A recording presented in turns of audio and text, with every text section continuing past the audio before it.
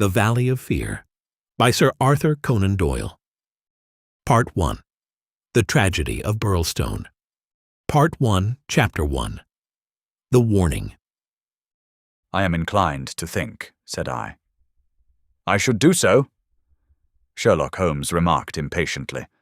"I believe that I am one of the most long-suffering of mortals, but I'll admit that I was annoyed at the sardonic interruption." "Really, Holmes," said I severely, "you are a little trying at times." He was too much absorbed with his own thoughts to give any immediate answer to my remonstrance. He leaned upon his hand, with his untasted breakfast before him, and he stared at the slip of paper which he had just drawn from its envelope. Then he took the envelope itself, held it up to the light, and very carefully studied both the exterior and the flap. "It is Porlock's writing," said he thoughtfully. "I can hardly doubt that it is Porlock's writing, though I have seen it only twice before. The Greek E with the peculiar top flourish is distinctive. But if it is Porlock, then it must be something of the very first importance." He was speaking to himself rather than to me, but my vexation disappeared in the interest which the words awakened. "Who then is Porlock?" I asked. "Porlock, Watson, is a nom de plume, a mere identification mark, but behind it lies a shifty and evasive personality. In a former letter he frankly informed me that the name was not his own, and defied me ever to trace him among the teeming millions of this great city. Porlock is important, not for himself, but for the great man with whom he is in touch. Picture to yourself the pilot fish with the shark, the jackal with the lion, anything that is insignificant in companionship with what is formidable, not only formidable, Watson, but sinister, in the highest degree sinister. That is where he comes within my purview. You have heard me speak of Professor Moriarty?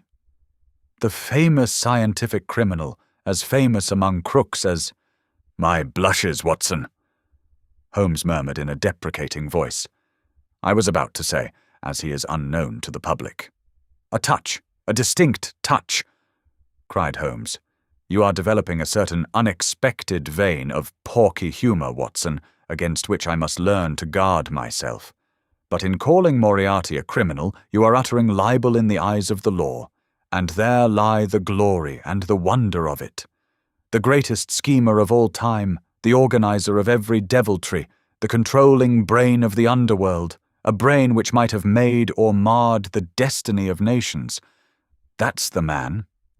But so aloof is he from general suspicion, so immune from criticism, so admirable in his management and self-effacement, that for those very words that you have uttered, he could hale you to a court and emerge with your year's pension as a solatium for his wounded character. Is he not the celebrated author of The Dynamics of an Asteroid, a book which ascends to such rarefied heights of pure mathematics that it is said that there was no man in the scientific press capable of criticizing it? Is this a man to traduce? Foul-mouthed doctor and slandered professor, such would be your respective roles. That's genius, Watson. But if I am spared by lesser men, our day will surely come. May I be there to see?" I exclaimed devoutly. "But you were speaking of this man Porlock." "Ah, yes, the so-called Porlock is a link in the chain some little way from its great attachment. Porlock is not quite a sound link, between ourselves. He is the only flaw in that chain so far as I have been able to test it. But no chain is stronger than its weakest link." "Exactly, my dear Watson. Hence the extreme importance of Porlock. Led on by some rudimentary aspirations towards right, and encouraged by the judicious stimulation of an occasional £10 note sent to him by devious methods, he has once or twice given me advance information which has been of value, that highest value which anticipates and prevents, rather than avenges crime. I cannot doubt that if we had the cipher, we should find that this communication is of the nature that I indicate." Again Holmes flattened out the paper upon his unused plate. I rose and, leaning over him, stared down at the curious inscription, which ran as follows: 534C, 213, 127, 36, 31, 417, 21, 41. Douglas 109, 293, 537. Birlstone 26. Birlstone 947, 171. What do you make of it, Holmes? It is obviously an attempt to convey secret information. But what is the use of a cipher message without the cipher? In this instance, none at all. Why do you say in this instance? Because there are many ciphers which I would read as easily as I do the Apocrypha of the Agony column. Such crude devices amuse the intelligence without fatiguing it. But this is different. It is clearly a reference to the words in a page of some book. Until I am told which page and which book, I am powerless. But why Douglas and Birlstone? Clearly because those are words which were not contained in the page in question. Then why has he not indicated the book? Your native shrewdness, my dear Watson, that innate cunning which is the delight of your friends, would surely prevent you from enclosing cipher and message in the same envelope. Should it miscarry, you are undone. As it is, both have to go wrong before any harm comes from it. Our second post is now overdue, and I shall be surprised if it does not bring us either a further letter of explanation or, as is more probable, the very volume to which these figures refer. Holmes's calculation was fulfilled within a very few minutes by the appearance of Billy, the page, with the very letter which we were expecting. "The same writing," remarked Holmes as he opened the envelope, "and actually signed." He added in an exultant voice as he unfolded the epistle, "Come, we are getting on, Watson." His brow clouded, however, as he glanced over the contents. "Dear me, this is very disappointing. I fear, Watson, that all our expectations come to nothing. I trust that the man Porlock will come to no harm. Dear Mr. Holmes," he says, "I will go no further in this matter. It is too dangerous. He suspects me. I can see that he suspects me. He came to me quite unexpectedly after I had actually addressed this envelope with the intention of sending you the key to the cipher. I was able to cover it up. If he had seen it, it would have gone hard with me. But I read suspicion in his eyes. Please burn the cipher message, which can now be of no use to you. Fred Porlock." Holmes sat for some little time, twisting this letter between his fingers, and frowning as he stared into the fire. "After all," he said at last, "there may be nothing in it. It may be only his guilty conscience. Knowing himself to be a traitor, he may have read the accusation in the other's eyes. The other being, I presume, Professor Moriarty. No less. When any of that party talk about he, you know whom they mean. There is one predominant he for all of them. But what can he do? That's a large question. When you have one of the first brains of Europe up against you, and all the powers of darkness at his back, there are infinite possibilities. Anyhow, friend Porlock is evidently scared out of his senses. Kindly compare the writing in the note to that upon its envelope, which was done, he tells us, before this ill-omened visit.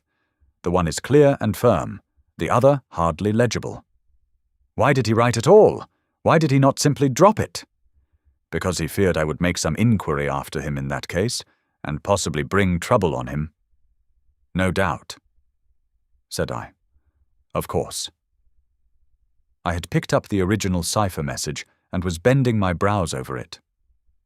It's pretty maddening to think that an important secret may lie here on this slip of paper, and that it is beyond human power to penetrate it. Sherlock Holmes had pushed away his untasted breakfast and lit the unsavory pipe which was the companion of his deepest meditations. "I wonder," said he, leaning back and staring at the ceiling. "Perhaps there are points which have escaped your Machiavellian intellect. Let us consider the problem in the light of pure reason. This man's reference is to a book. That is our point of departure. A somewhat vague one. Let us see then if we can narrow it down. As I focus my mind upon it, it seems rather less impenetrable. What indications have we as to this book? None. Well, it is surely not quite so bad as that. The cipher message begins with a large 534, does it not? We may take it as a working hypothesis that 534 is the particular page to which the cipher refers. So our book has already become a large book, which is surely something gained. What other indications have we as to the nature of this large book? The next sign is C2. What do you make of that, Watson? Chapter the second, no doubt. Hardly that, Watson. You will, I am sure, agree with me that if the page be given, the number of the chapter is immaterial. Also that if page 534 finds us only in the second chapter, the length of the first one must have been really intolerable. "Column!" I cried. "Brilliant, Watson. You are scintillating this morning. If it is not column, then I am very much deceived. So now, you see, we begin to visualize a large book printed in double columns, which are each of a considerable length, since one of the words is numbered in the document as the 293rd. Have we reached the limits of what reason can supply? I fear that we have. Surely you do yourself an injustice.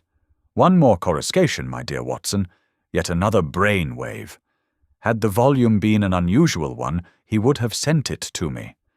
Instead of that, he had intended, before his plans were nipped, to send me the clue in this envelope. He says so in his note. This would seem to indicate that the book is one which he thought I would have no difficulty in finding for myself. He had it, and he imagined that I would have it, too. In short, Watson, it is a very common book. What you say certainly sounds plausible. So we have contracted our field of search to a large book, printed in double columns and in common use. "The Bible!" I cried triumphantly.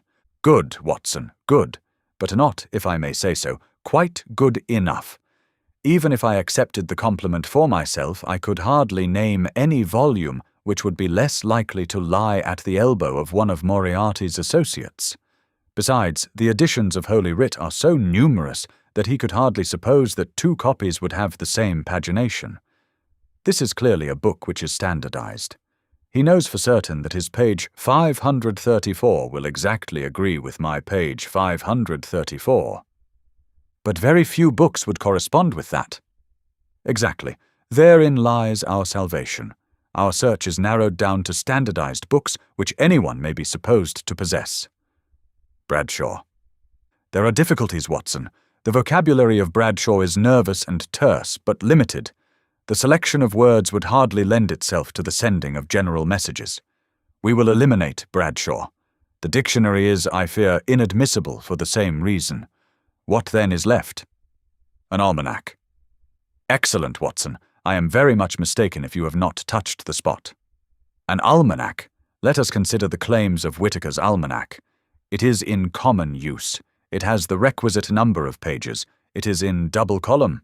Though reserved in its earlier vocabulary, it becomes, if I remember right, quite garrulous towards the end. He picked the volume from his desk. Here is page 534, column 2, a substantial block of print dealing, I perceive, with the trade and resources of British India. Jot down the words Watson. Number 13 is Mahratta. Not, I fear, a very auspicious beginning. Number 127 is government, which at least makes sense, though somewhat irrelevant to ourselves and Professor Moriarty. Now let us try again. What does the Mahratta government do? Alas, the next word is pig's bristles. We are undone, my good Watson. It is finished. He had spoken in jesting vein, but the twitching of his bushy eyebrows bespoke his disappointment and irritation. I sat helpless and unhappy, staring into the fire. A long silence was broken by a sudden exclamation from Holmes, who dashed at a cupboard, from which he emerged with a second yellow-covered volume in his hand. "We pay the price, Watson, for being too up-to-date," he cried. "We are before our time, and suffer the usual penalties. Being the 7th of January, we have very properly laid in the new almanac. It is more than likely that Porlock took his message from the old one. No doubt he would have told us so, had his letter of explanation been written. Now let us see what page 534 has in store for us. Number 13 is there, which is much more promising. Number 127 is there is. Holmes's eyes were gleaming with excitement, and his thin, nervous fingers twitched as he counted the words. Danger. Ha! Ha! Capital! Put that down, Watson. There is danger, may come, very soon, 1. Then we have the name Douglas, rich country, now at Birlstone. House Birlstone, confidence is pressing. There, Watson. What do you think of pure reason and its fruit? If the greengrocer had such a thing as a laurel wreath, I should send Billy round for it. I was staring at the strange message which I had scrawled, as he deciphered it, upon a sheet of foolscap on my knee. What a queer, scrambling way of expressing his meaning, said I. On the contrary, he has done quite remarkably well, said Holmes. When you search a single column for words with which to express your meaning, you can hardly expect to get everything you want. You are bound to leave something to the intelligence of your correspondent. The purport is perfectly clear. Some deviltry is intended against one Douglas, whoever he may be, residing, as stated, a rich country gentleman.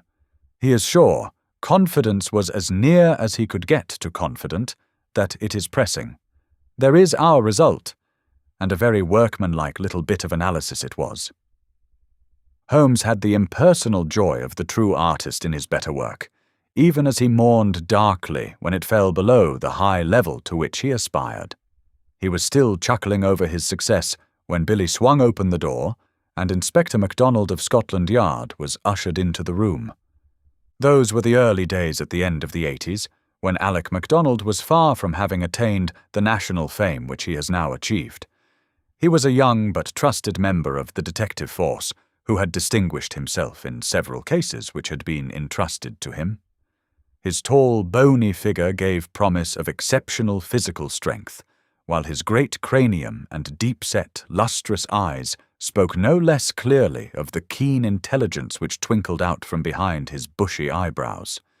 He was a silent, precise man, with a dour nature and a hard Aberdonian accent. Twice already in his career had Holmes helped him to attain success, his own sole reward being the intellectual joy of the problem. For this reason, the affection and respect of the Scotchman for his amateur colleague were profound, and he showed them by the frankness with which he consulted Holmes in every difficulty. Mediocrity knows nothing higher than itself, but talent instantly recognizes genius, and MacDonald had talent enough for his profession to enable him to perceive that there was no humiliation in seeking the assistance of one who already stood alone in Europe, both in his gifts and in his experience. Holmes was not prone to friendship, but he was tolerant of the big Scotchman, and smiled at the sight of him. "You are an early bird, Mr. Mac," said he. "I wish you luck with your worm. I fear this means that there is some mischief afoot. If you said hope instead of fear, it would be nearer the truth, I'm thinking, Mr. Holmes." The inspector answered, with a knowing grin. "Well, maybe a wee nip would keep out the raw morning chill. No, I won't smoke, I thank you. I'll have to be pushing on my way, for the early hours of a case are the precious ones, as no man knows better than your own self. But... The inspector had stopped suddenly, and was staring with a look of absolute amazement at a paper upon the table. It was the sheet upon which I had scrawled the enigmatic message. "Douglas," he stammered. "Birlstone. What's this, Mr. Holmes? Man, it's witchcraft. Where in the name of all that is wonderful did you get those names?" "It is a cipher that Dr. Watson and I have had occasion to solve. But why, what's amiss with the names?" The inspector looked from one to the other of us in dazed astonishment. "Just this," said he, "that Mr. Douglas of Birlstone Manor House was horribly murdered last night." This concludes Part 1, Chapter 1 of The Valley of Fear. Part 1, Chapter 2, Sherlock Holmes Discourses. It was one of those dramatic moments for which my friend existed. It would be an overstatement to say that he was shocked or even excited by the amazing announcement. Without having a tinge of cruelty in his singular composition, he was undoubtedly callous from long overstimulation. Yet, if his emotions were dulled, his intellectual perceptions were exceedingly active. There was no trace then of the horror which I had myself felt at this curt declaration, but his face showed rather the quiet and interested composure of the chemist who sees the crystals falling into position from his oversaturated solution. "Remarkable," said he. "Remarkable. You don't seem surprised." "Interested, Mr. Mac, but hardly surprised. Why should I be surprised? I receive an anonymous communication from a quarter which I know to be important, warning me that danger threatens a certain person. Within an hour I learn that this danger has actually materialized and that the person is dead. I am interested, but as you observe, I am not surprised." In a few short sentences he explained to the inspector the facts about the letter and the cipher. MacDonald sat with his chin on his hands and his great sandy eyebrows bunched into a yellow tangle. "I was going down to Birlstone this morning," said he. "I had come to ask you if you cared to come with me, you and your friend here, but from what you say we might perhaps be doing better work in London." "I rather think not," said Holmes. "Hang it all, Mr. Holmes," cried the inspector. "The papers will be full of the Birlstone mystery in a day or two, but where's the mystery if there is a man in London who prophesied the crime before ever it occurred? We have only to lay our hands on that man, and the rest will follow." "No doubt, Mr. Mac. But how do you propose to lay your hands on the so-called Porlock?" MacDonald turned over the letter which Holmes had handed him. "Posted in Camberwell. That doesn't help us much. Name, you say, is assumed. Not much to go on, certainly. Didn't you say that you have sent him money?" "Twice. And how?" "In notes to Camberwell Post Office." "Did you ever trouble to see who called for them?" "No." The inspector looked surprised and a little shocked. "Why not?" "Because I always keep faith. I had promised when he first wrote that I would not try to trace him." "You think there is someone behind him?" "I know there is." "This professor that I've heard you mention?" "Exactly." Inspector MacDonald smiled, and his eyelid quivered as he glanced towards me. "I won't conceal from you, Mr. Holmes, that we think in the CID that you have a wee bit of a bee in your bonnet over this professor. I made some inquiries myself about the matter. He seems to be a very respectable, learned, and talented sort of man." "I'm glad you've got so far as to recognize the talent." "Man, you can't but recognize it. After I heard your view, I made it my business to see him. I had a chat with him on eclipses. How the talk got that way I canna think. But he had out a reflector lantern and a globe, and made it all clear in a minute. He lent me a book. But I don't mind saying that it was a bit above my head, though I had a good Aberdeen upbringing. He'd have made a grand minister with his thin face and grey hair and solemn-like way of talking. When he put his hand on my shoulder as we were parting, it was like a father's blessing before you go out into the cold, cruel world." Holmes chuckled and rubbed his hands. "Great," he said. "Great. Tell me, friend MacDonald, this pleasing and touching interview was, I suppose, in the professor's study?" "That's so. A fine room, is it not?" "Very fine, very handsome indeed, Mr. Holmes." "You sat in front of his writing desk?" "Just so." "Sun in your eyes and his face in the shadow?" "Well, it was evening, but I mind that the lamp was turned on my face." "It would be. Did you happen to observe a picture over the professor's head?" "I don't miss much, Mr. Holmes. Maybe I learned that from you. Yes, I saw the picture, a young woman with her head on her hands, peeping at you sideways." "That painting was by Jean-Baptiste Greuze." The inspector endeavoured to look interested. "Jean-Baptiste Greuze," Holmes continued, joining his fingertips and leaning well back in his chair, "was a French artist who flourished between the years 1750 and 1800. I allude, of course, to his working career. Modern criticism has more than endorsed the high opinion formed of him by his contemporaries." The inspector's eyes grew abstracted. "Hadn't we better?" he said. "We are doing so." Holmes interrupted. "All that I am saying has a very direct and vital bearing upon what you have called the Birlstone mystery. In fact, it may in a sense be called the very centre of it." MacDonald smiled feebly and looked appealingly to me. "Your thoughts move a bit too quick for me, Mr. Holmes. You leave out a link or two, and I can't get over the gap. What in the whole wide world can be the connection between this dead painting man and the affair at Birlstone?" "All knowledge comes useful to the detective," remarked Holmes. "Even the trivial fact that in the year 1865 a picture by Greuze entitled La Jeune Fille à l'Agneau fetched 1,200,000 francs, more than £40,000, at the Portalis sale may start a train of reflection in your mind." It was clear that it did. The inspector looked honestly interested. "I may remind you," Holmes continued, "that the professor's salary can be ascertained in several trustworthy books of reference. It is $700 a year." "Then how could he buy?" "Quite so. How could he?" "Aye, that's remarkable," said the inspector thoughtfully. "Talk away, Mr. Holmes. I'm just loving it. It's fine." Holmes smiled. He was always warmed by genuine admiration, the characteristic of the real artist. "What about Birlstone?" he asked. "We've time yet," said the inspector, glancing at his watch. "I've a cab at the door, and it won't take us 20 minutes to Victoria. But about this picture, I thought you told me once, Mr. Holmes, that you had never met Professor Moriarty." "No, I never have." "Then how do you know about his rooms?" "Ah, that's another matter. I have been 3 times in his rooms, twice waiting for him under different pretexts and leaving before he came. Once, well, I can hardly tell about the once to an official detective. It was on the last occasion that I took the liberty of running over his papers, with the most unexpected results." "You found something compromising?" "Absolutely nothing.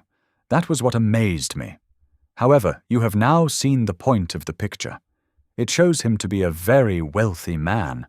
How did he acquire wealth? He is unmarried. His younger brother is a station master in the west of England. His chair is worth $700 a year, and he owns a Greuze." "Well, surely the inference is plain." "You mean that he has a great income and that he must earn it in an illegal fashion?" "Exactly. Of course I have other reasons for thinking so. Dozens of exiguous threads which lead vaguely up towards the center of the web where the poisonous, motionless creature is lurking. I only mention the Greuze because it brings the matter within the range of your own observation." "Well, Mr. Holmes, I admit that what you say is interesting. It's more than interesting, it's just wonderful. But let us have it a little clearer if you can. Is it forgery, coining, burglary? Where does the money come from? Have you ever read of Jonathan Wild?" "Well, the name has a familiar sound. Someone in a novel, was he not? I don't take much stock of detectives in novels, chaps that do things and never let you see how they do them. That's just inspiration, not business." "Jonathan Wild wasn't a detective, and he wasn't in a novel. He was a master criminal, and he lived last century, 1750 or thereabouts." "Then he's no use to me. I'm a practical man." "Mr. Mac, the most practical thing that you ever did in your life would be to shut yourself up for 3 months and read 12 hours a day at the Annals of Crime. Everything comes in circles, even Professor Moriarty. Jonathan Wild was the hidden force of the London criminals, to whom he sold his brains and his organization on a 15% commission. The old wheel turns, and the same spoke comes up. It's all been done before, and will be again. I'll tell you 1 or 2 things about Moriarty which may interest you." "You'll interest me, right enough." "I happen to know who is the first link in his chain. A chain with this Napoleon gone wrong at one end, and 100 broken fighting men, pickpockets, blackmailers, and card sharpers at the other, with every sort of crime in between. His chief of staff is Colonel Sebastian Moran, as aloof and guarded and inaccessible to the law as himself. What do you think he pays him?" "I'd like to hear." "6,000 a year. That's paying for brains, you see, the American business principle. I learned that detail quite by chance. It's more than the Prime Minister gets. That gives you an idea of Moriarty's gains and of the scale on which he works. Another point, I made it my business to hunt down some of Moriarty's checks lately. Just common innocent checks that he pays his household bills with. They were drawn on 6 different banks. Does that make any impression on your mind?" "Queer, certainly. But what do you gather from it?" "That he wanted no gossip about his wealth. No single man should know what he had. I have no doubt that he has 20 banking accounts, the bulk of his fortune abroad in the Deutsche Bank or the Crédit Lyonnais, as likely as not. Sometime when you have a year or two to spare, I commend to you the study of Professor Moriarty." Inspector MacDonald had grown steadily more impressed as the conversation proceeded. He had lost himself in his interest. Now his practical Scotch intelligence brought him back with a snap to the matter in hand. "He can keep anyhow," said he. "You've got us sidetracked with your interesting anecdotes, Mr. Holmes. What really counts is your remark that there is some connection between the professor and the crime, that you get from the warning received through the man Porlock. Can we, for our present practical needs, get any further than that? We may form some conception as to the motives of the crime. It is, as I gather from your original remarks, an inexplicable, or at least an unexplained, murder. Now, presuming that the source of the crime is as we suspect it to be, there might be 2 different motives. In the first place, I may tell you that Moriarty rules with a rod of iron over his people. His discipline is tremendous. There is only one punishment in his code. It is death. Now we might suppose that this murdered man, this Douglas whose approaching fate was known by one of the arch-criminal's subordinates, had in some way betrayed the chief. His punishment followed and would be known to all, if only to put the fear of death into them. Well, that is one suggestion, Mr. Holmes. The other is that it has been engineered by Moriarty in the ordinary course of business. Was there any robbery? I have not heard. If so, it would, of course, be against the first hypothesis and in favor of the second. Moriarty may have been engaged to engineer it on a promise of part spoils, or he may have been paid so much down to manage it. Either is possible, but whichever it may be, or if it is some third combination, it is down at Birlstone that we must seek the solution. I know our man too well to suppose that he has left anything up here which may lead us to him. "Then to Birlstone we must go," cried MacDonald, jumping from his chair. "My word, it's later than I thought. I can give you, gentlemen, 5 minutes for preparation, and that is all." "And ample for us both," said Holmes, as he sprang up and hastened to change from his dressing gown to his coat. "While we are on our way, Mr. Mac, I will ask you to be good enough to tell me all about it."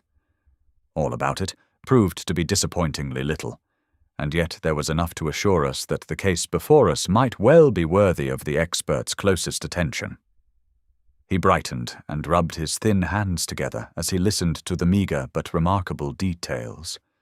A long series of sterile weeks lay behind us, and here at last there was a fitting object for those remarkable powers which, like all special gifts, become irksome to their owner when they are not in use. That razor brain blunted and rusted with inaction. Sherlock Holmes's eyes glistened, his pale cheeks took a warmer hue, and his whole eager face shone with an inward light when the call for work reached him. Leaning forward in the cab, he listened intently to MacDonald's short sketch of the problem which awaited us in Sussex. The inspector was himself dependent, as he explained to us, upon a scribbled account forwarded to him by the milk train in the early hours of the morning. White Mason, the local officer, was a personal friend, and hence MacDonald had been notified much more promptly than is usual at Scotland Yard when provincials need their assistance. It is a very cold scent upon which the metropolitan expert is generally asked to run. "Dear Inspector MacDonald," said the letter which he read to us, Official requisition for your services is in separate envelope. This is for your private eye. Wire me what train in the morning you can get for Birlstone, and I will meet it. Or have it met if I am too occupied. This case is a snorter. Don't waste a moment in getting started. If you can bring Mr. Holmes, please do so, for he will find something after his own heart. We would think the whole had been fixed up for theatrical effect if there wasn't a dead man in the middle of it. My word, it is a snorter." "Your friend seems to be no fool," remarked Holmes. "No, sir. White Mason is a very live man, if I am any judge." "Well, have you anything more?" "Only that he will give us every detail when we meet." "Then how did you get at Mr. Douglas and the fact that he had been horribly murdered?" "That was in the enclosed official report. It didn't say horrible. That's not a recognized official term. It gave the name John Douglas. It mentioned that his injuries had been in the head, from the discharge of a shotgun.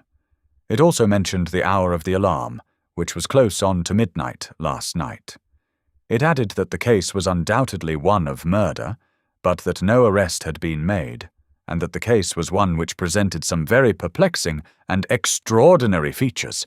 That's absolutely all we have at present, Mr. Holmes. Then, with your permission, we will leave it at that, Mr. Mack. The temptation to form premature theories upon insufficient data is the bane of our profession. I can see only two things for certain at present: a great brain in London and a dead man in Sussex. It's the chain between that we are going to trace.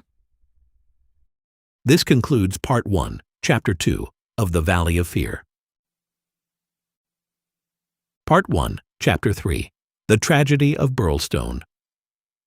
Now for a moment I will ask leave to remove my own insignificant personality and to describe events which occurred before we arrived upon the scene by the light of knowledge which came to us afterwards. Only in this way can I make the reader appreciate the people concerned and the strange setting in which their fate was cast. The village of Birlstone is a small and very ancient cluster of half-timbered cottages on the northern border of the county of Sussex. For centuries it had remained unchanged, but within the last few years its picturesque appearance and situation have attracted a number of well-to-do residents, whose villas peep out from the woods around. These woods are locally supposed to be the extreme fringe of the great Weald forest, which thins away until it reaches the northern chalk downs. A number of small shops have come into being to meet the wants of the increased population. So there seems some prospect that Birlstone may soon grow from an ancient village into a modern town. It is the centre for a considerable area of country, since Tunbridge Wells, the nearest place of importance, is 10 or 12 miles to the eastward, over the borders of Kent. About half a mile from the town, standing in an old park, famous for its huge beech trees, is the ancient manor house of Birlstone. Part of this venerable building dates back to the time of the First Crusade, when Hugo de Capus built a fortalice in the centre of the estate, which had been granted to him by the Red King. This was destroyed by fire in 1543, and some of its smoke-blackened cornerstones were used when, in Jacobean times, a brick country house rose upon the ruins of the feudal castle. The manor house, with its many gables and its small diamond-paned windows, was still much as the builder had left it in the early 17th century. Of the double moats which had guarded its more warlike predecessor, the outer had been allowed to dry up, and served the humble function of a kitchen garden. The inner one was still there, and lay 40 feet in breadth, though now only a few feet in depth, round the whole house.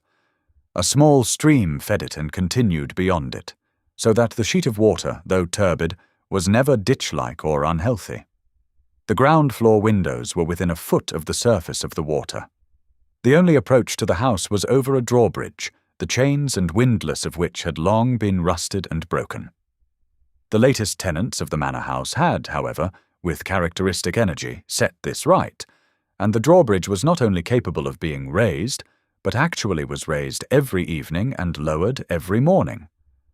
By thus renewing the custom of the old feudal days, the manor house was converted into an island during the night, a fact which had a very direct bearing upon the mystery which was soon to engage the attention of all England.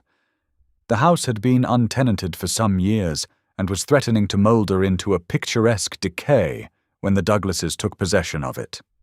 This family consisted of only two individuals, John Douglas and his wife. Douglas was a remarkable man, both in character and in person.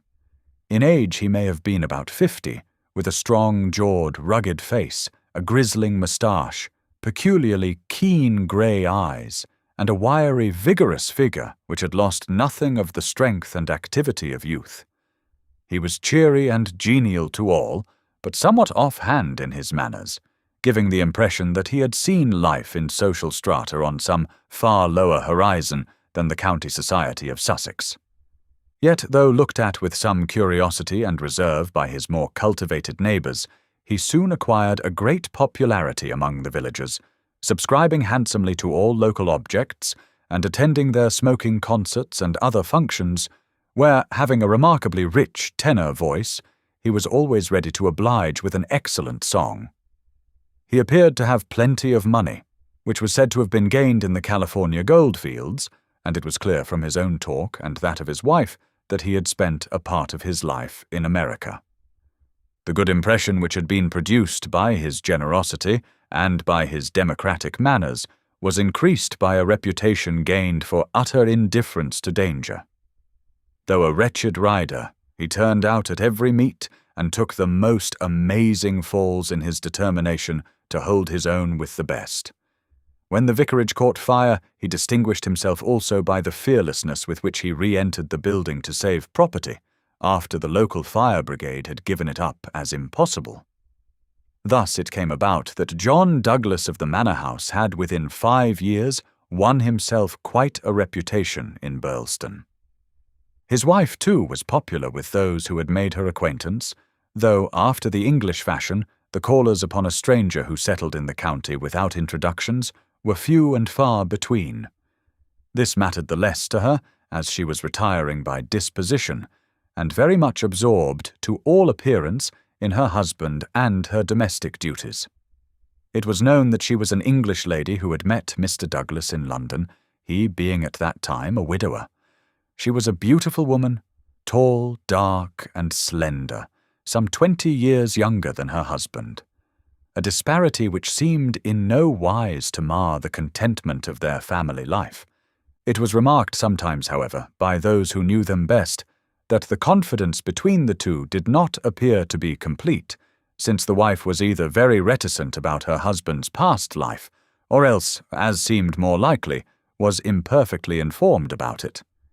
It had also been noted and commented upon by a few observant people that there were signs sometimes of some nerve strain upon the part of Mrs. Douglas, and that she would display acute uneasiness if her absent husband should ever be particularly late in his return. On a quiet countryside, where all gossip is welcome, this weakness of the lady of the manor house did not pass without remark, and it bulked larger upon people's memory when the events arose, which gave it a very special significance. There was yet another individual whose residence under that roof was, it is true, only an intermittent one, but whose presence at the time of the strange happenings, which will now be narrated, brought his name prominently before the public. This was Cecil James Barker, of Hales Lodge, Hampstead. Cecil Barker's tall, loose-jointed figure was a familiar one in the main street of Birlstone village, for he was a frequent and welcome visitor at the manor house. He was the more noticed as being the only friend of the past unknown life of Mr. Douglas who was ever seen in his new English surroundings. Barker was himself an undoubted Englishman, but by his remarks it was clear that he had first known Douglas in America and had there lived on intimate terms with him. He appeared to be a man of considerable wealth and was reputed to be a bachelor. In age he was rather younger than Douglas, 45 at the most, a tall, straight, broad-chested fellow with a clean-shaved, prize-fighter face, thick, strong, black eyebrows, and a pair of masterful black eyes which might, even without the aid of his very capable hands, clear a way for him through a hostile crowd. He neither rode nor shot, but spent his days in wandering round the old village with his pipe in his mouth, or in driving with his host, or in his absence with his hostess, over the beautiful countryside. "An easy-going, free-handed gentleman," said Ames, the butler. But my word, I had rather not be the man that crossed him. He was cordial and intimate with Douglas, and he was no less friendly with his wife, a friendship which more than once seemed to cause some irritation to the husband, so that even the servants were able to perceive his annoyance. Such was the third person who was one of the family when the catastrophe occurred. As to the other denizens of the old building, it will suffice out of a large household to mention the prim, respectable, and capable Ames, and Mrs. Allen, a buxom and cheerful person, who relieved the lady of some of her household cares. The other 6 servants in the house bear no relation to the events of the night of January 6th. It was at 11:45 that the first alarm reached the small local police station in charge of Sergeant Wilson of the Sussex Constabulary. Cecil Barker, much excited, had rushed up to the door and pealed furiously upon the bell. A terrible tragedy had occurred at the manor house, and John Douglas had been murdered. That was the breathless burden of his message. He had hurried back to the house, followed within a few minutes by the police sergeant, who arrived at the scene of the crime a little after 12 o'clock, after taking prompt steps to warn the county authorities that something serious was afoot. On reaching the manor house, the sergeant had found the drawbridge down, the windows lighted up, and the whole household in a state of wild confusion and alarm. The white-faced servants were huddling together in the hall, with the frightened butler wringing his hands in the doorway. Only Cecil Barker seemed to be master of himself and his emotions. He had opened the door which was nearest to the entrance, and he had beckoned to the sergeant to follow him. At that moment there arrived Dr. Wood, a brisk and capable general practitioner from the village. The 3 men entered the fatal room together, while the horror-stricken butler followed at their heels, closing the door behind him to shut out the terrible scene from the maidservants. The dead man lay on his back, sprawling with outstretched limbs in the centre of the room. He was clad only in a pink dressing gown, which covered his night-clothes. There were carpet slippers on his bare feet. The doctor knelt beside him and held down the hand-lamp which had stood on the table. One glance at the victim was enough to show the healer that his presence could be dispensed with. The man had been horribly injured. Lying across his chest was a curious weapon, a shotgun with the barrel sawed off a foot in front of the triggers. It was clear that this had been fired at close range, and that he had received the whole charge in the face, blowing his head almost to pieces. The triggers had been wired together, so as to make the simultaneous discharge more destructive. The country policeman was unnerved and troubled by the tremendous responsibility which had come so suddenly upon him. "We will touch nothing until my superiors arrive," he said in a hushed voice, staring in horror at the dreadful head. "Nothing has been touched up to now," said Cecil Barker. "I'll answer for that. You see it all exactly as I found it." "When was that?" The sergeant had drawn out his notebook. "It was just 11:30. I had not begun to undress, and I was sitting by the fire in my bedroom when I heard the report. It was not very loud. It seemed to be muffled. I rushed down. I don't suppose it was 30 seconds before I was in the room." "Was the door open?" "Yes, it was open. Poor Douglas was lying as you see him. His bedroom candle was burning on the table. It was I who lit the lamp some minutes afterward." "Did you see no one?"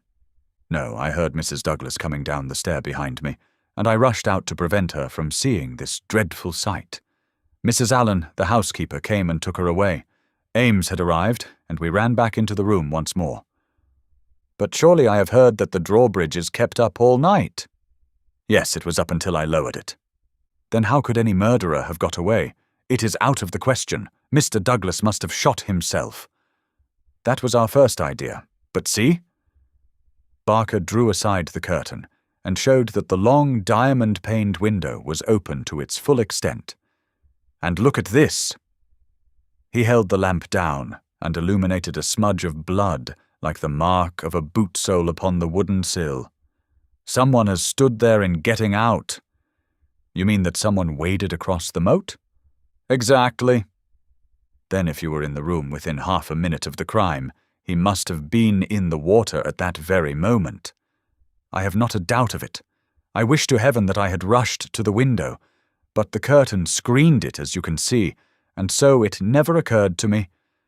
Then I heard the step of Mrs. Douglas, and I could not let her enter the room. It would have been too horrible." "Horrible enough," said the doctor, looking at the shattered head and the terrible marks which surrounded it. "I've never seen such injuries since the Birlstone railway smash." "But I say," remarked the police sergeant, whose slow, bucolic common sense was still pondering the open window, "it's all very well your saying that a man escaped by wading this moat, but what I ask you is, how did he ever get into the house at all if the bridge was up?" "Ah, that's the question," said Barker. "At what o'clock was it raised?" "It was nearly 6 o'clock, said Ames, the butler. "I've heard," said the sergeant, "that it was usually raised at sunset. That would be nearer 4:30 than 6 at this time of year." "Mrs. Douglas had visitors to tea," said Ames. "I couldn't raise it until they went, then I wound it up myself." "Then it comes to this," said the sergeant. "If anyone came from outside, if they did, they must have got in across the bridge before 6 and been in hiding ever since, until Mr. Douglas came into the room after 11. "That is so. Mr. Douglas went round the house every night to the last thing before he turned in to see that the lights were right. That brought him in here. The man was waiting and shot him. Then he got away through the window and left his gun behind him. That's how I read it, for nothing else will fit the facts." The sergeant picked up a card which lay beside the dead man on the floor. The initials VV, and under them the number 341 were rudely scrawled in ink upon it. "What's this?" he asked, holding it up. Barker looked at it with curiosity. "I never noticed it before," he said. "The murderer must have left it behind him." "VV 341. I can make no sense of that." The sergeant kept turning it over in his big fingers. "What's VV? Somebody's initials, maybe. What have you got there, Dr. Wood?" It was a good-sized hammer which had been lying on the rug in front of the fireplace, a substantial, workmanlike hammer. Cecil Barker pointed to a box of brass-headed nails upon the mantelpiece. "Mr. Douglas was altering the pictures yesterday," he said. "I saw him myself, standing upon that chair and fixing the big picture above it. That accounts for the hammer.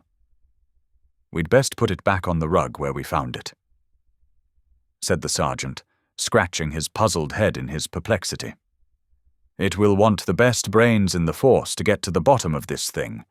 It will be a London job before it is finished." He raised the hand lamp and walked slowly round the room. "Hello!" he cried excitedly, drawing the window curtain to one side.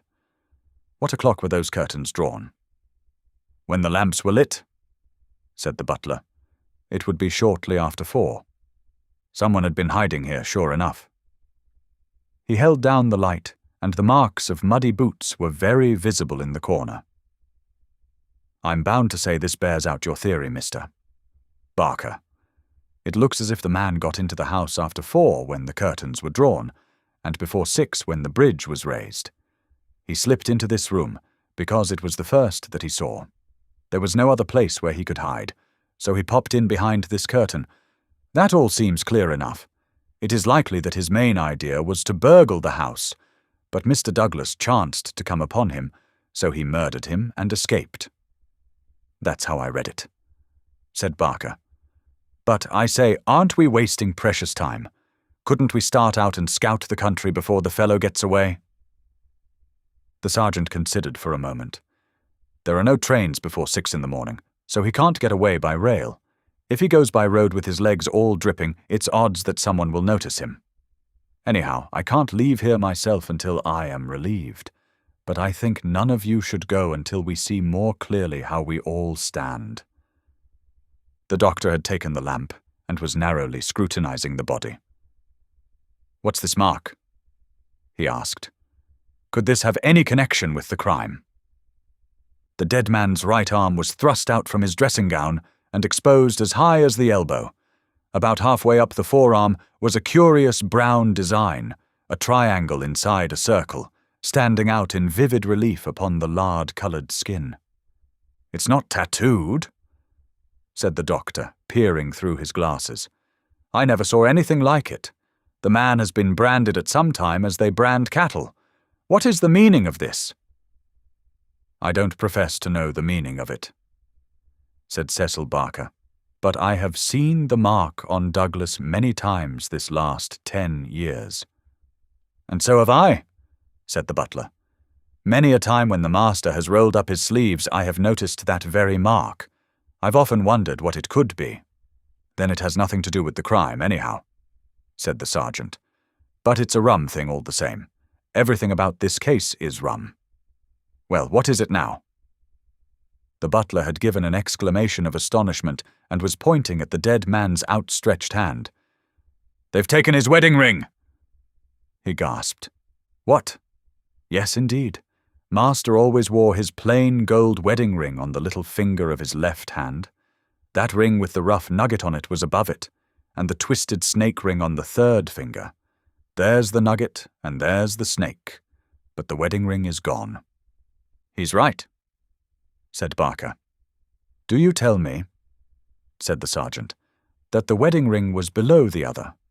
"Always. Then the murderer, or whoever it was, first took off this ring you call the nugget ring, then the wedding ring, and afterwards put the nugget ring back again." "That is so." The worthy country policeman shook his head. "Seems to me the sooner we get London on to this case, the better," said he. "White Mason is a smart man. No local job has ever been too much for White Mason. It won't be long now before he is here to help us. But I expect we'll have to look to London before we are through. Anyhow, I'm not ashamed to say that it is a deal too thick for the likes of me." This concludes Part 1, Chapter 3 of The Valley of Fear. Part 1, Chapter 4, Darkness. At 3 in the morning, the chief Sussex detective, obeying the urgent call from Sergeant Wilson of Birlstone, arrived from headquarters in a light dog cart behind a breathless trotter. By the 5:40 train in the morning, he had sent his message to Scotland Yard, and he was at the Birlstone station at 12 o'clock to welcome us. White Mason was a quiet, comfortable-looking person in a loose tweed suit, with a clean-shaved, ruddy face, a stoutish body, and powerful bandy legs adorned with gaiters, looking like a small farmer, a retired gamekeeper, or anything upon earth except a very favourable specimen of the provincial criminal officer. "A real downright snorter, Mr. MacDonald," he kept repeating. "We'll have the pressmen down like flies when they understand it. I'm hoping we will get our work done before they get poking their noses into it and messing up all the trails. There has been nothing like this that I can remember. There are some bits that will come home to you, Mr. Holmes, or I am mistaken. And you also, Dr. Watson. For the medicos will have a word to say before we finish. Your room is at the Westville Arms. There's no other place, but I hear that it is clean and good. The man will carry your bags. This way, gentlemen, if you please." He was a very bustling and genial person, this Sussex detective. In 10 minutes we had all found our quarters. In 10 more we were seated in the parlour of the inn and being treated to a rapid sketch of those events which have been outlined in the previous chapter.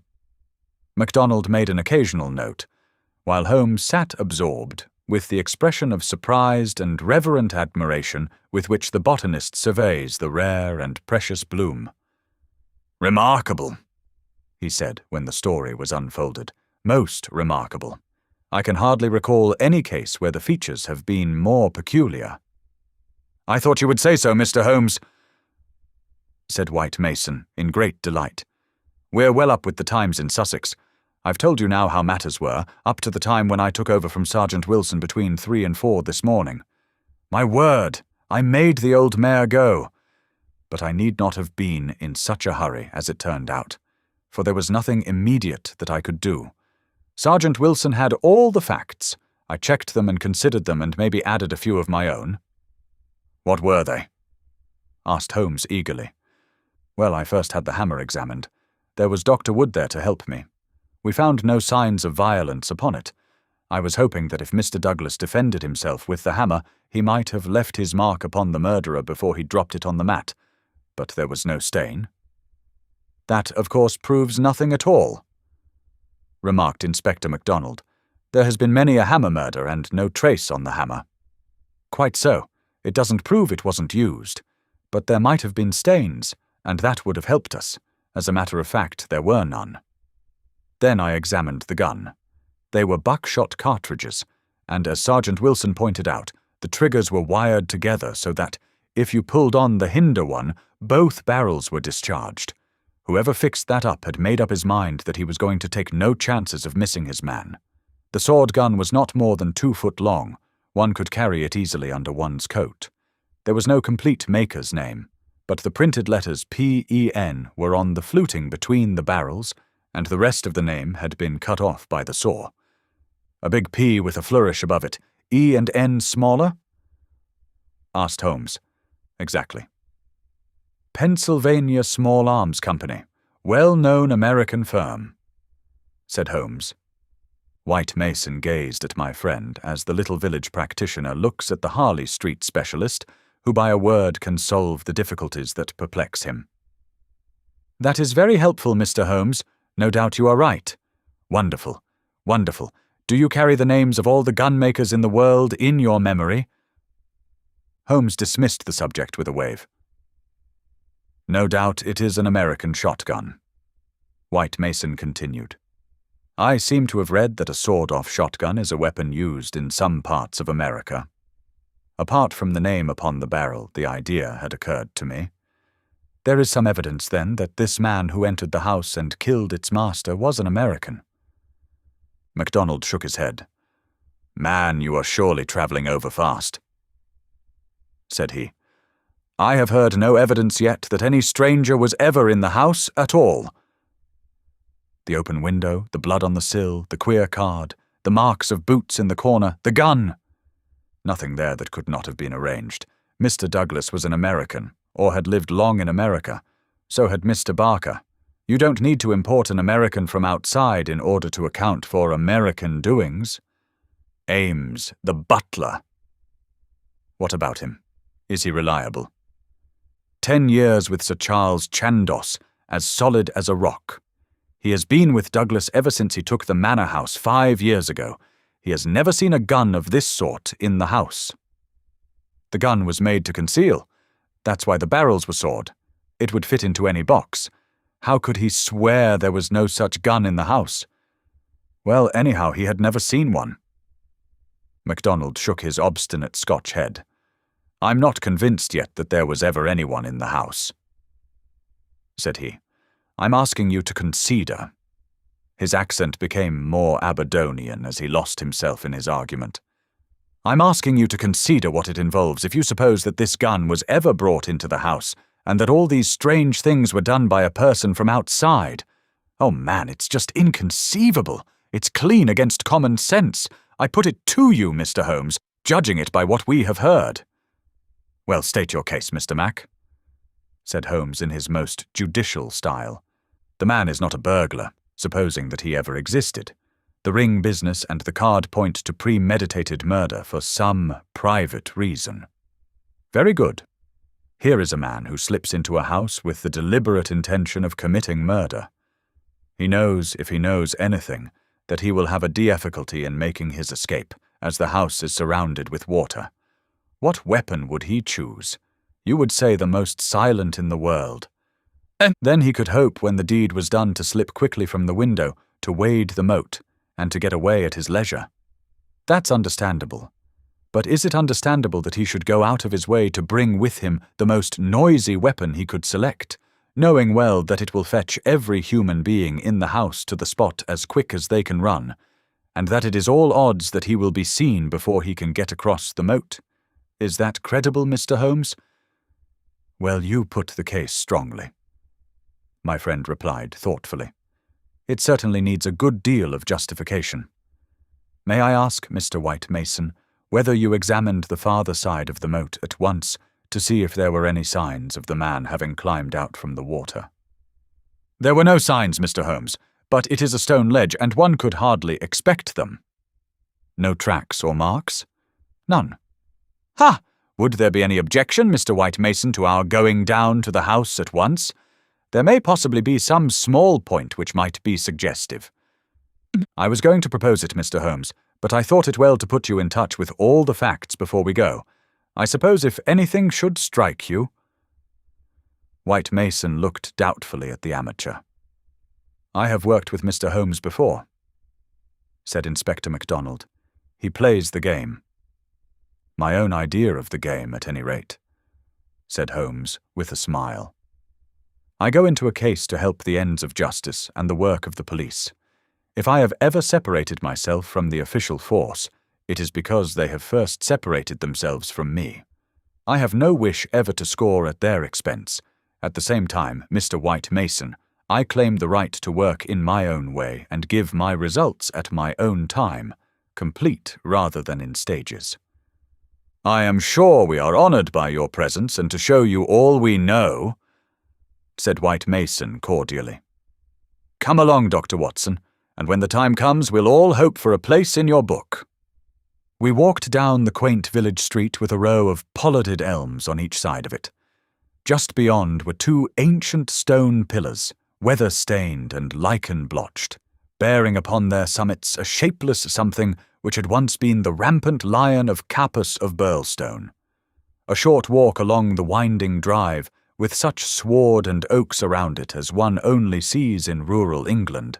Then a sudden turn, and the long, low Jacobean house of dingy, liver-coloured brick lay before us, with an old-fashioned garden of cut yews on each side of it. As we approached it, there was the wooden drawbridge, and the beautiful broad moat as still and luminous as quicksilver in the cold winter sunshine. 3 centuries had flowed past the old manor house, centuries of births and of homecomings, of country dances, and of the meetings of fox hunters.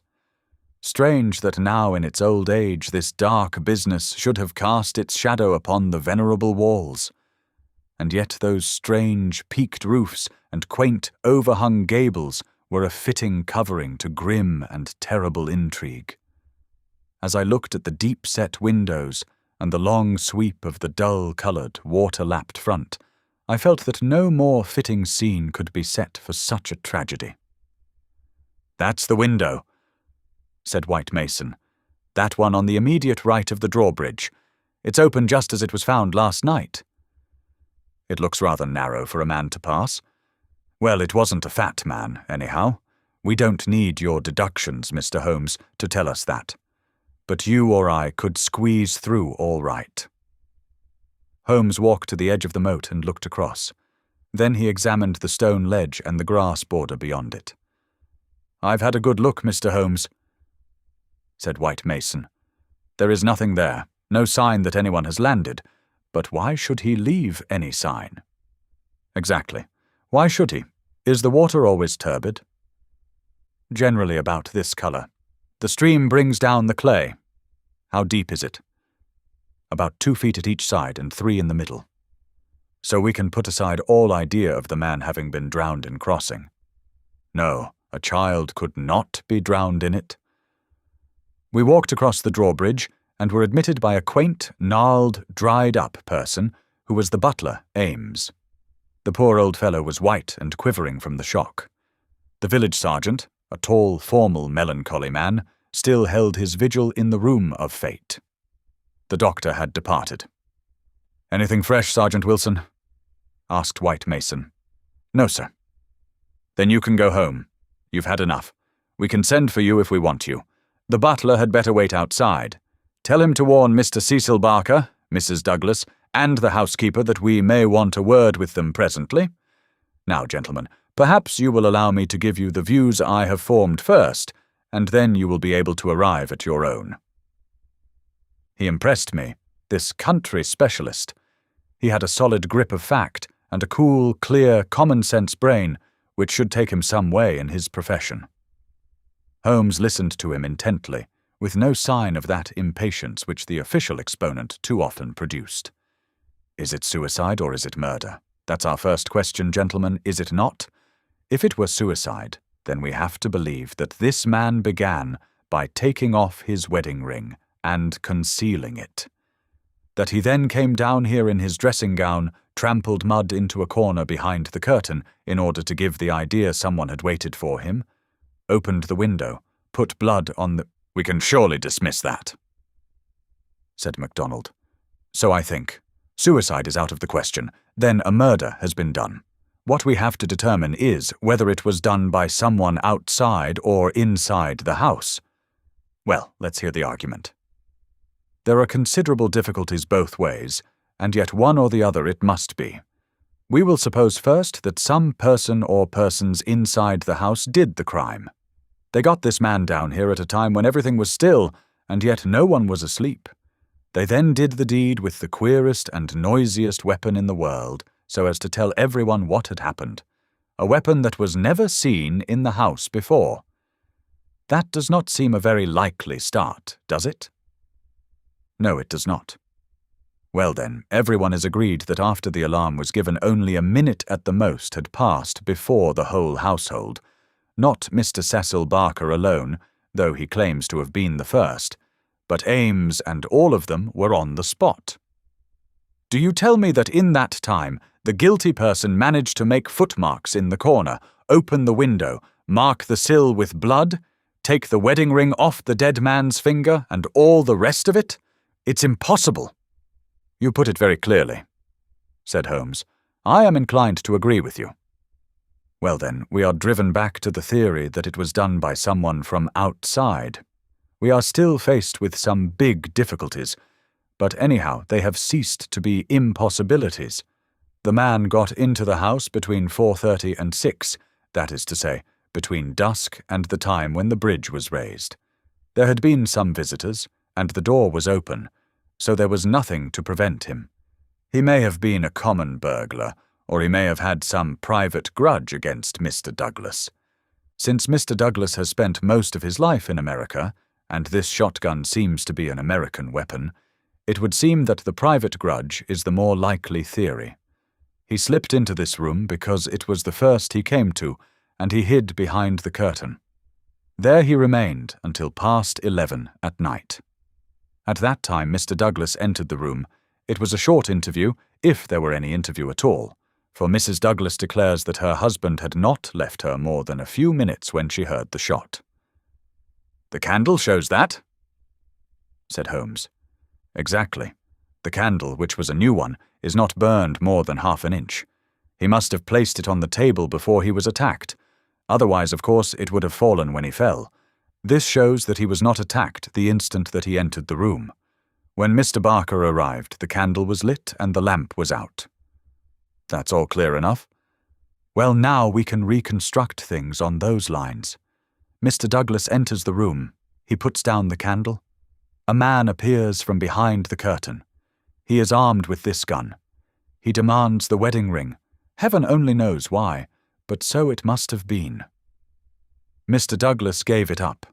Then, either in cold blood or in the course of a struggle, Douglas may have gripped the hammer that was found upon the mat.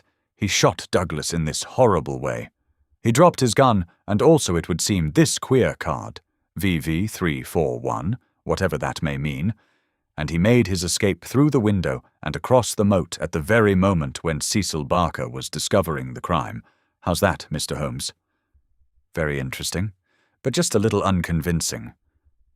"Man, it would be absolute nonsense if it wasn't that anything else is even worse," cried MacDonald. "Somebody killed the man, and whoever it was, I could clearly prove to you that he should have done it some other way.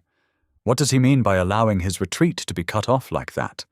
What does he mean by using a shotgun when silence was his one chance of escape?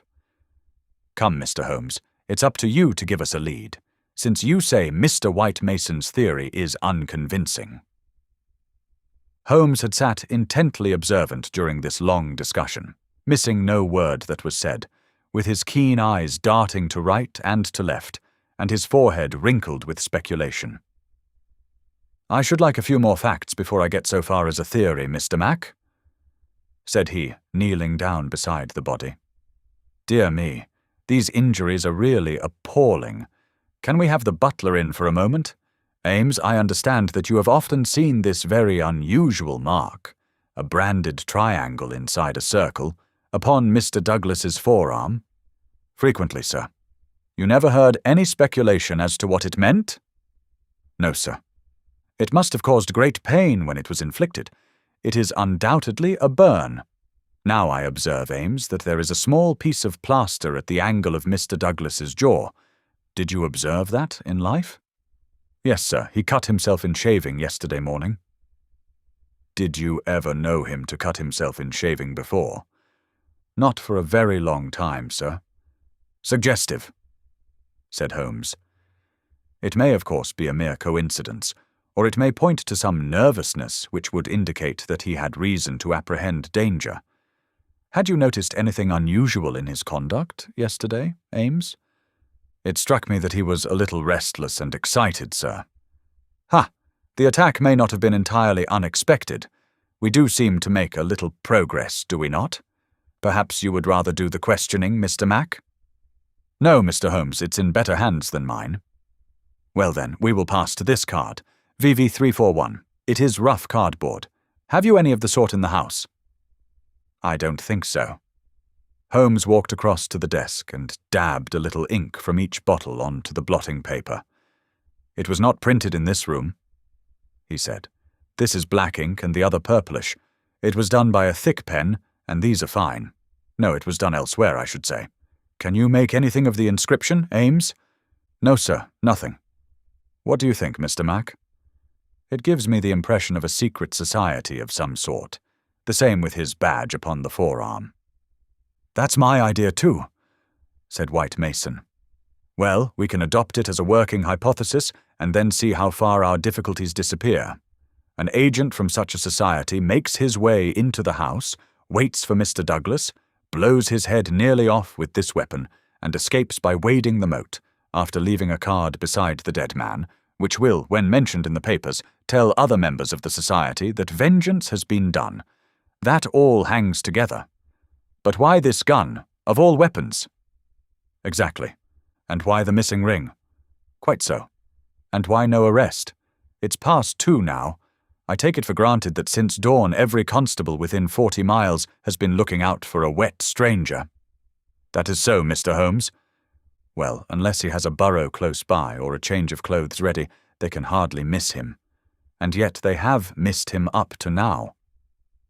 Holmes had gone to the window and was examining with his lens the blood mark on the sill. It is clearly the tread of a shoe. It is remarkably broad, a splay foot, one would say. Curious, because, so far as one can trace any footmark in this mud-stained corner, one would say it was a more shapely sole. However, they are certainly very indistinct. What's this under the side table? Mr. Douglas's dumbbells, said Ames. Dumbbell? There's only one. Where's the other? I don't know, Mr. Holmes. There may have been only one. I have not noticed them for months. One dumbbell, Holmes said seriously, but his remarks were interrupted by a sharp knock at the door. A tall, sunburned, capable-looking, clean-shaved man looked in at us. I had no difficulty in guessing that it was the Cecil Barker of whom I had heard. His masterful eyes travelled quickly with a questioning glance from face to face. "Sorry to interrupt your consultation," said he, "but you should hear the latest news." An arrest. No such luck. But they've found his bicycle. The fellow left his bicycle behind him. Come and have a look. It is within 100 yards of the hall door. We found 3 or 4 grooms and idlers standing in the drive inspecting a bicycle which had been drawn out from a clump of evergreens in which it had been concealed. It was a well-used Rudge Whitworth, splashed as from a considerable journey. There was a saddlebag with spanner and oil can, but no clue as to the owner. "It would be a grand help to the police," said the inspector, "if these things were numbered and registered.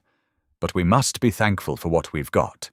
If we can't find where he went to, at least we are likely to get where he came from. But what in the name of all that is wonderful made the fellow leave it behind? And how in the world has he got away without it? We don't seem to get a gleam of light in the case, Mr. Holmes." "Don't we?" my friend answered thoughtfully. I wonder. This concludes Part 1, Chapter 4 of The Valley of Fear. Part 1, Chapter 5, The People of the Drama. Have you seen all you want of the study? Asked White Mason as we re-entered the house. For the time, said the inspector, and Holmes nodded. Then perhaps you would now like to hear the evidence of some of the people in the house. We could use the dining room, Ames. Please come yourself first and tell us what you know. The butler's account was a simple and a clear one, and he gave a convincing impression of sincerity. He had been engaged 5 years before, when Douglas first came to Birlstone. He understood that Mr. Douglas was a rich gentleman who had made his money in America.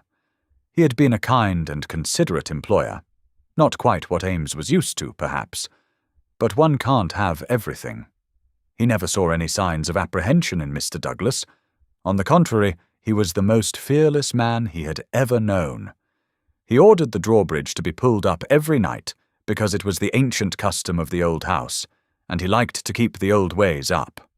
Mr. Douglas seldom went to London or left the village, but on the day before the crime he had been shopping at Tunbridge Wells.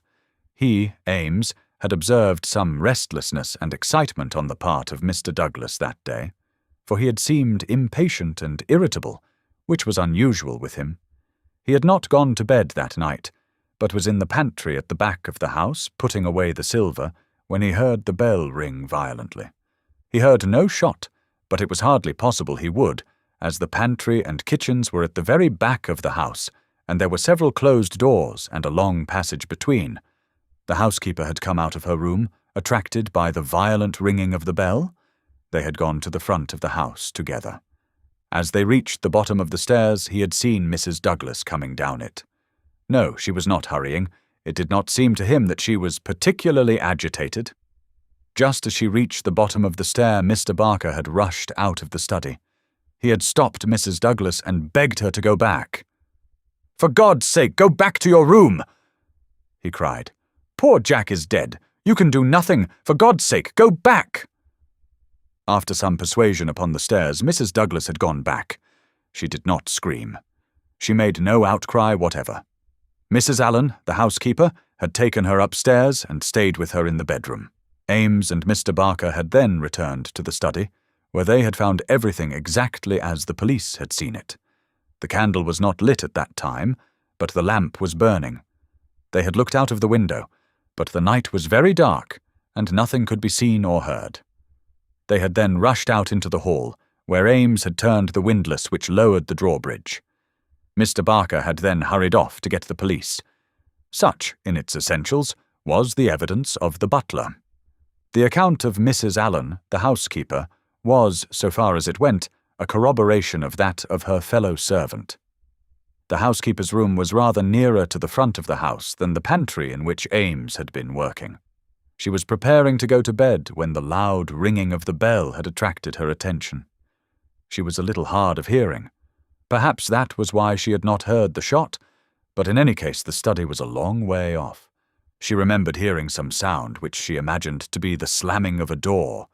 That was a good deal earlier, half an hour at least before the ringing of the bell. When Mr. Ames ran to the front, she went with him. She saw Mr. Barker, very pale and excited, come out of the study. He intercepted Mrs. Douglas, who was coming down the stairs. He entreated her to go back, and she answered him, but what she said could not be heard. "Take her up. Stay with her," he had said to Mrs. Allen. She had therefore taken her to the bedroom and endeavoured to soothe her. She was greatly excited, trembling all over, but made no other attempt to go downstairs. She just sat in her dressing gown by her bedroom fire, with her head sunk in her hands. Mrs. Allen stayed with her most of the night. As to the other servants, they had all gone to bed, and the alarm did not reach them until just before the police arrived. They slept at the extreme back of the house, and could not possibly have heard anything. So far the housekeeper could add nothing on cross-examination save lamentations and expressions of amazement. Cecil Barker succeeded Mrs. Allen as a witness. As to the occurrences of the night before, he had very little to add to what he had already told the police. Personally, he was convinced that the murderer had escaped by the window. The bloodstain was conclusive, in his opinion, on that point. Besides, as the bridge was up, there was no other possible way of escaping.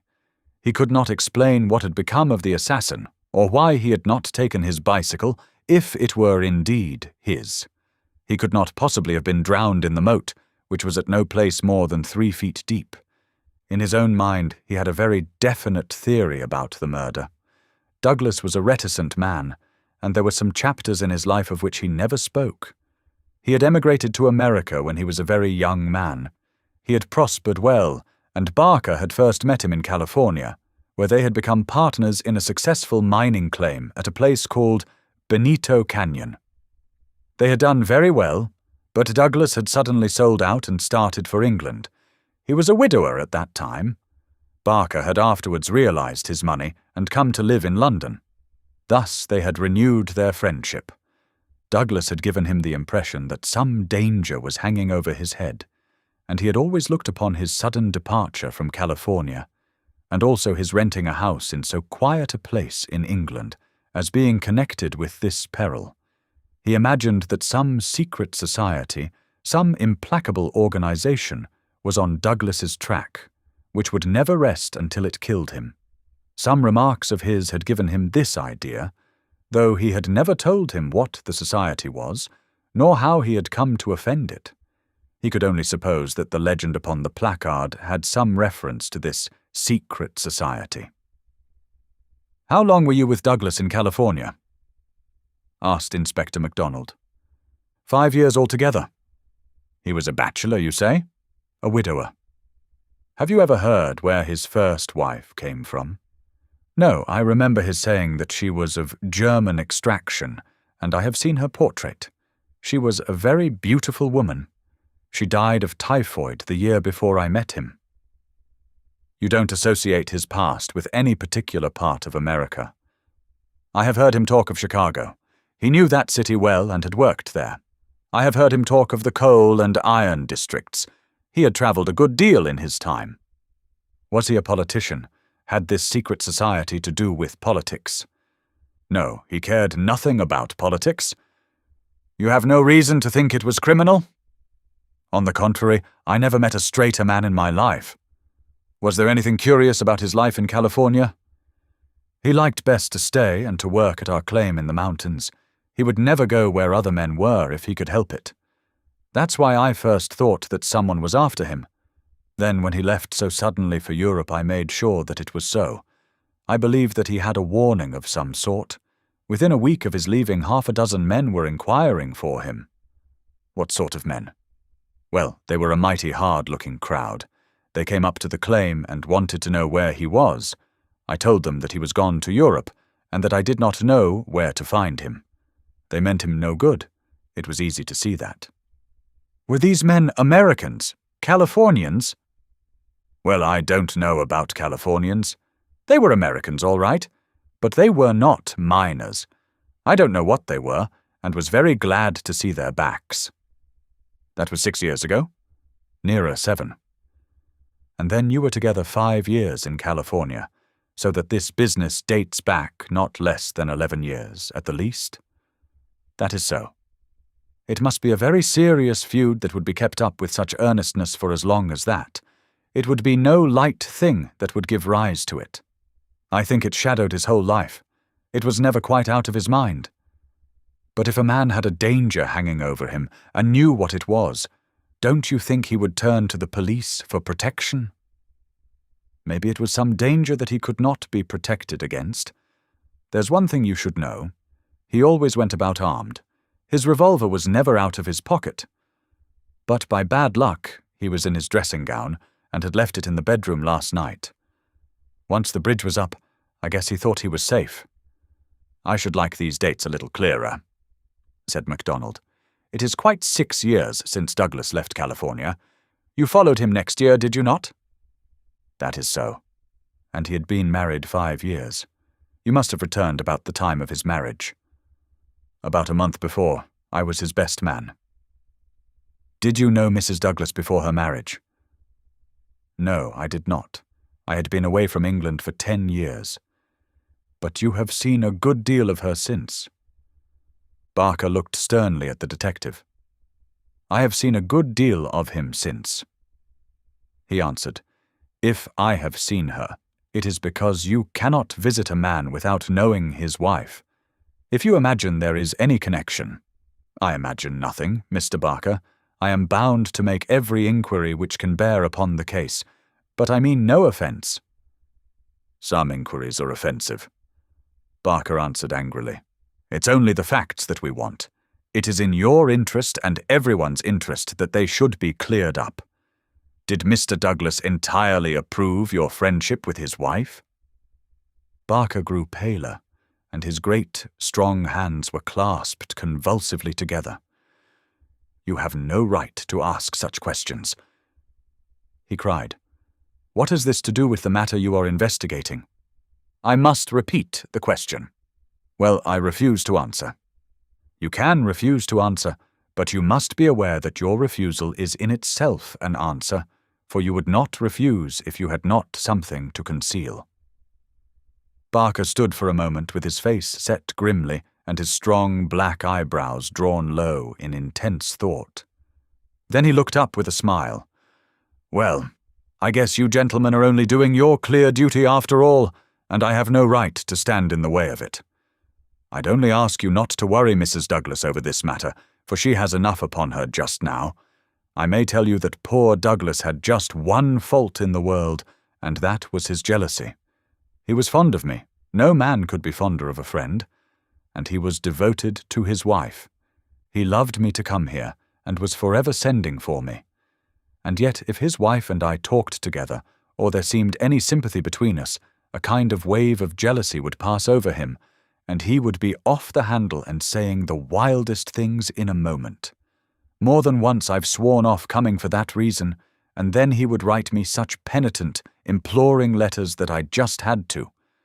But you can take it from me, gentlemen, if it was my last word, that no man ever had a more loving, faithful wife. And I can say also no friend could be more loyal than I. It was spoken with fervour and feeling, and yet Inspector MacDonald could not dismiss the subject. You are aware, said he, that the dead man's wedding ring has been taken from his finger. So it appears, said Barker. What do you mean by appears? You know it as a fact. The man seemed confused and undecided. When I said appears, I meant that it was conceivable that he had himself taken off the ring. The mere fact that the ring should be absent, whoever may have removed it, would suggest to anyone's mind, would it not, that the marriage and the tragedy were connected. Barker shrugged his broad shoulders. I can't profess to say what it means, he answered. But if you mean to hint that it could reflect in any way upon this lady's honour— His eyes blazed for an instant, and then with an evident effort he got a grip upon his own emotions. Well, you are on the wrong track, that's all. I don't know that I've anything else to ask you at present, said MacDonald coldly. There was one small point, remarked Sherlock Holmes. When you entered the room, there was only a candle lighted on the table, was there not? Yes, that was so. By its light you saw that some terrible incident had occurred? Exactly. You at once rang for help? Yes. And it arrived very speedily? Within a minute or so. And yet when they arrived they found that the candle was out, and that the lamp had been lighted. That seems very remarkable. Again Barker showed some signs of indecision. I don't see that it was remarkable, Mr. Holmes, he answered after a pause. The candle threw a very bad light. My first thought was to get a better one. The lamp was on the table, so I lit it. And blew out the candle? Exactly. Holmes asked no further question, and Barker, with a deliberate look from one to the other of us, which had, as it seemed to me, something of defiance in it, turned and left the room. Inspector MacDonald had sent up a note to the effect that he would wait upon Mrs. Douglas in her room, but she had replied that she would meet us in the dining-room. She entered now, a tall and beautiful woman of 30, reserved and self-possessed to a remarkable degree. very different from the tragic and distracted figure I had pictured. It is true that her face was pale and drawn, like that of one who has endured a great shock, but her manner was composed, and the finely moulded hand which she rested upon the edge of the table was as steady as my own. Her sad, appealing eyes travelled from one to the other of us with a curiously inquisitive expression. That questioning gaze transformed itself suddenly into abrupt speech. "Have you found anything out yet?" she asked. Was it my imagination that there was an undertone of fear rather than of hope in the question? "We have taken every possible step, Mrs. Douglas," said the inspector. "You may rest assured that nothing will be neglected. Spare no money," she said in a dead, even tone. "It is my desire that every possible effort should be made. Perhaps you can tell us something which may throw some light upon the matter." "I fear not, but all I know is at your service. We have heard from Mr. Cecil Barker that you did not actually see, that you were never in the room where the tragedy occurred." "No, he turned me back upon the stairs. He begged me to return to my room." "Quite so. You had heard the shot, and you had at once come down." "I put on my dressing gown and then came down. How long was it after hearing the shot that you were stopped on the stair by Mr. Barker?" "It may have been a couple of minutes. It is so hard to reckon time at such a moment. He implored me not to go on. He assured me that I could do nothing. Then Mrs. Allen, the housekeeper, led me upstairs again. It was all like some dreadful dream." "Can you give us any idea how long your husband had been downstairs before you heard the shot?" "No, I cannot say. He went from his dressing room, and I did not hear him go.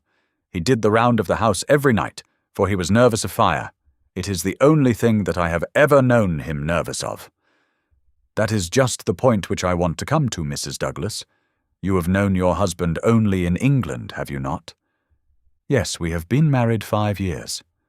"Have you heard him speak of anything which occurred in America, and might bring some danger upon him?" Mrs. Douglas thought earnestly before she answered. "Yes," she said at last. "I have always felt that there was a danger hanging over him. He refused to discuss it with me. It was not from want of confidence in me.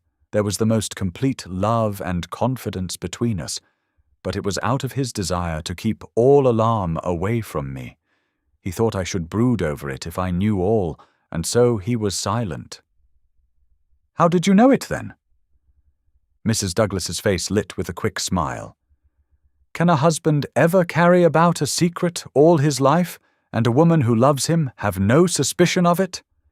I knew it by his refusal to talk about some episodes in his American life. I knew it by certain precautions he took. I knew it by certain words he let fall. I knew it by the way he looked at unexpected strangers. I was perfectly certain that he had some powerful enemies, that he believed they were on his track, and that he was always on his guard against them. I was so sure of it that for years I have been terrified if ever he came home later than was expected." "Might I ask," asked Holmes, "what the words were which attracted your attention?" "The Valley of Fear," the lady answered. "That was an expression he has used when I questioned him. I have been in the Valley of Fear. I am not out of it yet. Are we never to get out of the Valley of Fear?" I have asked him when I have seen him more serious than usual. "Sometimes I think that we never shall," he has answered. "Surely you asked him what he meant by the Valley of Fear?" "I did, but his face would become very grave and he would shake his head. 'It is bad enough that one of us should have been in its shadow,' he said. 'Please God, it shall never fall upon you.' It was some real valley in which he had lived, and in which something terrible had occurred to him. Of that I am certain. But I can tell you no more." "And he never mentioned any names?" "Yes, he was delirious with fever once when he had his hunting accident 3 years ago. Then I remember that there was a name that came continually to his lips. He spoke it with anger and a sort of horror. McGinty was the name. Bodymaster McGinty. I asked him when he recovered who Bodymaster McGinty was, and whose body he was master of. "Never of mine, thank God," he answered with a laugh, and that was all I could get from him. But there is a connection between Bodymaster McGinty and the Valley of Fear. "There is one other point," said Inspector MacDonald. "You met Mr. Douglas in a boarding-house in London, did you not, and became engaged to him there? Was there any romance, anything secret or mysterious about the wedding?" "There was romance. There is always romance. There was nothing mysterious." "He had no rival?" "No, I was quite free." "You have heard, no doubt, that his wedding ring has been taken. Does that suggest anything to you? Suppose that some enemy of his old life had tracked him down and committed this crime. What possible reason could he have for taking his wedding ring?" For an instant I could have sworn that the faintest shadow of a smile flickered over the woman's lips. "I really cannot tell," she answered. "It is certainly a most extraordinary thing."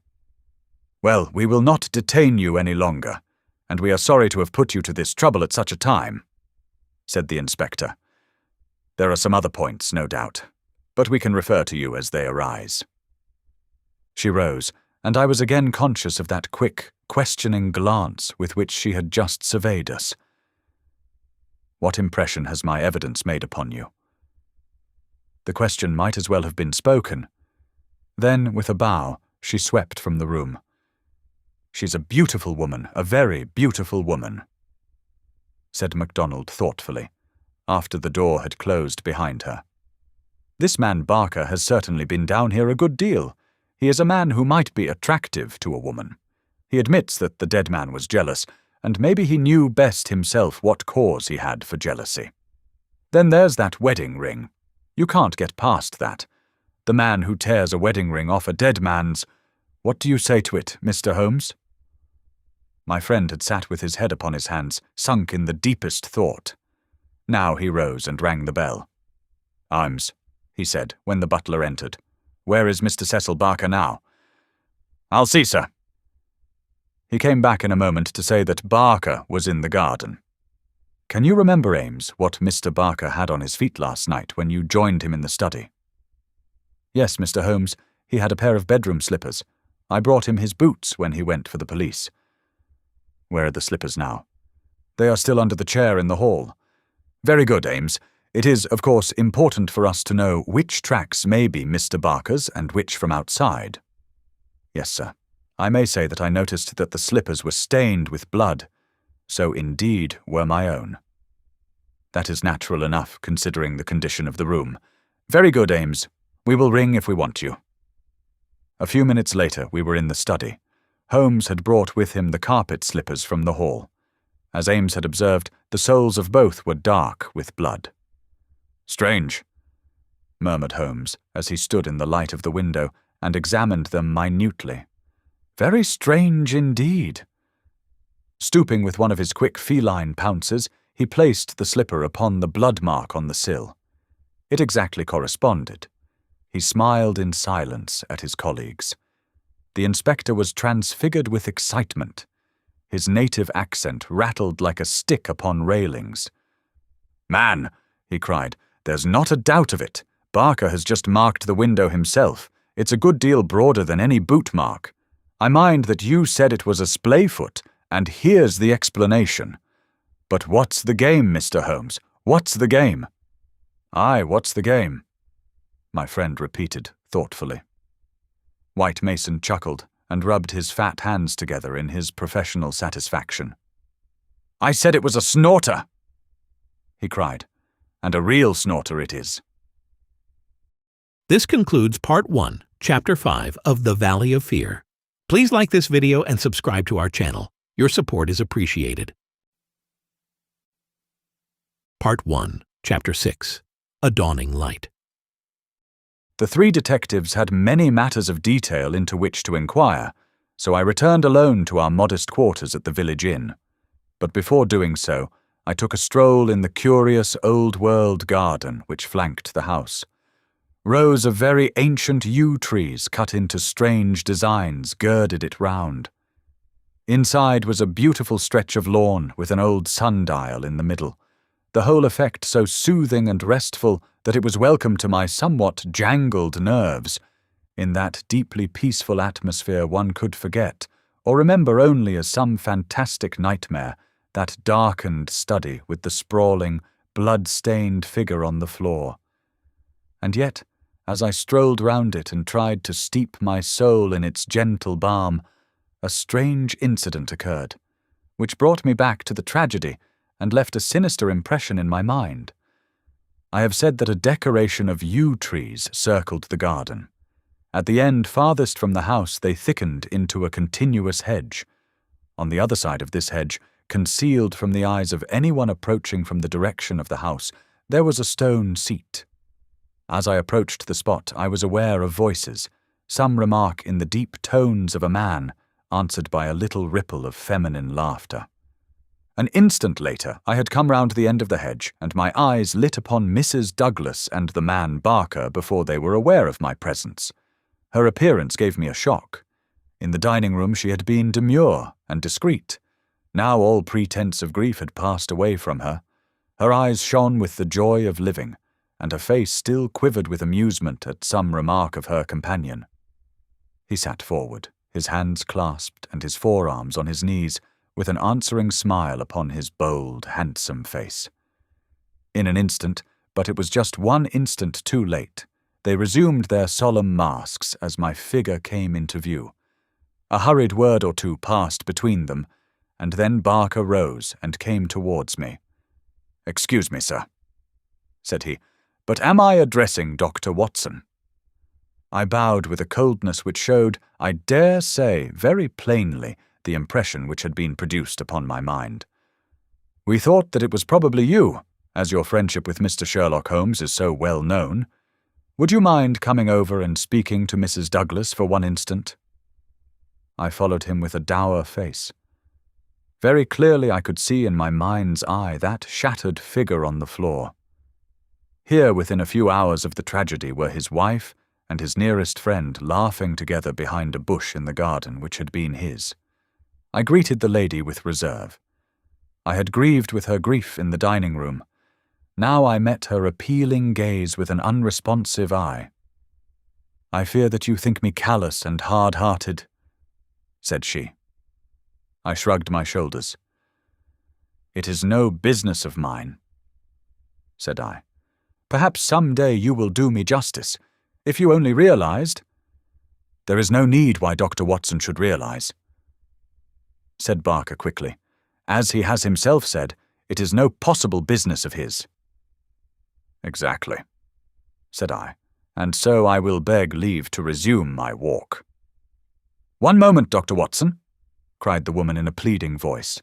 "There is one question which you can answer with more authority than anyone else in the world, and it may make a very great difference to me. You know Mr. Holmes and his relations with the police better than anyone else can.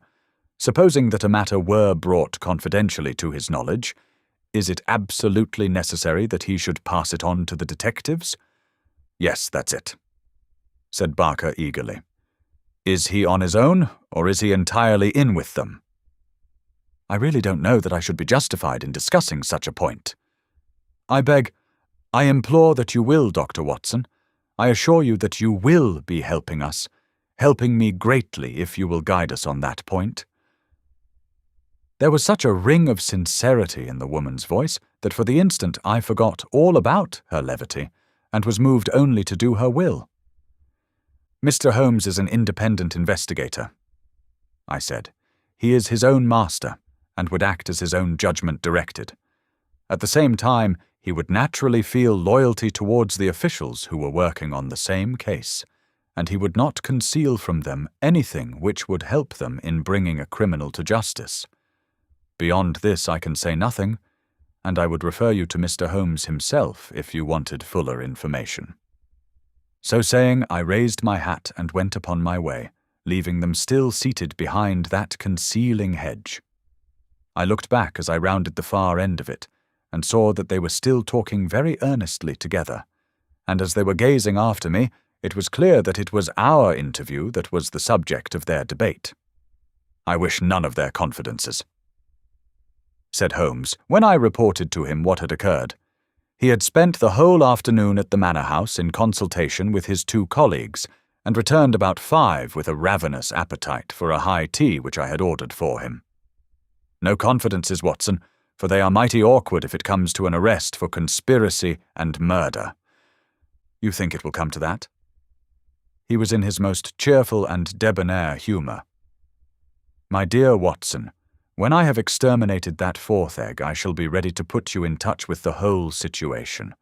I don't say that we have fathomed it, far from it, but when we have traced the missing dumbbell— The dumbbell. Dear me, Watson, is it possible that you have not penetrated the fact that the case hangs upon the missing dumbbell? Well, you need not be downcast, for between ourselves I don't think that either Inspector Mac or the excellent local practitioner has grasped the overwhelming importance of this incident. 1 dumbbell, Watson. Consider an athlete with 1 dumbbell. Picture to yourself the unilateral development, the imminent danger of a spinal curvature. Shocking, Watson! Shocking! He sat with his mouth full of toast and his eyes sparkling with mischief, watching my intellectual entanglement.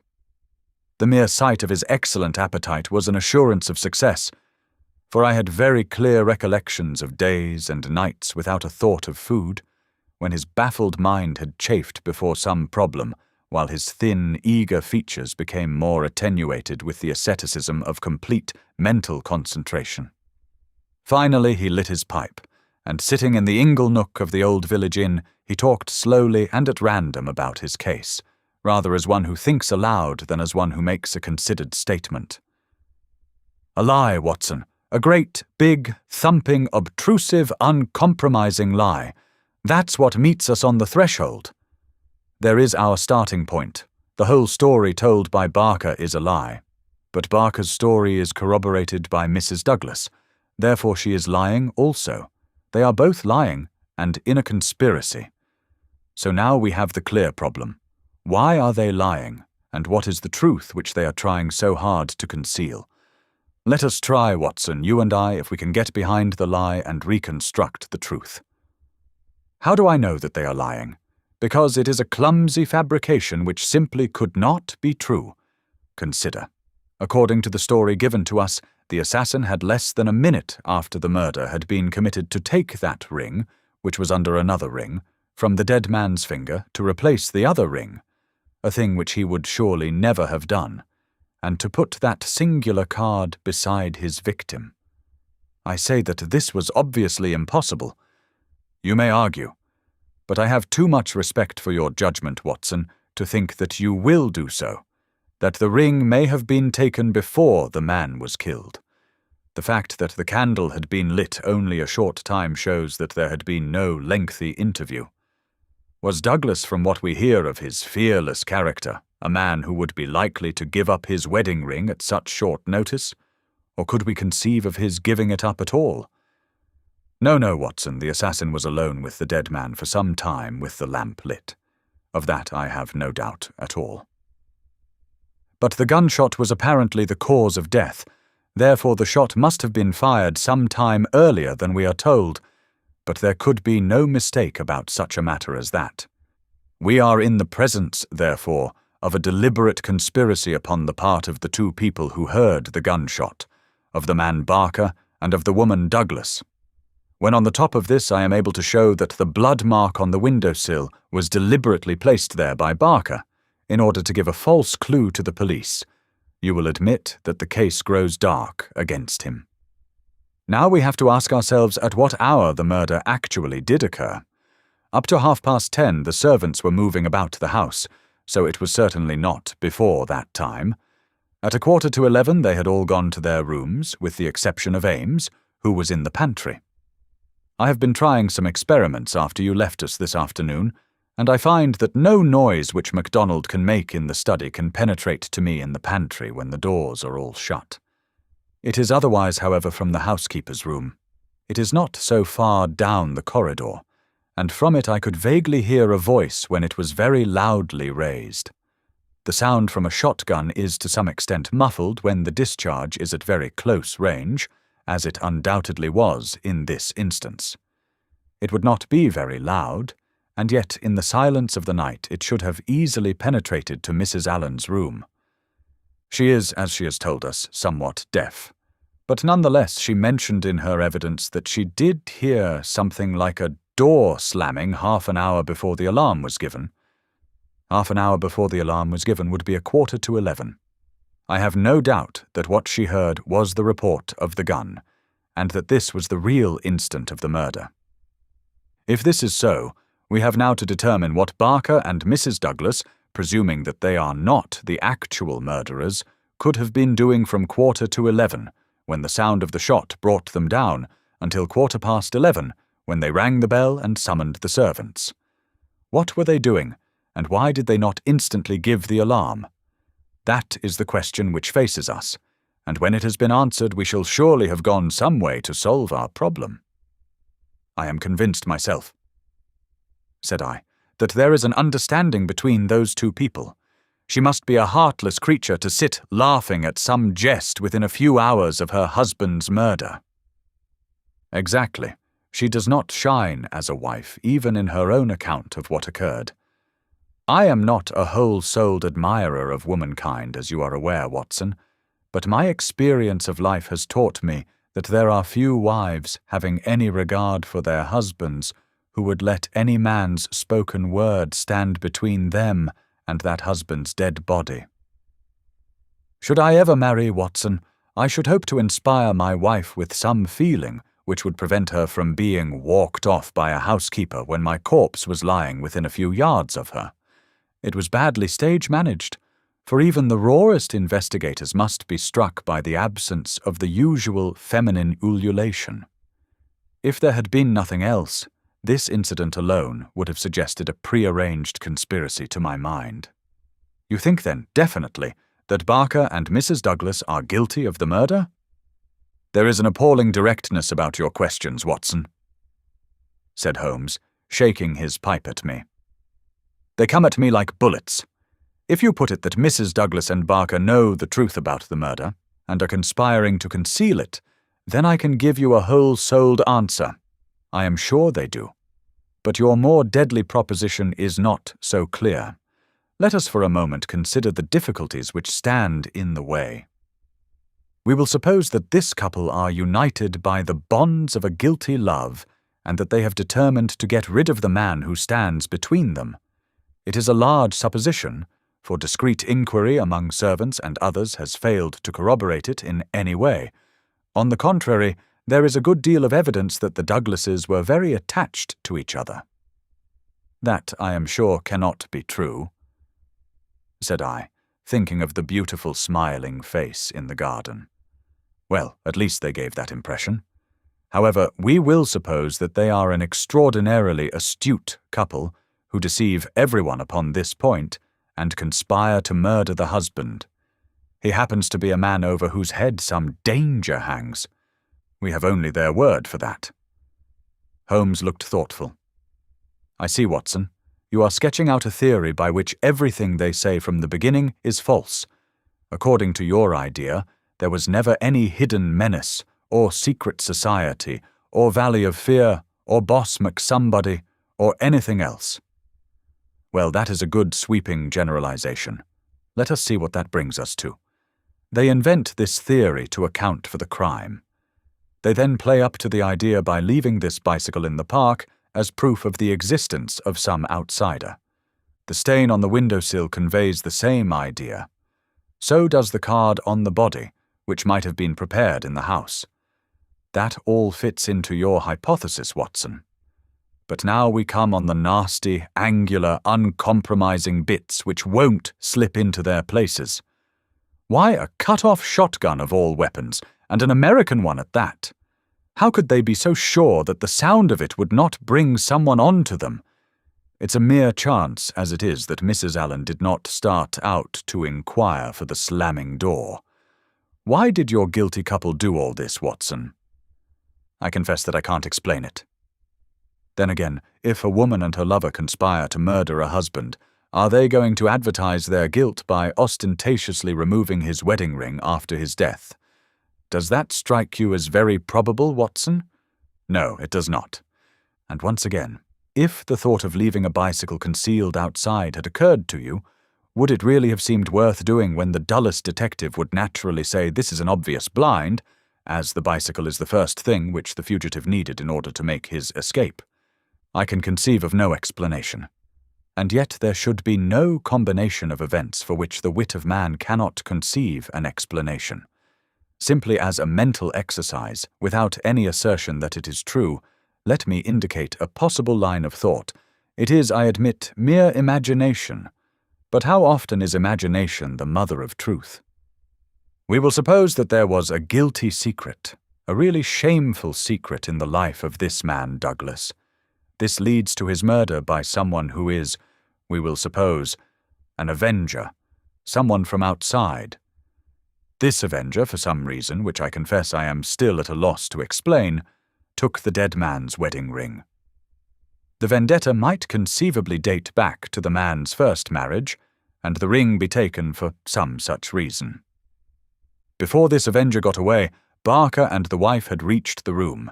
The assassin convinced them that any attempt to arrest him would lead to the publication of some hideous scandal.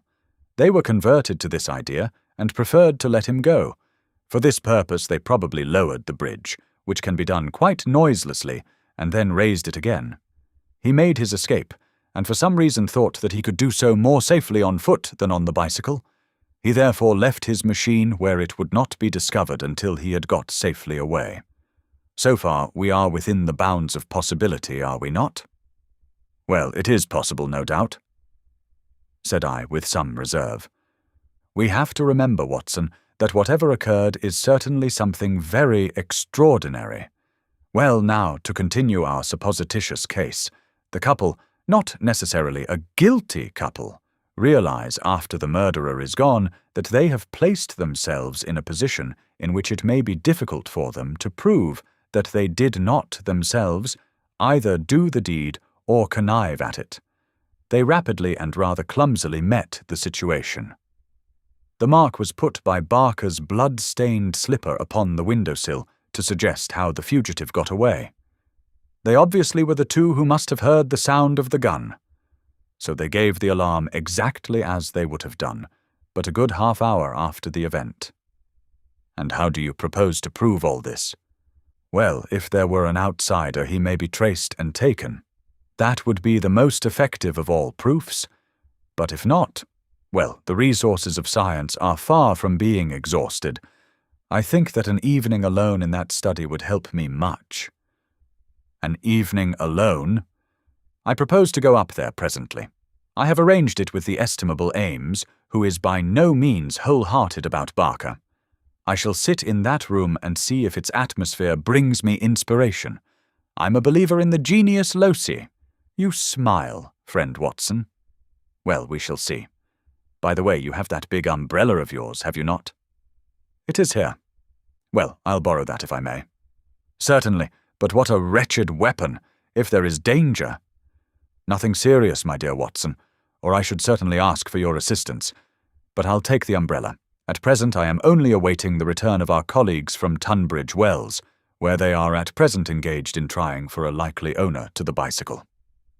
It was nightfall before Inspector MacDonald and White Mason came back from their expedition, and they arrived exultant, reporting a great advance in our investigation. Man, I'll admit that I had my doubts if there was ever an outsider, said MacDonald. But that's all past now. We've had the bicycle identified and we have a description of our man, so that's a long step on our journey. It sounds to me like the beginning of the end, said Holmes. I'm sure I congratulate you both with all my heart. Well, I started from the fact that Mr. Douglas had seemed disturbed since the day before, when he had been at Tunbridge Wells. It was at Tunbridge Wells then that he had become conscious of some danger. It was clear, therefore, that if a man had come over with a bicycle, it was from Tunbridge Wells that he might be expected to have come. We took the bicycle over with us and showed it at the hotels. It was identified at once by the manager of the Eagle Commercial as belonging to a man named Hargrave, who had taken a room there 2 days before. This bicycle and a small valise were his whole belongings. He had registered his name as coming from London, but had given no address. The valise was London-made, and the contents were British, but the man himself was undoubtedly an American. "Well, well," said Holmes gleefully. "You have indeed done some solid work while I have been sitting spinning theories with my friend. It's a lesson in being practical, Mr. Mac." "Aye, it's just that, Mr. Holmes," said the inspector with satisfaction. "But this may all fit in with your theories," I remarked. "That may or may not be. But let us hear the end, Mr. Mac. Was there nothing to identify this man?"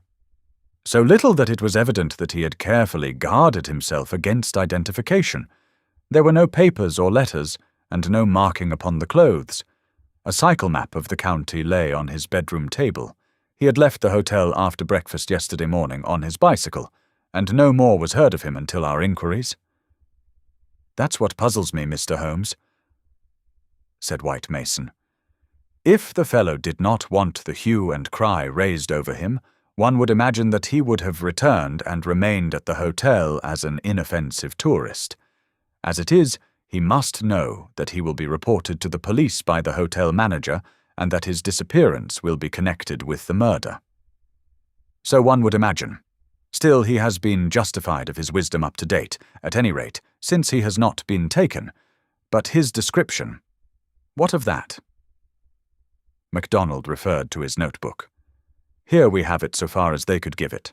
They don't seem to have taken any very particular stock of him, but still the porter, the clerk, and the chambermaid are all agreed that this about covers the points. He was a man about 5'9" in height, 50 or so years of age, his hair slightly grizzled, a greyish moustache, a curved nose, and a face which all of them described as fierce and forbidding." "Well, bar the expression, that might almost be a description of Douglas himself," said Holmes. "He is just over 50, with grizzled hair and moustache, and about the same height. Did you get anything else?" "He was dressed in a heavy grey suit with a reefer jacket, and he wore a short yellow overcoat and a soft cap." "What about the shotgun?" "It is less than 2 feet long. It could very well have fitted into his valise. He could have carried it inside his overcoat without difficulty." "And how do you consider that all this bears upon the general case?"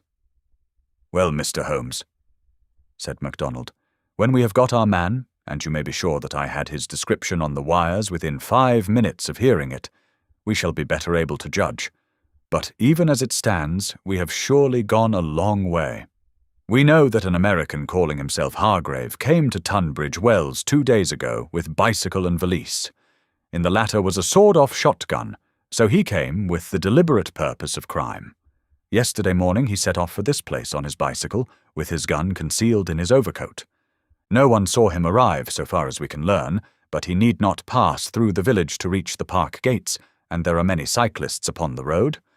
Presumably he at once concealed his cycle among the laurels where it was found, and possibly lurked there himself, with his eye on the house, waiting for Mr. Douglas to come out. The shotgun is a strange weapon to use inside a house, but he had intended to use it outside, and there it has very obvious advantages, as it would be impossible to miss with it, and the sound of shots is so common in an English sporting neighbourhood that no particular notice would be taken." "That is all very clear," said Holmes. "Well, Mr. Douglas did not appear. What was he to do next? He left his bicycle and approached the house in the twilight. He found the bridge down and no one about. He took his chance, intending, no doubt, to make some excuse if he met anyone. He met no one. He slipped into the first room that he saw and concealed himself behind the curtain. Thence he could see the drawbridge go up, and he knew that his only escape was through the moat. He waited until 11:15, when Mr. Douglas upon his usual nightly round came into the room. He shot him and escaped, as arranged. He was aware that the bicycle would be described by the hotel people and be a clue against him. So he left it there and made his way by some other means to London or to some safe hiding place which he had already arranged. How is that, Mr. Holmes? Well, Mr. Mac, it is very good and very clear so far as it goes. That is your end of the story. My end is that the crime was committed half an hour earlier than reported, that Mrs. Douglas and Barker are both in a conspiracy to conceal something, that they aided the murderer's escape, or at least that they reached the room before he escaped, and that they fabricated evidence of his escape through the window, whereas in all probability they had themselves let him go by lowering the bridge. That's my reading of the first half. The two detectives shook their heads. Well, Mr. Holmes, if this is true, we only tumble out of one mystery into another, said the London inspector. And in some ways a worse one, added White Mason.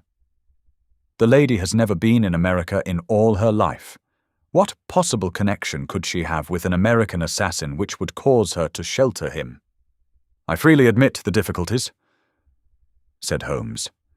I propose to make a little investigation of my own tonight, and it is just possible that it may contribute something to the common cause. Can we help you, Mr. Holmes? No.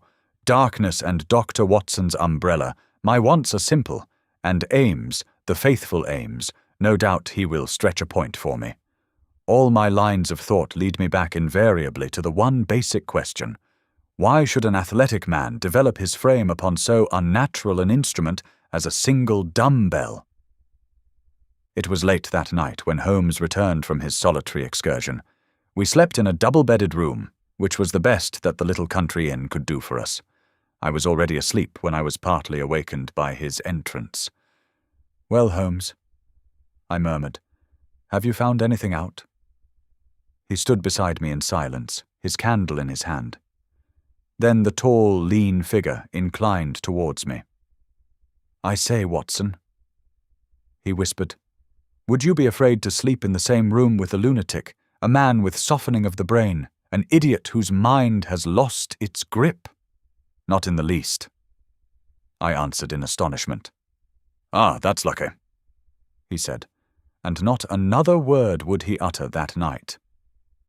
This concludes Part 1, Chapter 6 of The Valley of Fear. Part 1, Chapter 7, The Solution. Next morning, after breakfast, we found Inspector MacDonald and White Mason seated in close consultation in the small parlour of the local police sergeant. On the table in front of them were piled a number of letters and telegrams, which they were carefully sorting and docketing. 3 had been placed on one side. "Still on the track of the elusive bicyclist?" Holmes asked cheerfully. "What is the latest news of the ruffian?" MacDonald pointed ruefully to his heap of correspondence. "He is at present reported from Leicester, Nottingham, Southampton, Derby, East Ham, Richmond, and 14 other places.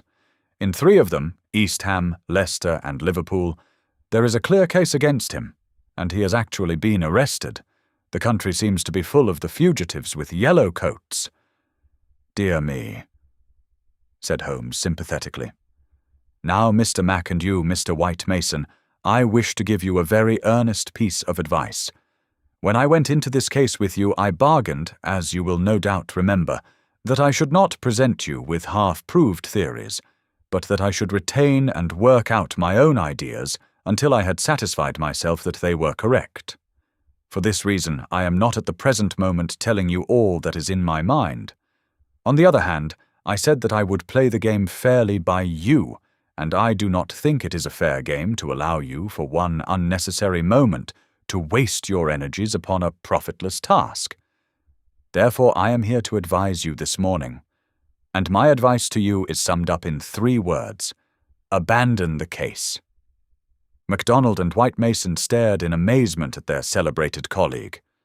"You consider it hopeless?" cried the inspector. "I consider your case to be hopeless. I do not consider that it is hopeless to arrive at the truth." "But this cyclist, he is not an invention. We have his description, his valise, his bicycle.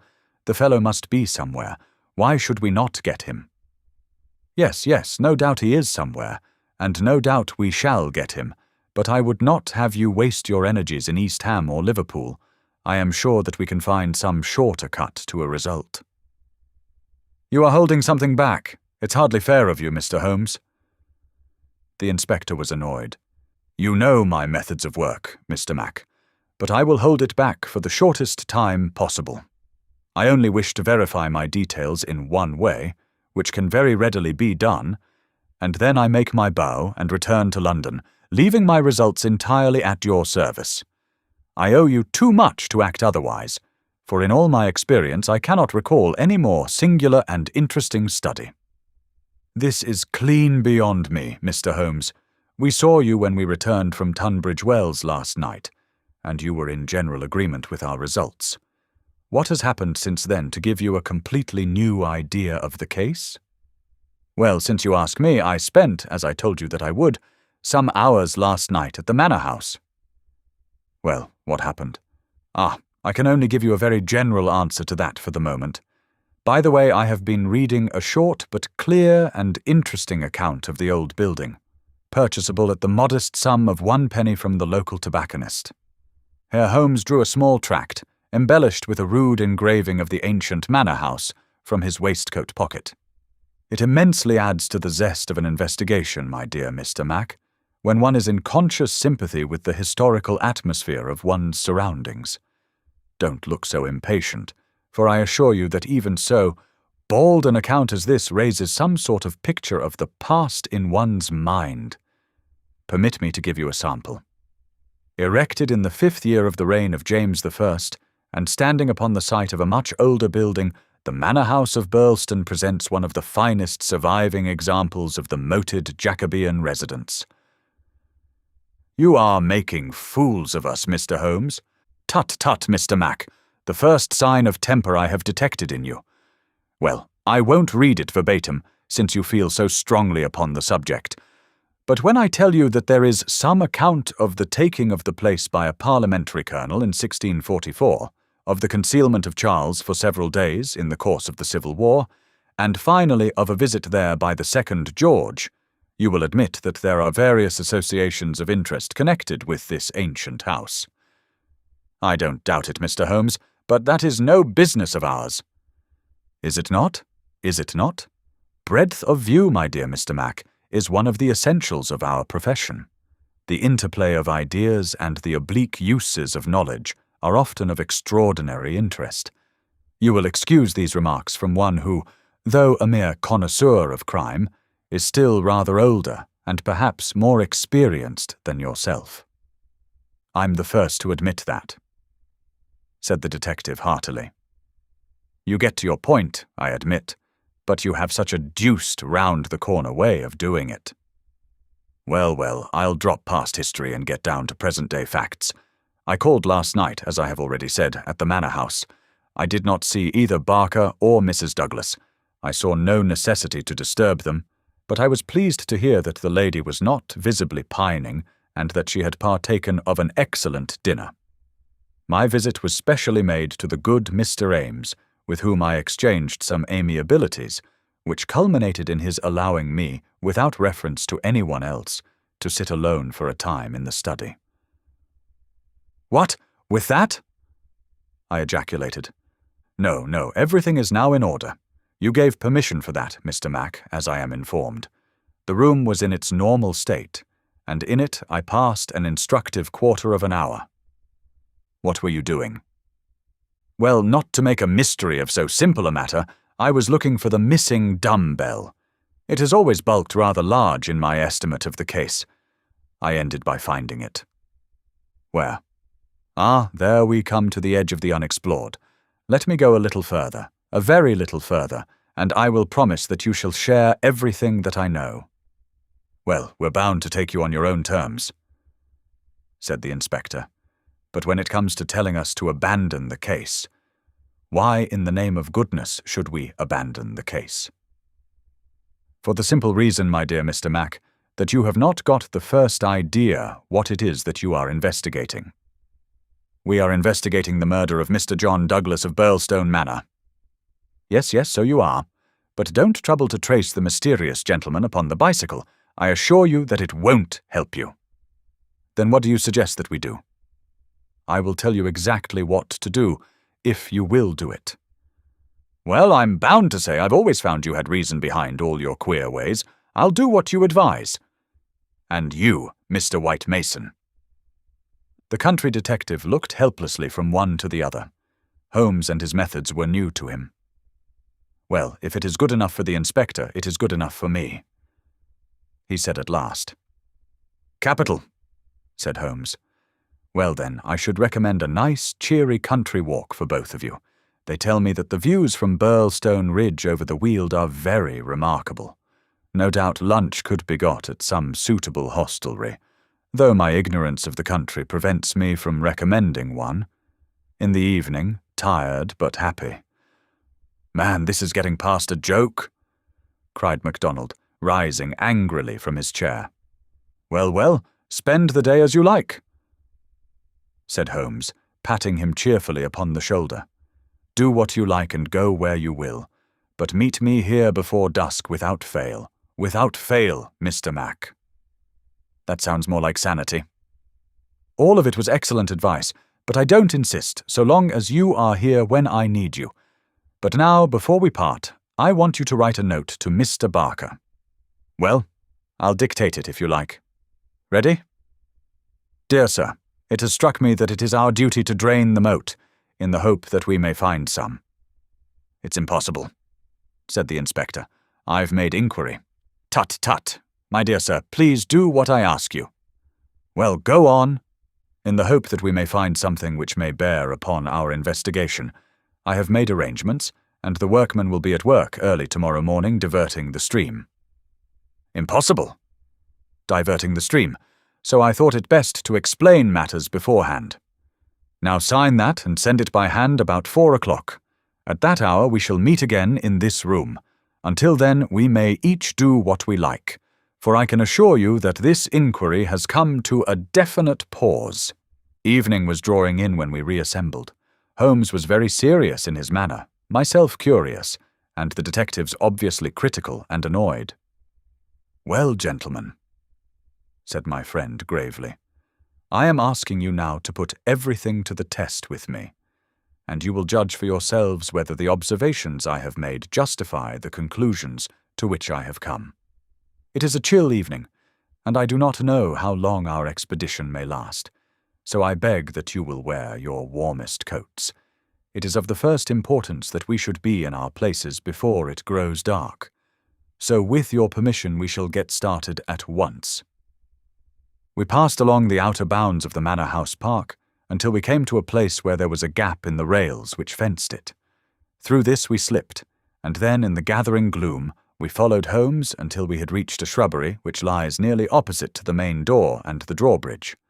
The latter had not been raised.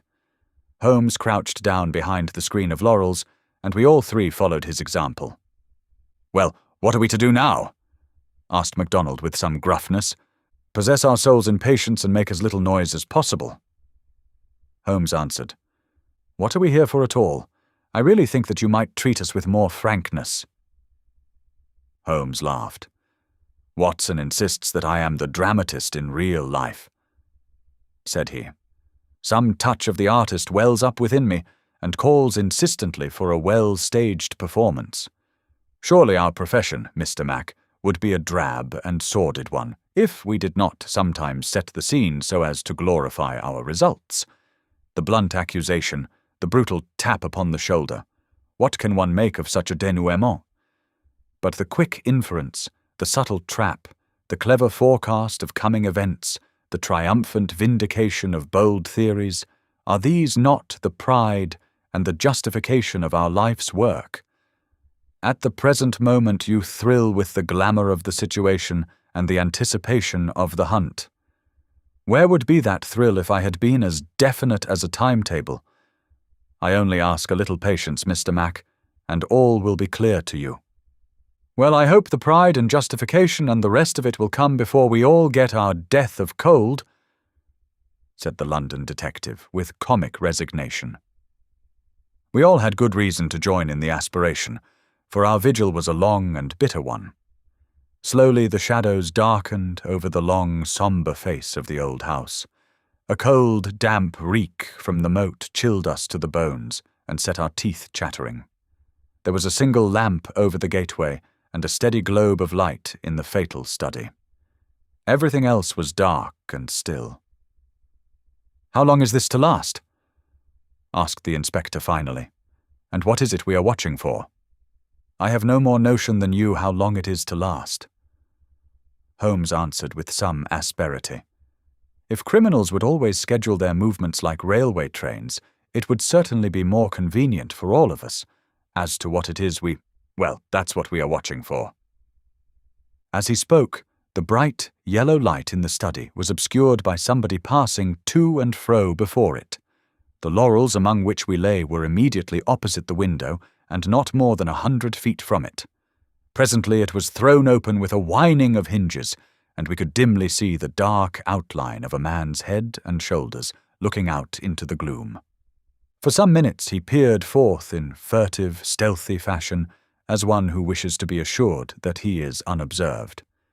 Then he leaned forward, and in the intense silence we were aware of the soft lapping of agitated water. He seemed to be stirring up the moat with something which he held in his hand. Then suddenly he hauled something in as a fisherman lands a fish, some large, round object which obscured the light as it was dragged through the open casement. "Now!" cried Holmes. "Now!" We were all upon our feet, staggering after him with our stiffened limbs, while he ran swiftly across the bridge and rang violently at the bell. There was the rasping of bolts from the other side, and the amazed Ames stood in the entrance. Holmes brushed him aside without a word, and, followed by all of us, rushed into the room which had been occupied by the man whom we had been watching. The oil lamp on the table represented the glow which we had seen from outside. It was now in the hand of Cecil Barker, who held it towards us as we entered. Its light shone upon his strong, resolute, clean-shaved face and his menacing eyes. "What the devil is the meaning of all this?" he cried. "What are you after, anyhow?" Holmes took a swift glance round, and then pounced upon a sodden bundle tied together with cord, which lay where it had been thrust under the writing-table. "This is what we are after, Mr. Barker, this bundle, weighted with a dumb-bell, which you have just raised from the bottom of the moat." Barker stared at Holmes with amazement in his face. "How in thunder came you to know anything about it?" he asked. "Simply that I put it there." "You put it there? You?" "Perhaps I should have said replaced it there," said Holmes. "You will remember, Inspector MacDonald, that I was somewhat struck by the absence of a dumbbell. I drew your attention to it, but with the pressure of other events you had hardly the time to give it the consideration which would have enabled you to draw deductions from it. When water is near, and a weight is missing, it is not a very far-fetched supposition that something has been sunk in the water. The idea was at least worth testing. So with the help of Ames, who admitted me to the room, and the crook of Dr. Watson's umbrella, I was able last night to fish up and inspect this bundle. It was of the first importance, however, that we should be able to prove who placed it there. This we accomplished by the very obvious device of announcing that the moat would be dried tomorrow, which had, of course, the effect that whoever had hidden the bundle would most certainly withdraw it the moment that darkness enabled him to do so. We have no less than 4 witnesses as to who it was who took advantage of the opportunity, and so, Mr. Barker, I think the word lies now with you." Sherlock Holmes put the sopping bundle upon the table beside the lamp, and undid the cord which bound it. From within he extracted a dumbbell, which he tossed down to its fellow in the corner. Next he drew forth a pair of boots. "American, as you perceive," he remarked, pointing to the toes. Then he laid upon the table a long, deadly sheathed knife. Finally he unravelled a bundle of clothing, comprising a complete set of underclothes, socks, a grey tweed suit, and a short yellow overcoat. "The clothes are commonplace," remarked Holmes, "save only the overcoat, which is full of suggestive touches." He held it tenderly towards the light.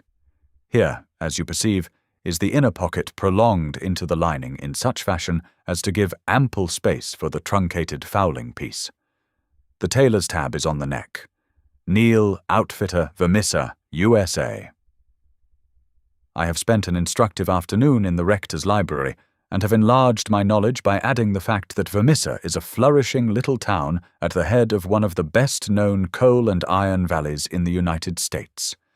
I have some recollection, Mr. Barker, that you associated the coal districts with Mr. Douglas's first wife, and it would surely not be too far-fetched an inference that the VV upon the card by the dead body might stand for Vermissa Valley, or that this very valley which sends forth emissaries of murder may be that valley of fear of which we have heard. So much is fairly clear. And now, Mr. Barker, I seem to be standing rather in the way of your explanation. It was a sight to see Cecil Barker's expressive face during this exposition of the great detective. Anger, amazement, consternation, and indecision swept over it in turn. Finally, he took refuge in a somewhat acrid irony. "You know such a lot, Mr. Holmes. Perhaps you had better tell us some more." He sneered.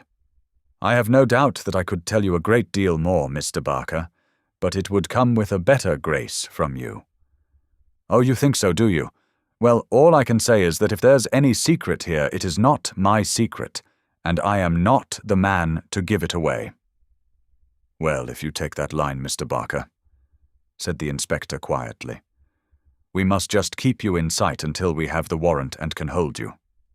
"You can do what you damn please about that," said Barker defiantly. The proceedings seemed to have come to a definite end so far as he was concerned, for one had only to look at that granite face to realize that no peine forte et dure would ever force him to plead against his will. The deadlock was broken, however, by a woman's voice. Mrs. Douglas had been standing listening at the half-opened door, and now she entered the room. "You have done enough for now, Cecil," said she. "Whatever comes of it in the future, you have done enough." "Enough and more than enough," remarked Sherlock Holmes gravely. "I have every sympathy with you, madam, and should strongly urge you to have some confidence in the common sense of our jurisdiction, and to take the police voluntarily into your complete confidence. It may be that I am myself at fault for not following up the hint which you conveyed to me through my friend, Dr. Watson, but at that time I had every reason to believe that you were directly concerned in the crime. Now I am assured that this is not so.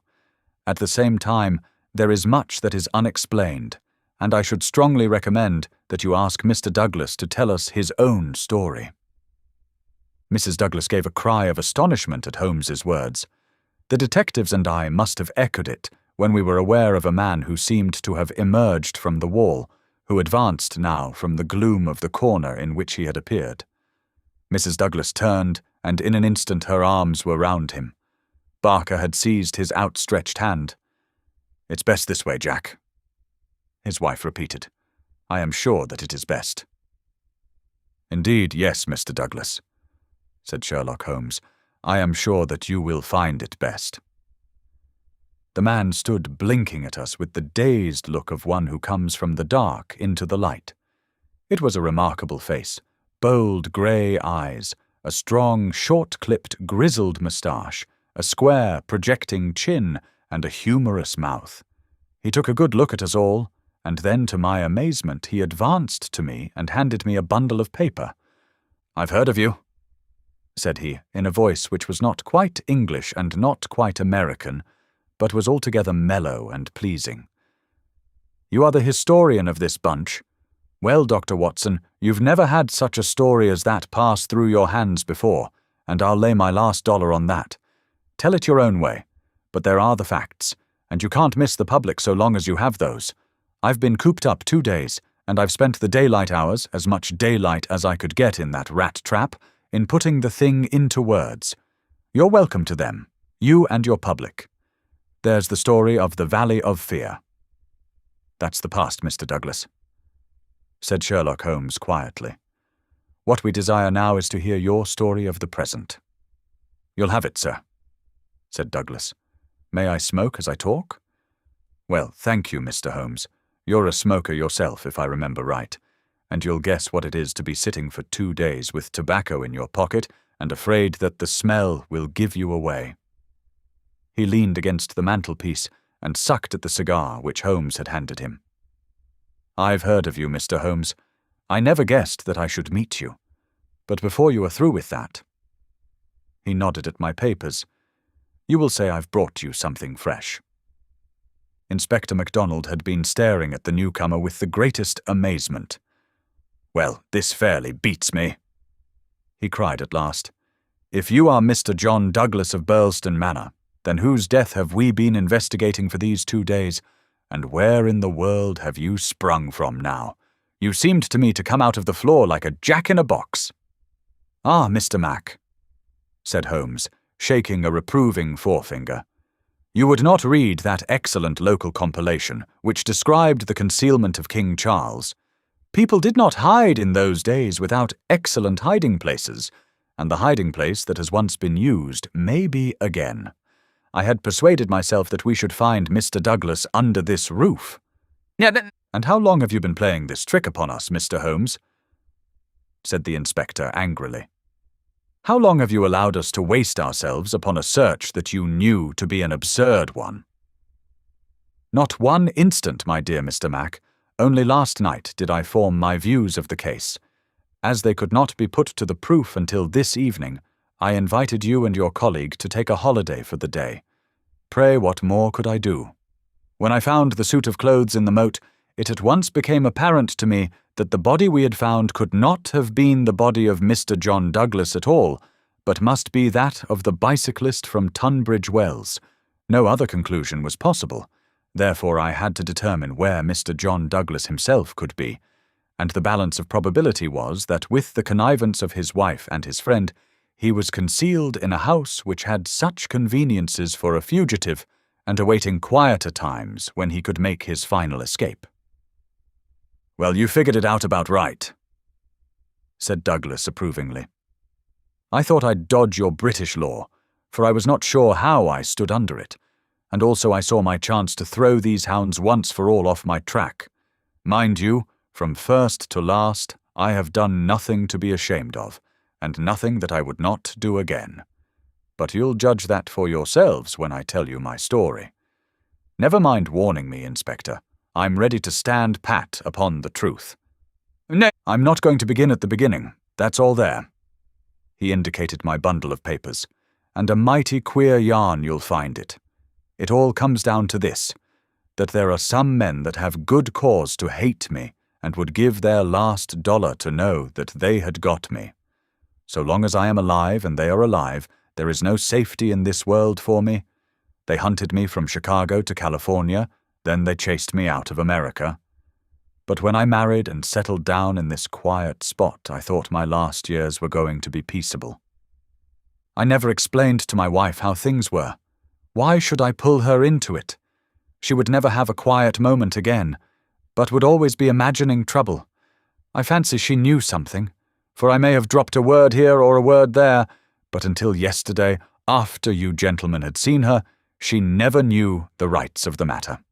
She told you all she knew, and so did Barker here, for on the night when this thing happened, there was mighty little time for explanations. She knows everything now, and I would have been a wiser man if I had told her sooner. But it was a hard question, dear." He took her hand for an instant in his own, and I acted for the best. "Well, gentlemen, the day before these happenings I was over in Tunbridge Wells, and I got a glimpse of a man in the street. It was only a glimpse, but I have a quick eye for these things, and I never doubted who it was. It was the worst enemy I had among them all, one who has been after me like a hungry wolf after a caribou all these years. I knew there was trouble coming, and I came home and made ready for it. I guessed I'd fight through it all right on my own. My luck was a proverb in the States about 76. I never doubted that it would be with me still. I was on my guard all that next day and never went out into the park. It's as well, or he'd have had the drop on me with that buckshot gun of his before ever I could draw on him. After the bridge was up, my mind was always more restful when that bridge was up in the evenings. I put the thing clear out of my head. I never dreamed of his getting into the house and waiting for me. But when I made my round in my dressing gown, as was my habit, I had no sooner entered the study than I scented danger. I guess when a man has had dangers in his life, and I've had more than most in my time, there is a kind of sixth sense that waves the red flag. I saw the signal clear enough, and yet I couldn't tell you why. Next instant I spotted a boot under the window curtain, and then I saw why plain enough. I'd just the one candle that was in my hand, but there was a good light from the hall lamp through the open door. I put down the candle and jumped for a hammer that I'd left on the mantel. At the same moment he sprang at me. I saw the glint of a knife and I lashed at him with the hammer. I got him somewhere, for the knife tinkled down on the floor. He dodged round the table as quick as an eel, and a moment later he'd got his gun from under his coat. I heard him cock it, but I had got hold of it before he could fire. I had it by the barrel, and we wrestled for it all ends up for a minute or more. It was death to the man that lost his grip. He never lost his grip, but he got it butt downward for a moment too long. Maybe it was I that pulled the trigger, maybe we just jolted it off between us. Anyhow, he got both barrels in the face, and there I was, staring down at all that was left of Ted Baldwin. I'd recognized him in the township, and again when he sprang for me, but his own mother wouldn't recognize him as I saw him then. I'm used to rough work, but I fairly turned sick at the sight of him. I was hanging on the side of the table when Barker came hurrying down. I heard my wife coming, and I ran to the door and stopped her. It was no sight for a woman. I promised I'd come to her soon.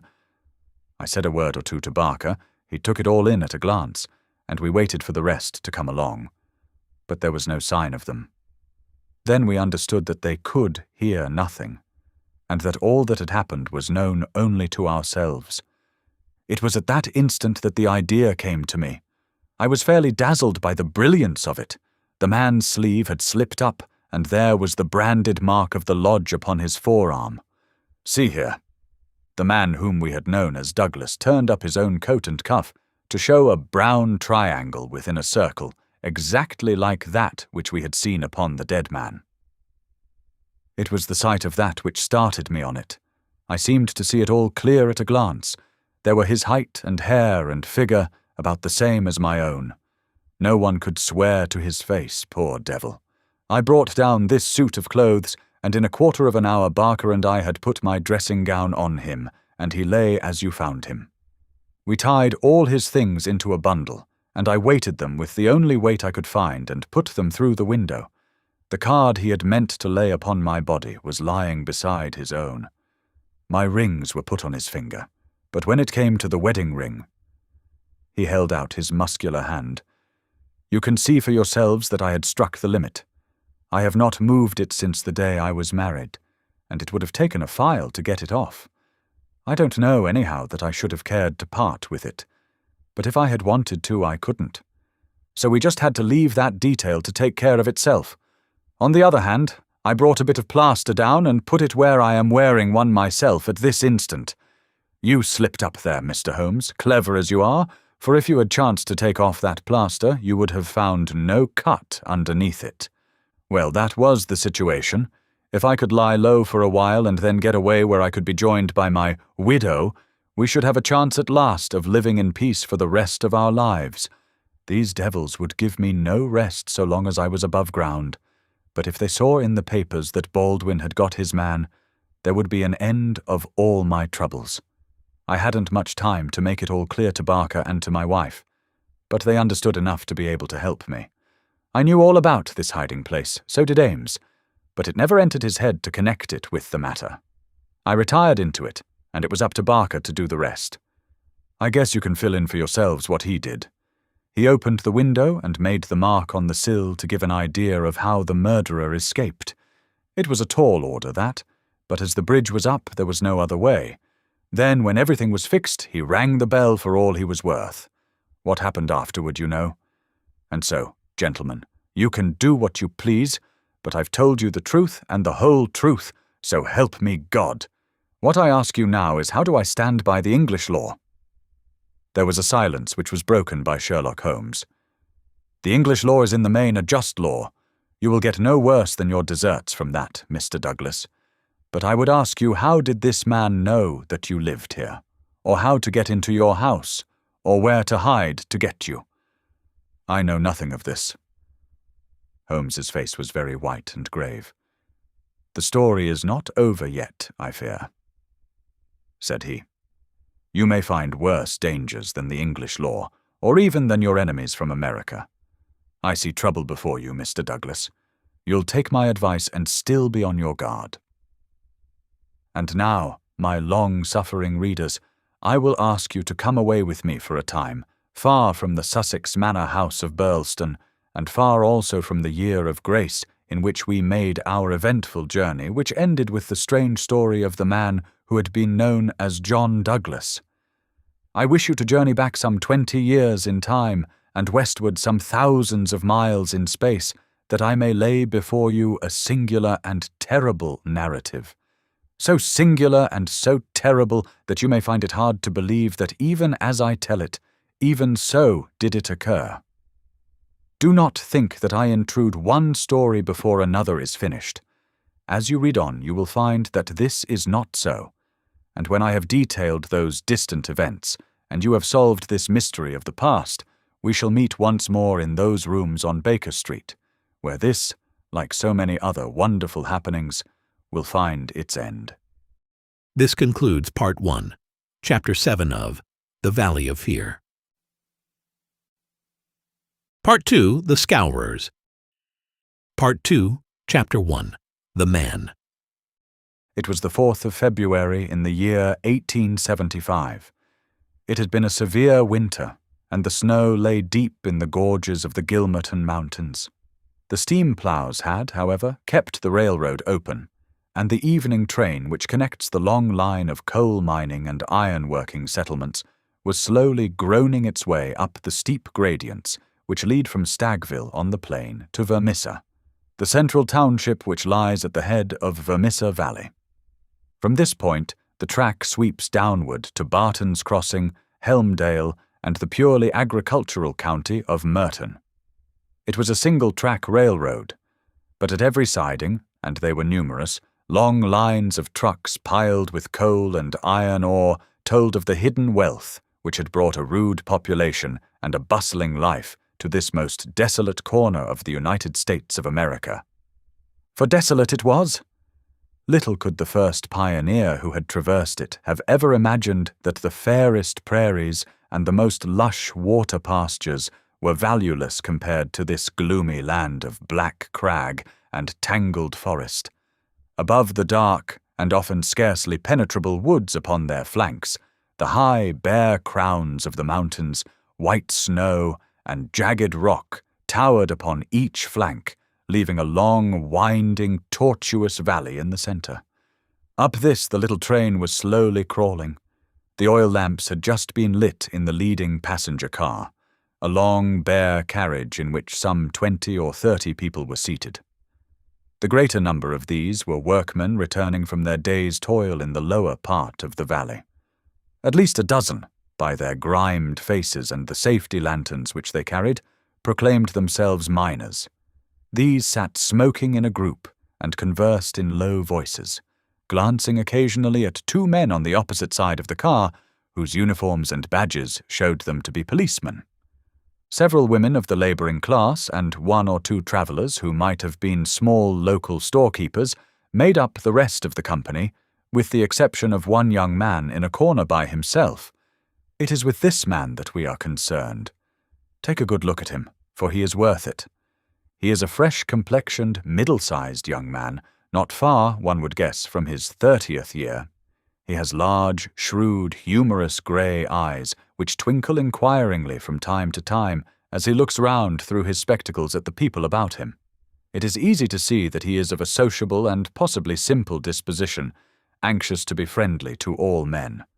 Anyone could pick him at once as gregarious in his habits and communicative in his nature, with a quick wit and a ready smile.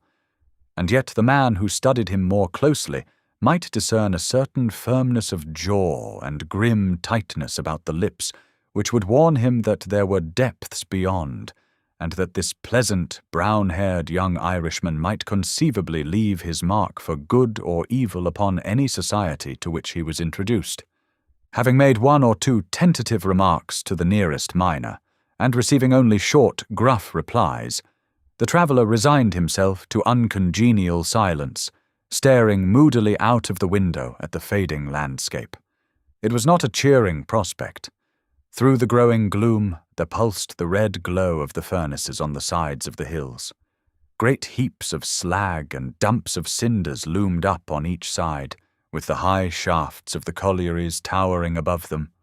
Huddled groups of mean wooden houses, the windows of which were beginning to outline themselves in light, were scattered here and there along the line, and the frequent halting places were crowded with their swarthy inhabitants. The iron and coal valleys of the Vermissa district were no resorts for the leisured or the cultured. Everywhere there were stern signs of the crudest battle of life, the rude work to be done, and the rude, strong workers who did it. The young traveller gazed out into this dismal country with a face of mingled repulsion and interest, which showed that the scene was new to him. At intervals he drew from his pocket a bulky letter to which he referred, and on the margins of which he scribbled some notes. Once from the back of his waist he produced something which one would hardly have expected to find in the possession of so mild-mannered a man. It was a navy revolver of the largest size. As he turned it slantwise to the light, the glint upon the rims of the copper shells within the drum showed that it was fully loaded. He quickly restored it to his secret pocket, but not before it had been observed by a working man who had seated himself upon the adjoining bench. "Hello, mate," said he. "You seem healed and ready." The young man smiled with an air of embarrassment. "Yes," said he. "We need them sometimes in the place I come from." "And where may that be?" "I'm last from Chicago." "A stranger in these parts?" "Yes." "You may find you need it here," said the workman. "Ah, is that so?" The young man seemed interested. "Have you heard nothing of doings hereabouts?" "Nothing out of the way." "Why, I thought the country was full of it. You'll hear quick enough. What made you come here?" "I heard there was always work for a willing man." "Are you a member of the union?" "Sure." "Then you'll get your job, I guess. Have you any friends?" "Not yet, but I have the means of making them." "How's that, then?" "I am one of the eminent order of freemen. There's no town without a lodge, and where there is a lodge I'll find my friends." The remark had a singular effect upon his companion. He glanced round suspiciously at the others in the car. The miners were still whispering among themselves. The two police officers were dozing. He came across, seated himself close to the young traveller, and held out his hand. "Put it there," he said. A hand grip passed between the two. "I see you speak the truth," said the workman. "But it's well to make certain." He raised his right hand to his right eyebrow. The traveller at once raised his left hand to his left eyebrow. "Dark nights are unpleasant," said the workman. "Yes, for strangers to travel," the other answered. "That's good enough. I'm Brother Scanlon, Lodge 341, Vermissa Valley. Glad to see you in these parts." "Thank you. I'm Brother John McMurdo, Lodge 29, Chicago, Bodymaster J.H. Scott, but I am in luck to meet a brother so early." "Well, there are plenty of us about. You won't find the order more flourishing anywhere in the States than right here in Vermissa Valley. But we could do with some lads like you. I can't understand a spry man of the Union finding no work to do in Chicago." "I found plenty of work to do," said McMurdo. "Then why did you leave?" McMurdo nodded towards the policeman and smiled. "I guess those chaps would be glad to know," he said. Scanlon groaned sympathetically. "In trouble?" he asked in a whisper. "Deep. A penitentiary job. And the rest. Not a killing." "It's early days to talk of such things," said McMurdo with the air of a man who had been surprised into saying more than he intended. "I've my own good reasons for leaving Chicago, and let that be enough for you. Who are you that you should take it on yourself to ask such things?" His grey eyes gleamed with sudden and dangerous anger from behind his glasses. "All right, mate, no offence meant. The boys will think none the worse of you, whatever you may have done. Where are you bound for now?" "Vermissa." "That's the third halt down the line. Where are you staying?" McMurdo took out an envelope and held it close to the murky oil lamp. "Here is the address. Jacob Shafter, Sheridan Street. It's a boarding house that was recommended by a man I knew in Chicago." "Well, I don't know it, but Vermissa is out of my beat. I live at Hobson's Patch, and that's here where we are drawing up. But say, there's one bit of advice I'll give you before we part. If you're in trouble in Vermissa, go straight to the Union House and see Boss McGinty. He is the Bodymaster of Vermissa Lodge, and nothing can happen in these parts unless Blackjack McGinty wants it. So long, mate. Maybe we'll meet in Lodge one of these evenings, but mind my words, if you are in trouble, go to Boss McGinty. Scanlan descended, and McMurdo was left once again to his thoughts. Night had now fallen, and the flames of the frequent furnaces were roaring and leaping in the darkness. Against their lurid background, dark figures were bending and straining, twisting and turning, with the motion of winch or of windlass, to the rhythm of an eternal clank and roar. "I guess hell must look something like that," said a voice. McMurdo turned and saw that one of the policemen had shifted in his seat and was staring out into the fiery waste. "For that matter," said the other policeman, "I allow that hell must be something like that. If there are worse devils down yonder than some we could name, it's more than I'd expect. I guess you are new to this part, young man." "Well, what if I am?" McMurdo answered in a surly voice. "Just this, mister, that I should advise you to be careful in choosing your friends. I don't think I'd begin with Mike Scanlan or his gang if I were you." "What the hell is it to you who are my friends?" roared McMurdo, in a voice which brought every head in the carriage round to witness the altercation. "Did I ask you for your advice? Or did you think me such a sucker that I couldn't move without it? You speak when you are spoken to, and by the Lord you'd have to wait a long time if it was me." He thrust out his face and grinned at the patrolman like a snarling dog. The two policemen, heavy, good-natured men, were taken aback by the extraordinary vehemence with which their friendly advances had been rejected. "No offence, stranger," said one. "It was a warning for your own good, seeing that you are, by your own showing, new to the place." "I'm new to the place, but I'm not new to you and your kind," cried McMurdo in cold fury.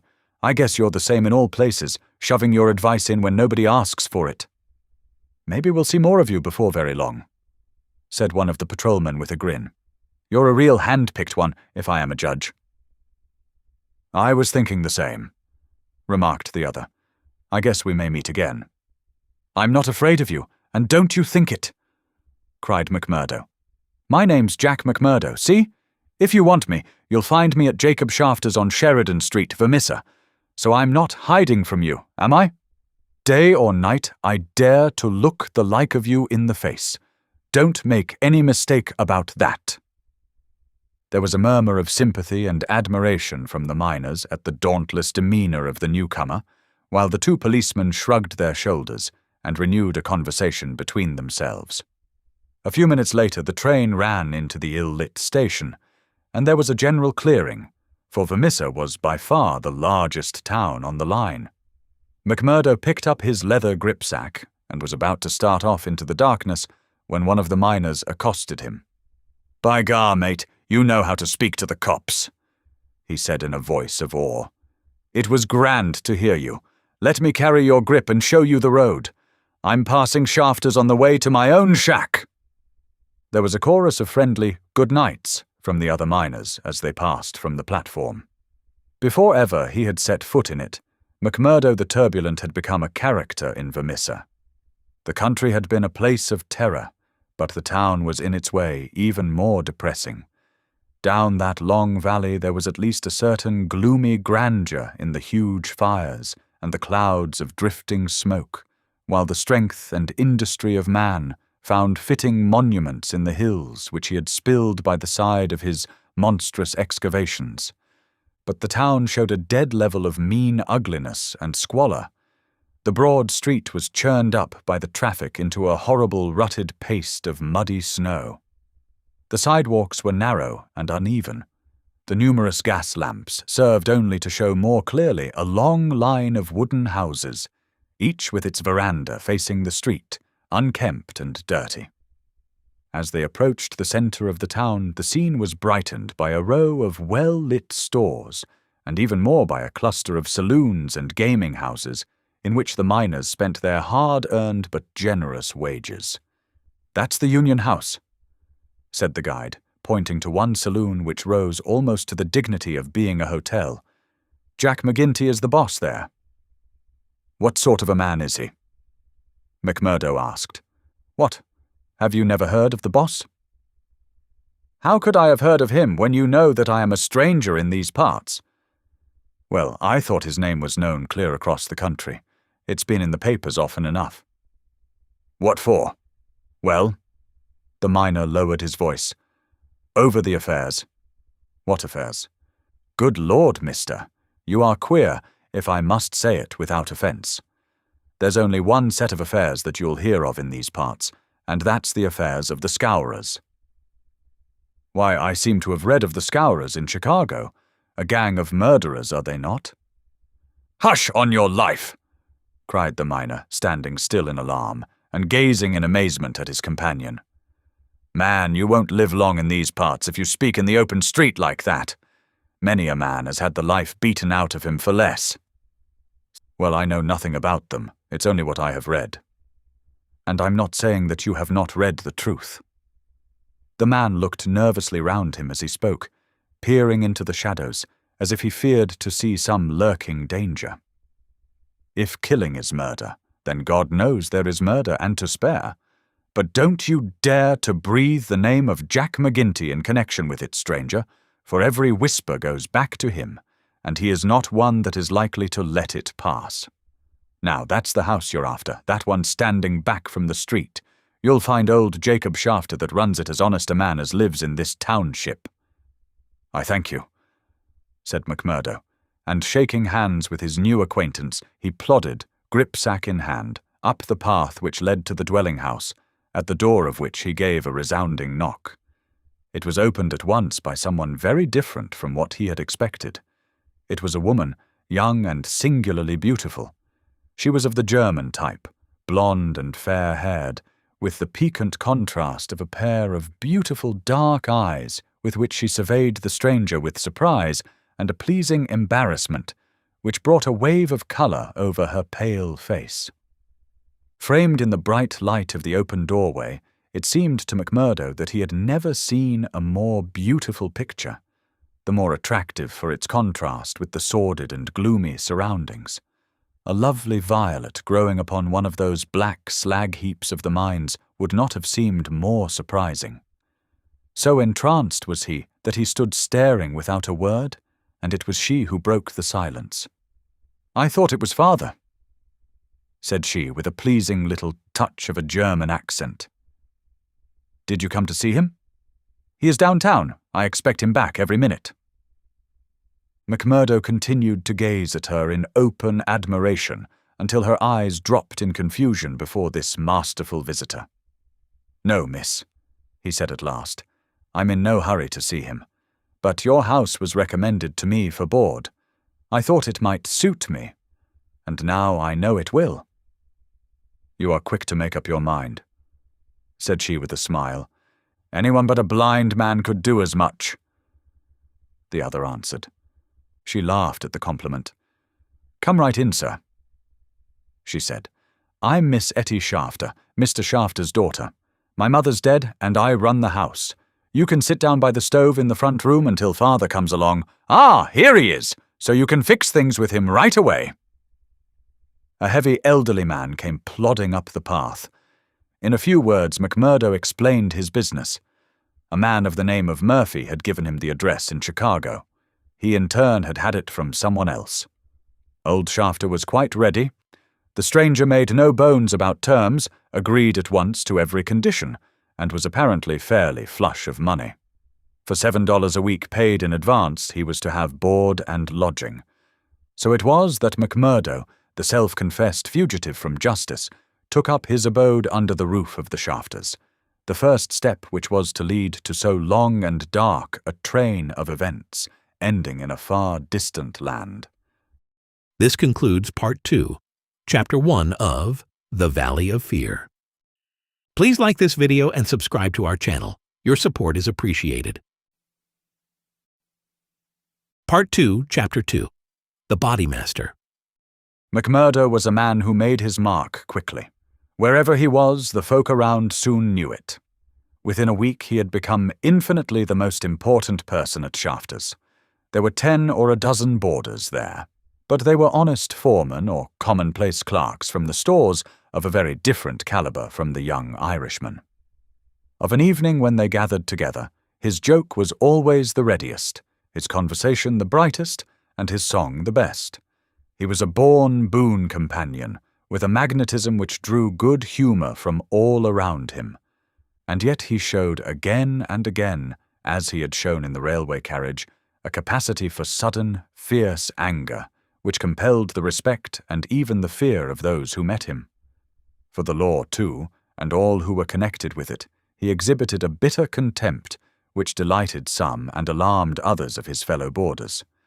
From the first he made it evident, by his open admiration, that the daughter of the house had won his heart from the instant that he had set eyes upon her beauty and her grace. He was no backward suitor. On the second day he told her that he loved her, and from then onward he repeated the same story with an absolute disregard of what she might say to discourage him. "Someone else?" he would cry. "Well, the worse luck for someone else. Let him look out for himself. Am I to lose my life's chance and all my heart's desire for someone else? You can keep on saying no, Etty. The day will come when you will say yes, and I'm young enough to wait." He was a dangerous suitor, with his glib Irish tongue and his pretty, coaxing ways. There was about him also that glamour of experience and of mystery which attracts a woman's interest, and finally her love. He could talk of the sweet valleys of County Monaghan from which he came, of the lovely distant island, the low hills and green meadows of which seemed the more beautiful when imagination viewed them from this place of grime and snow. Then he was versed in the life of the cities of the North, of Detroit, and the lumber camps of Michigan, and finally of Chicago, where he had worked in a planing mill. And afterwards came the hint of romance, the feeling that strange things had happened to him in that great city, so strange and so intimate that they might not be spoken of. He spoke wistfully of a sudden leaving, a breaking of old ties, a flight into a strange world, ending in this dreary valley. And Etty listened, her dark eyes gleaming with pity and with sympathy. Those two qualities which may turn so rapidly and so naturally to love. McMurdo had obtained a temporary job as bookkeeper, for he was a well-educated man. This kept him out most of the day, and he had not found occasion yet to report himself to the head of the lodge of the Eminent Order of Freemen. He was reminded of his omission, however, by a visit one evening from Mike Scanlon, the fellow member whom he had met in the train. Scanlon, the small, sharp-faced, nervous, black-eyed man, seemed glad to see him once more. After a glass or two of whiskey, he broached the object of his visit. "Say, McMurdo," said he, "I remembered your address, so I made bold to call.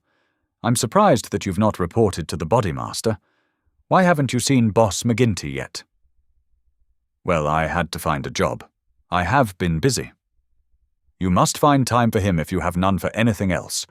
Good Lord, man, you're a fool not to have been down to the Union House and registered your name the first morning after you came here. If you run against him, well, you mustn't, that's all." McMurdo showed mild surprise. "I've been a member of the lodge for over 2 years, Scanlon, but I never heard that duties were so pressing as all that." "Maybe not in Chicago." "Well, it's the same society here." "Is it?" Scanlon looked at him long and fixedly. There was something sinister in his eyes. "Isn't it? You'll tell me that in a month's time. I hear you had a talk with the patrolman after I left the train." "How did you know that?" "Oh, it got about. Things do get about for good and for bad in this district." "Well, yes, I told the hounds what I thought of them." "By the Lord, you'll be a man after McGinty's heart." "What, does he hate the police too?" Scanlon burst out laughing. "You go and see him, my lad," said he as he took his leave. "It's not the police but you that he'll hate if you don't. Now take a friend's advice and go at once." It chanced that on the same evening McMurdo had another more pressing interview which urged him in the same direction. It may have been that his attentions to Etty had been more evident than before, or that they had gradually obtruded themselves into the slow mind of his good German host. But whatever the cause, the boarding-house keeper beckoned the young man into his private room and started on the subject without any circumlocution. "It seems to me, mister," said he, "that you are getting set on my Etty. Ain't that so, or am I wrong?" "Yes, that is so," the young man answered. "Well, I want to tell you right now that it ain't no manner of use. There's someone slipped in afore you." "She told me so." "Well, you can lay that she told you truth, but did she tell you who it was?" "No, I asked her, but she wouldn't tell." "I dare say not, the little baggage. Perhaps she did not wish to frighten you away." "Frighten!" McMurdo was on fire in a moment. "Ah, yes, my friend. You need not be ashamed to be frightened of him. It is Teddy Baldwin." "And who the devil is he?" "He is a boss of Scowrers." "Scowrers? I've heard of them before. It's Scowrers here, and Scowrers there, and always in a whisper. What are you all afraid of? Who are the Scowrers?" The boarding-house keeper instinctively sank his voice, as everyone did who talked about that terrible society. "The Scowrers," said he, "are the eminent order of freemen." The young man stared. "Why, I am a member of that order myself." "You! I would never have had you in my house if I had known it, not if you were to pay me $100 a week." "What's wrong with the order? It's for charity and good fellowship. The rules say so." "Maybe in some places, not here." "What is it here?" "It's a murder society, that's vat it is." McMurdo laughed incredulously. "How can you prove that?" He asked. "Prove it. Are there not 50 murders to prove it? That about Millman and Van Shorst, and the Nicholson family, and old Mr. Hyam, and little Billy James, and the others. Prove it. Is there a man or a woman in this valley that does not know it?" "See here," said McMurdo earnestly. "I want you to take back what you've said, or else make it good. One or the other you must do before I quit this room. Put yourself in my place. Here am I, a stranger in the town. I belong to a society that I know only as an innocent one. You'll find it through the length and breadth of the states, but always as an innocent one. Now, when I am counting upon joining it here, you tell me that it is the same as a murder society called the Scowrers. I guess you owe me either an apology or else an explanation, Mr. Shafter." "I can but tell you that the whole world knows, mister. The bosses of the one are the bosses of the other. If you offend the one, it is the other that will strike you. We have proved it too often." "That's just gossip. I want proof," said McMurdo. "If you live here long, you will get your proof. But I forget that you are yourself one of them. You will soon be as bad as the rest. But you will find other lodgings, mister. I cannot have you here. Is it not bad enough that one of these people come courting my Etty, and that I dare not turn him down, but that I should have another for my boarder? Yes, indeed, you shall not sleep here after tonight." McMurdo found himself under sentence of banishment, both from his comfortable quarters and from the girl whom he loved. He found her alone in the sitting-room that same evening, and he poured his troubles into her ear. "Sure, your father is after giving me notice," he said. "It's little I would care if it was just my room, but indeed, Etty, though it's only a week that I've known you, you are the very breath of life to me, and I can't live without you." "Oh, hush, Mr. McMurdo, don't speak so," said the girl. "I have told you, have I not, that you are too late? There is another, and if I have not promised to marry him at once, at least I can promise no one else. Suppose I had been first, Etty, would I have had a chance?" The girl sank her face into her hands. "I wish to heaven that you had been first," she sobbed. McMurdo was down on his knees before her in an instant. "For God's sake, Etty, let it stand at that," he cried. "Will you ruin your life and my own for the sake of this promise? Follow your heart, Acushla. 'Tis a safer guide than any promise before you knew what it was that you were saying." He had seized Etty's white hand between his own strong brown ones. "Say that you will be mine, and we will face it out together. Not here?" "Yes, here." "No, no, Jack!" His arms were round her now. "It could not be here. Could you take me away?" A struggle passed for a moment over McMurdo's face, but it ended by setting like granite. "No, here," he said. "I'll hold you against the world, Etty, right here where we are. Why should we not leave together?" "No, Etty, I can't leave here." "But why?" "I'd never hold my head up again if I felt that I had been driven out. Besides, what is there to be afraid of? Are we not free folks in a free country? If you love me, and I you, who will dare to come between?" "You don't know, Jack. You've been here too short a time. You don't know this Baldwin. You don't know McGinty and his Scowrers." "No, I don't know them, and I don't fear them, and I don't believe in them," said McMurdo. "I've lived among rough men, my darling, and instead of fearing them, it has always ended that they have feared me. Always, Etty. It's mad on the face of it. If these men, as your father says, have done crime after crime in the valley, and if everyone knows them by name, how comes it that none are brought to justice? You answer me that, Etty." "Because no witness dares to appear against them. He would not live a month if he did. Also because they have always their own men to swear that the accused one was far from the scene of the crime. But surely, Jack, you must have read all this. I had understood that every paper in the United States was writing about it." "Well, I have read something, it is true, but I had thought it was a story. Maybe these men have some reason in what they do. Maybe they are wronged and have no other way to help themselves." "Oh, Jack, don't let me hear you speak so. That is how he speaks, the other one." "Baldwin, he speaks like that, does he? And that is why I loathe him so. Oh, Jack, now I can tell you the truth. I loathe him with all my heart, but I fear him also. I fear him for myself, but above all I fear him for Father.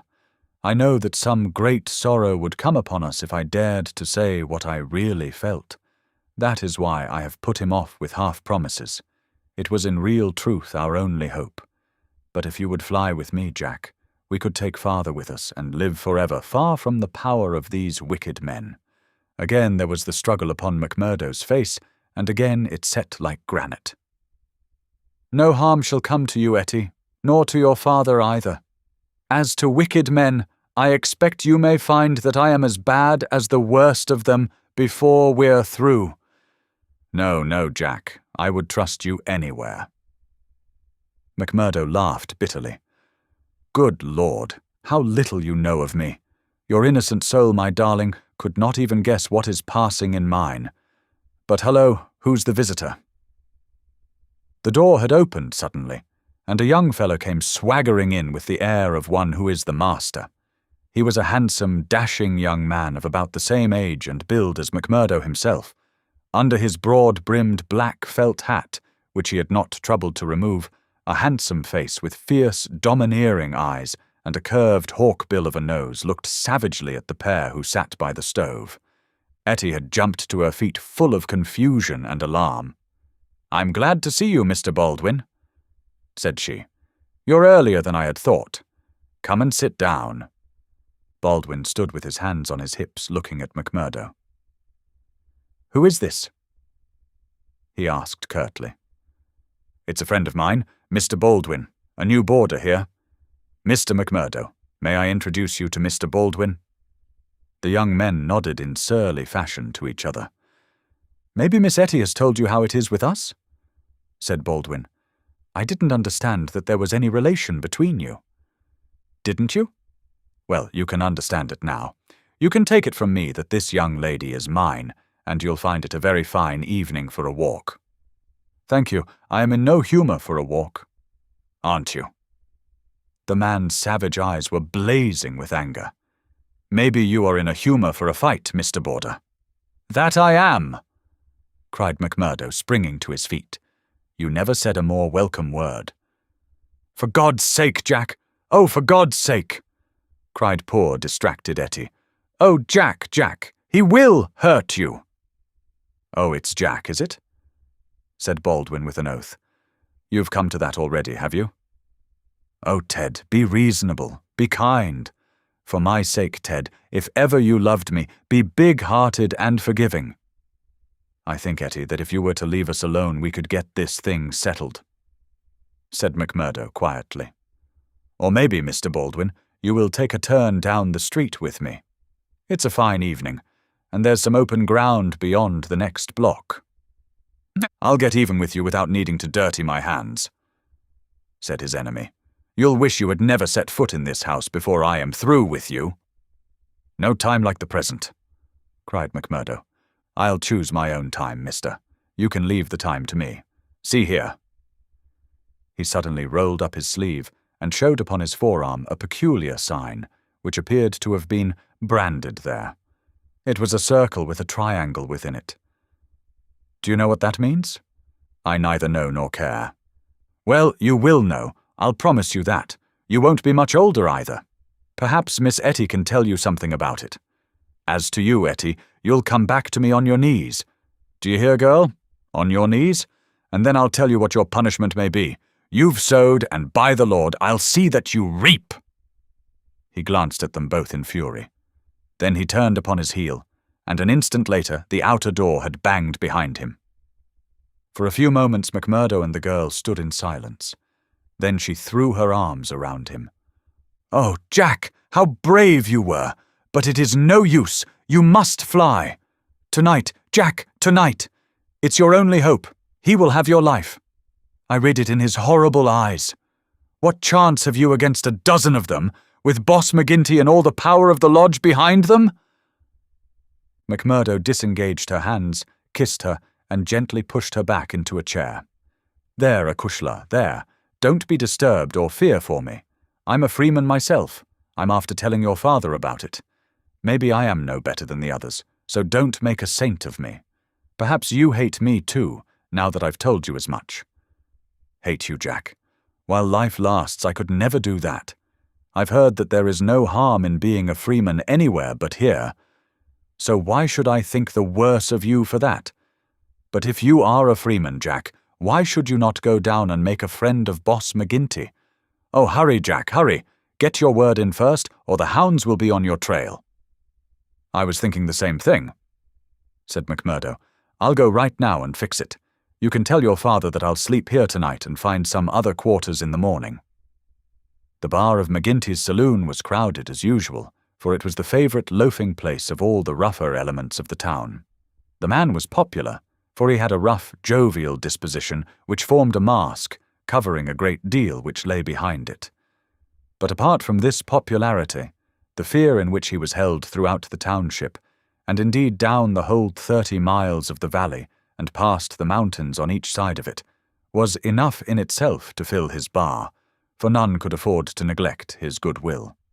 Besides those secret powers which it was universally believed that he exercised in so pitiless a fashion, he was a high public official, a municipal councillor, and a commissioner of roads, elected to the office through the votes of the ruffians, who in turn expected to receive favours at his hands.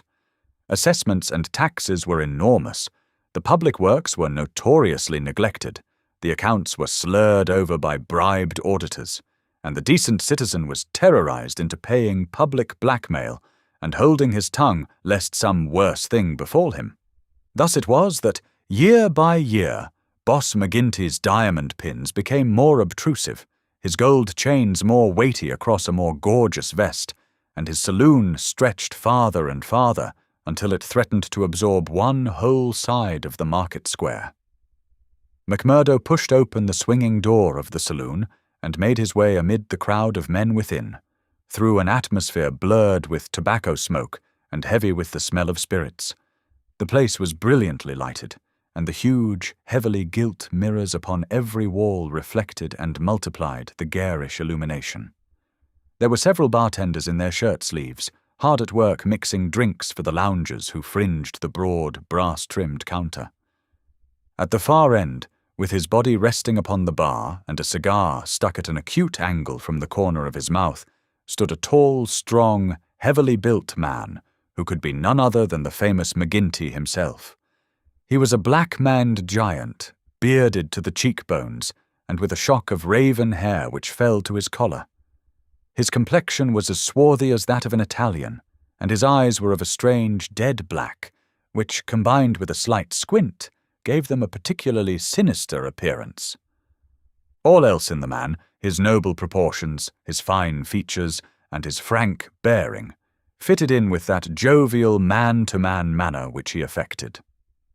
Here, one would say, is a bluff, honest fellow, whose heart would be sound however rude his outspoken words might seem. It was only when those dead, dark eyes, deep and remorseless, were turned upon a man that he shrank within himself, feeling that he was face to face with an infinite possibility of latent evil, with a strength and courage and cunning behind it which made it 1,000 times more deadly. Having had a good look at his man, McMurdo elbowed his way forward with his usual careless audacity, and pushed himself through the little group of courtiers who were fawning upon the powerful boss, laughing uproariously at the smallest of his jokes.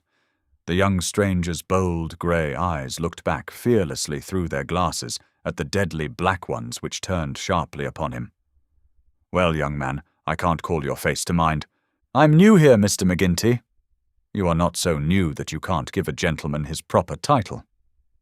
"He's Councillor McGinty, young man," said a voice from the group. "I'm sorry, Councillor.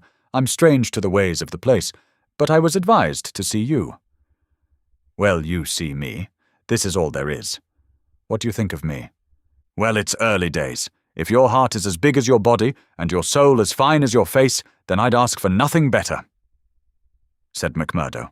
"By gar! You've got an Irish tongue in your head anyhow," cried the saloon-keeper, not quite certain whether to humour this audacious visitor or to stand upon his dignity. "So you are good enough to pass my appearance?" "Sure," said McMurdo. "And you were told to see me?" "I was." "And who told you?" "Brother Scanlon of Lodge 341, Vermissa. I drink your health, Councillor, and to our better acquaintance." He raised a glass with which he had been served to his lips, and elevated his little finger as he drank it. McGinty, who had been watching him narrowly, raised his thick black eyebrows. "Oh, it's like that, is it?" said he. "I'll have to look a bit closer into this, Mr. McMurdo." "A bit closer, Mr. McMurdo, for we don't take folk on trust in these parts, nor believe all we're told neither. Come in here for a moment, behind the bar." There was a small room there, lined with barrels. McGinty carefully closed the door, and then seated himself on one of them, biting thoughtfully on his cigar, and surveying his companion with those disquieting eyes. For a couple of minutes he sat in complete silence. McMurdo bore the inspection cheerfully, one hand in his coat pocket, the other twisting his brown moustache. Suddenly McGinty stooped and produced a wicked-looking revolver. "See here, my joker," said he. "If I thought you were playing any game on us, it would be short work for you."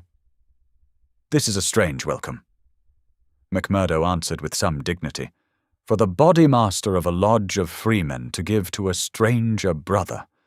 "Aye, but it's just that same that you have to prove," said McGinty. "And God help you if you fail. Where were you made?" "Lodge 29, Chicago." "When?" "June 24th, 1872. "What Bodymaster?" "James H. Scott." "Who is your district ruler?" "Bartholomew Wilson." You seem glib enough in your tests. What are you doing here?" "Working, the same as you, but a poorer job." "You have your back answer quick enough." "Yes, I was always quick of speech." "Are you quick of action?" "I have had that name among those that knew me best." "Well, we may try you sooner than you think. Have you heard anything of the lodge in these parts?" "I've heard that it takes a man to be a brother." "True for you, Mr. McMurdo. Why did you leave Chicago?" "I'm damned if I tell you that." McGinty opened his eyes. He was not used to being answered in such fashion, and it amused him. "Why won't you tell me?" "Because no brother may tell another a lie." "Then the truth is too bad to tell." "You can put it that way if you like. See here, mister, you can't expect me as Bodymaster to pass into the lodge a man for whose past he can't answer." McMurdo looked puzzled. Then he took a worn newspaper cutting from an inner pocket. "You wouldn't squeal on a fellow?" said he. "I'll wipe my hand across your face if you say such words to me," cried McGinty hotly. "You are right, counsellor," said McMurdo meekly. "I should apologize. I spoke without thought. Well, I know that I am safe in your hands. Look at that clipping." McGinty glanced his eyes over the account of the shooting of one Jonas Pinto in the Lake Saloon, Market Street, Chicago, in the New Year week of 1874. "Your work?" he asked, as he handed back the paper. McMurdo nodded. "Why did you shoot him?" "I was helping Uncle Sam to make dollars. Maybe mine were not as good gold as his, but they looked as well and were cheaper to make. This man Pinto helped me to shove the queer." "To do what?" "Well, it means to pass the dollars out into circulation. Then he said he would split. Maybe he did split. I didn't wait to see. I just killed him and lighted out for the coal country." "Why the coal country?" "'Cause I'd read in the papers that they weren't too particular in those parts." McGinty laughed. "You were first a coiner and then a murderer, and you came to these parts because you thought you'd be welcome. That's about the size of it." McMurdo answered. "Well, I guess you'll go far. Say, can you make those dollars yet?" McMurdo took half a dozen from his pocket. "Those never passed the Philadelphia Mint," said he. "You don't say!" McGinty held them to the light in his enormous hand, which was hairy as a gorilla's. "I can see no difference. Gar, you'll be a mighty useful brother, I'm thinking. We can do with a bad man or two among us, friend McMurdo, for there are times when we have to take our own part. We'd soon be against the wall if we didn't shove back at those that were pushing us. Well, I guess I'll do my share of shoving with the rest of the boys." "You seem to have a good nerve. You didn't squirm when I shoved this gun at you." "It was not me that was in danger." "Who then?" "It was you, counsellor." McMurdo drew a cocked pistol from the side pocket of his pea-jacket. "I was covering you all the time. I guess my shot would have been as quick as yours." "By gar!" McGinty flushed an angry red, and then burst into a roar of laughter. "Say, we've had no such holy terror come to hand this many a year. I reckon the lodge will learn to be proud of you. Well, what the hell do you want? And can't I speak alone with a gentleman for 5 minutes, but you must butt in on us?" The bartender stood abashed. "I'm sorry, counsellor, but it's Ted Baldwin. He says he must see you this very minute." The message was unnecessary, for the set, cruel face of the man himself was looking over the servant's shoulder. He pushed the bartender out and closed the door on him. "So," said he with a furious glance at McMurdo, "you got here first, did you? I've a word to say to you, counsellor, about this man." "Then say it here and now before my face," cried McMurdo. "I'll say it at my own time, in my own way." "Tut, tut," said McGinty, getting off his barrel. "This will never do. We have a new brother here, Baldwin, and it's not for us to greet him in such fashion. Hold out your hand, man, and make it up." "Never!" cried Baldwin in a fury. "I've offered to fight him if he thinks I have wronged him," said McMurdo. "I'll fight him with fists, or if that won't satisfy him, I'll fight him any other way he chooses. Now, I'll leave it to you, counsellor, to judge between us as a bodymaster should." "What is it, then?" "A young lady. She's free to choose for herself." "Is she?" cried Baldwin. "As between two brothers of the lodge, I should say that she was," said the boss. "Oh, that's your ruling, is it?" "Yes, it is, Ted Baldwin," said McGinty with a wicked stare. "Is it you that would dispute it?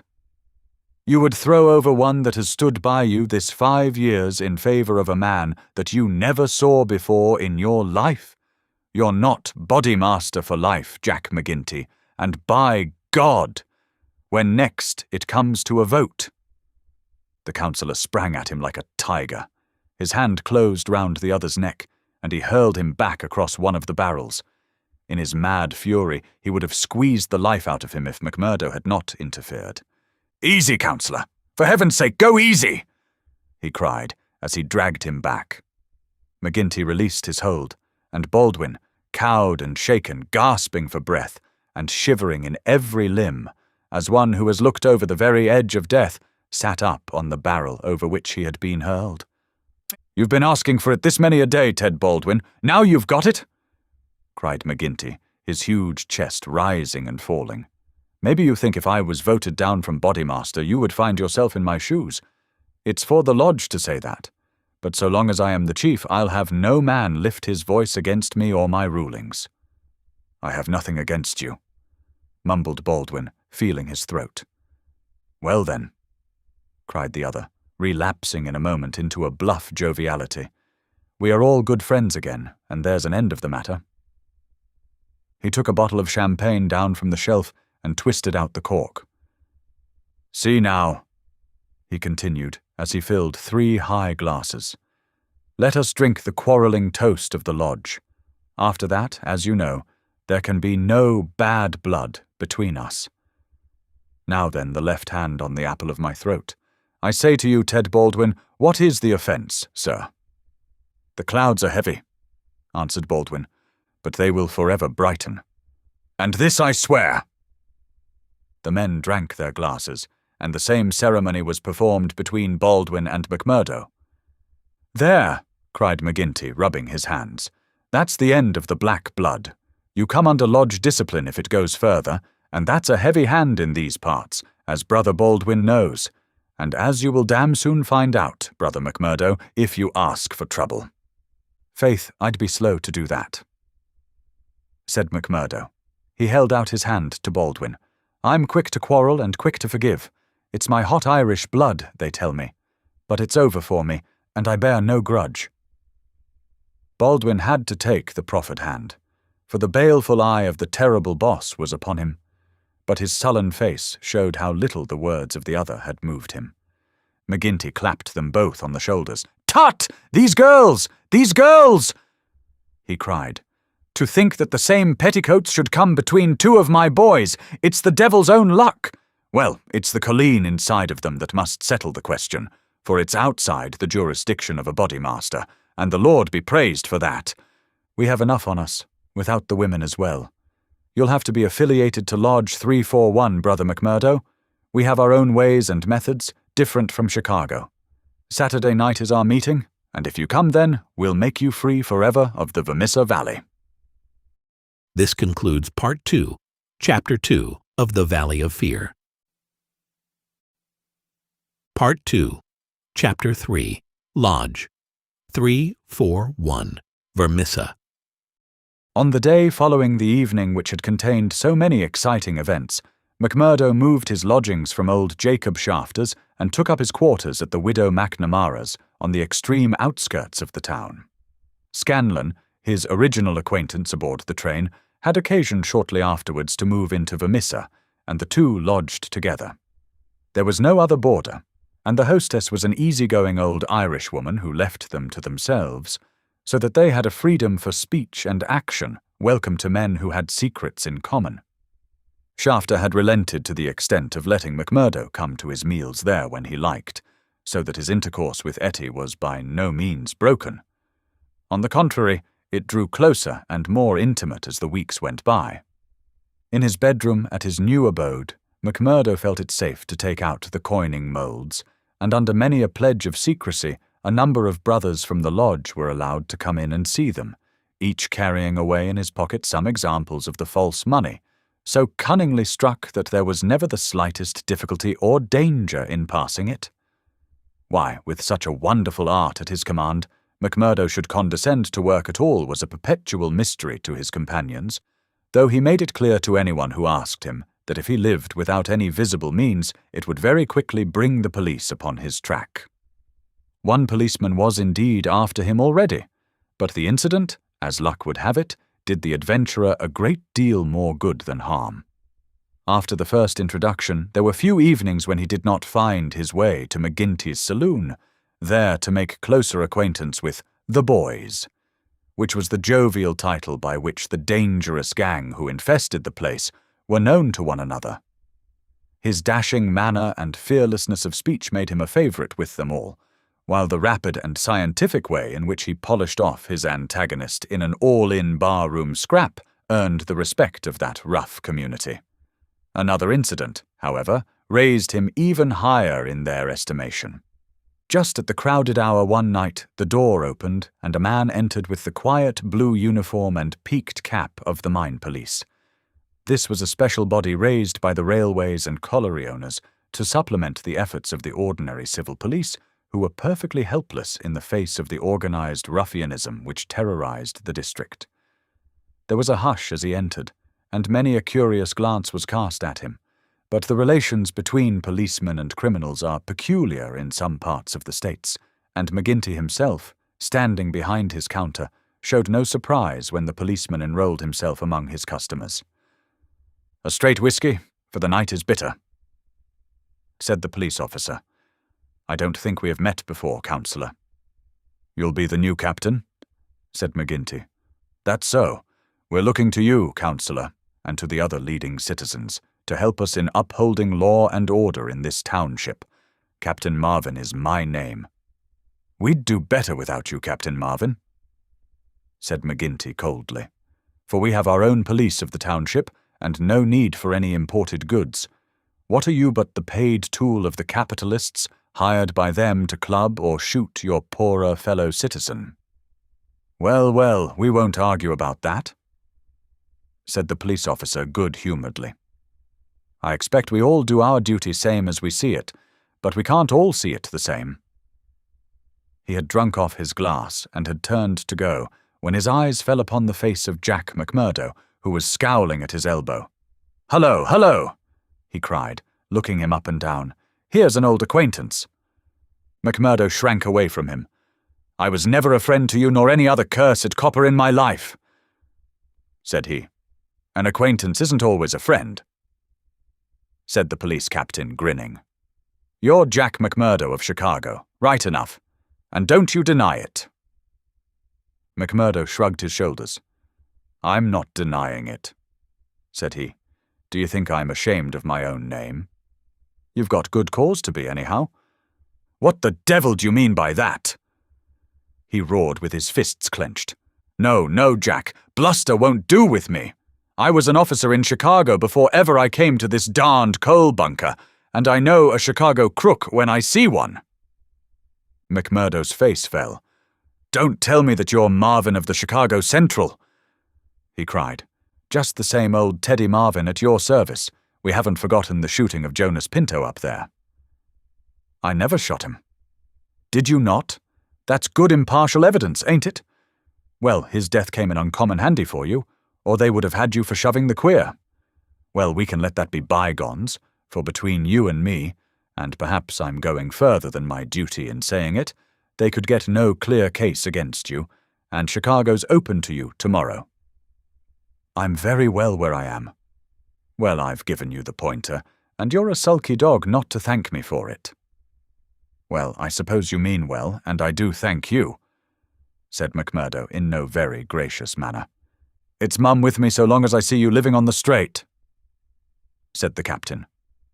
"But by the Lord, if you get off after this, it's another story. So good night to you, and good night, councillor." He left the barroom, but not before he had created a local hero. McMurdo's deeds in far Chicago had been whispered before. He had put off all questions with a smile, as one who did not wish to have greatness thrust upon him. But now the thing was officially confirmed. The bar loafers crowded round him and shook him heartily by the hand. He was free of the community from that time on. He could drink hard and show little trace of it. But that evening, had his mate Scanlon not been at hand to lead him home, the fated hero would surely have spent his night under the bar. On a Saturday night, McMurdo was introduced to the lodge. He had thought to pass in without ceremony as being an initiate of Chicago, but there were particular rites in Vermissa of which they were proud, and these had to be undergone by every postulant. The assembly met in a large room reserved for such purposes at the Union House. Some 60 members assembled at Vermissa, but that by no means represented the full strength of the organization, for there were several other lodges in the valley and others across the mountains on each side, who exchanged members when any serious business was afoot, so that a crime might be done by men who were strangers to the locality. Altogether, there were not less than 500 scattered over the coal district. In the bare assembly room, the men were gathered round a long table. At the side was a second one laden with bottles and glasses, on which some members of the company were already turning their eyes. McGinty sat at the head with a flat black velvet cap upon his shock of tangled black hair and a coloured purple stole round his neck, so that he seemed to be a priest presiding over some diabolical ritual. To right and left of him were the higher lodge officials, the cruel, handsome face of Ted Baldwin among them.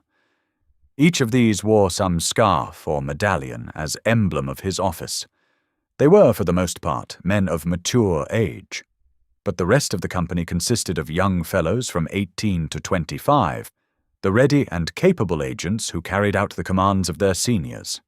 Among the older men were many whose features showed the tigerish, lawless souls within, but looking at the rank and file, it was difficult to believe that these eager and open-faced young fellows were in very truth a dangerous gang of murderers whose minds had suffered such complete moral perversion that they took a horrible pride in their proficiency at the business and looked with deepest respect at the man who had the reputation of making what they called a clean job. To their contorted natures it had become a spirited and chivalrous thing to volunteer for service against some man who had never injured them, and whom in many cases they had never seen in their lives. The crime committed, they quarrelled as to who had actually struck the fatal blow, and amused one another and the company by describing the cries and contortions of the murdered man. At first they had shown some secrecy in their arrangements, but at the time which this narrative describes their proceedings were extraordinarily open, for the repeated failure of the law had proved to them that on the one hand no one would dare to witness against them, and on the other they had an unlimited number of staunch witnesses upon whom they could call, and a well-filled treasure chest from which they could draw the funds to engage the best legal talent in the state. In 10 long years of outrage, there had been no single conviction, and the only danger that ever threatened the Scowrers lay in the victim himself, who, however outnumbered and taken by surprise, might and occasionally did leave his mark upon his assailants. McMurdo had been warned that some ordeal lay before him, but no one would tell him in what it consisted. He was led now into an outer room by 2 solemn brothers. Through the plank partition he could hear the murmur of many voices from the assembly within. Once or twice he caught the sound of his own name, and he knew that they were discussing his candidacy.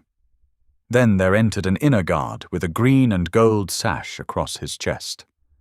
"The Bodymaster orders that he shall be trussed, blinded, and entered," said he. The 3 of them removed his coat, turned up the sleeve of his right arm, and finally passed a rope round above the elbows and made it fast. They next placed a thick black cap right over his head and the upper part of his face, so that he could see nothing. He was then led into the assembly hall. It was pitch dark and very oppressive under his hood. He heard the rustle and murmur of the people round him, and then the voice of McGinty sounded dull and distant through the covering of his ears. "John McMurdo," said the voice, "are you already a member of the ancient order of freemen?" He bowed in assent. "Is your lodge number 29, Chicago?" He bowed again. "Dark nights are unpleasant," said the voice. "Yes, for strangers to travel." He answered. "The clouds are heavy. Yes, a storm is approaching. Are the brethren satisfied?" asked the Bodymaster. There was a general murmur of assent. "We know, brother, by your sign and by your countersign that you are indeed one of us," said McGinty.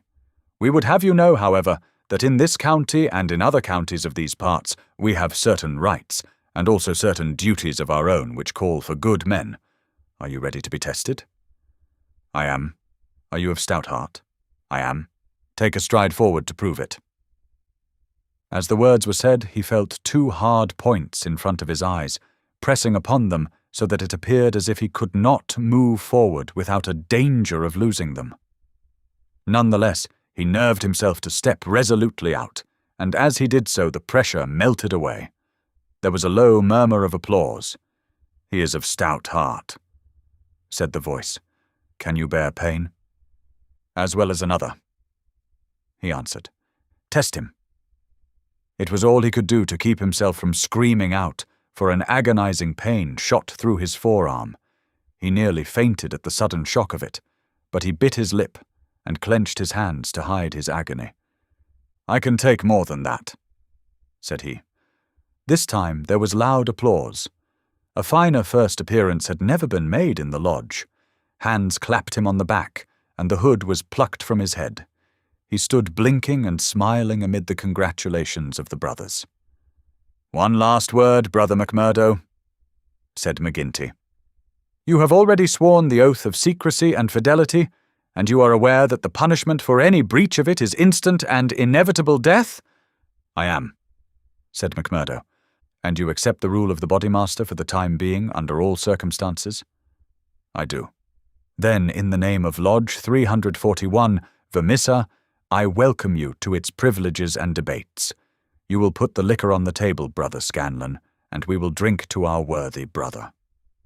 McMurdo's coat had been brought to him, but before putting it on he examined his right arm, which still smarted heavily.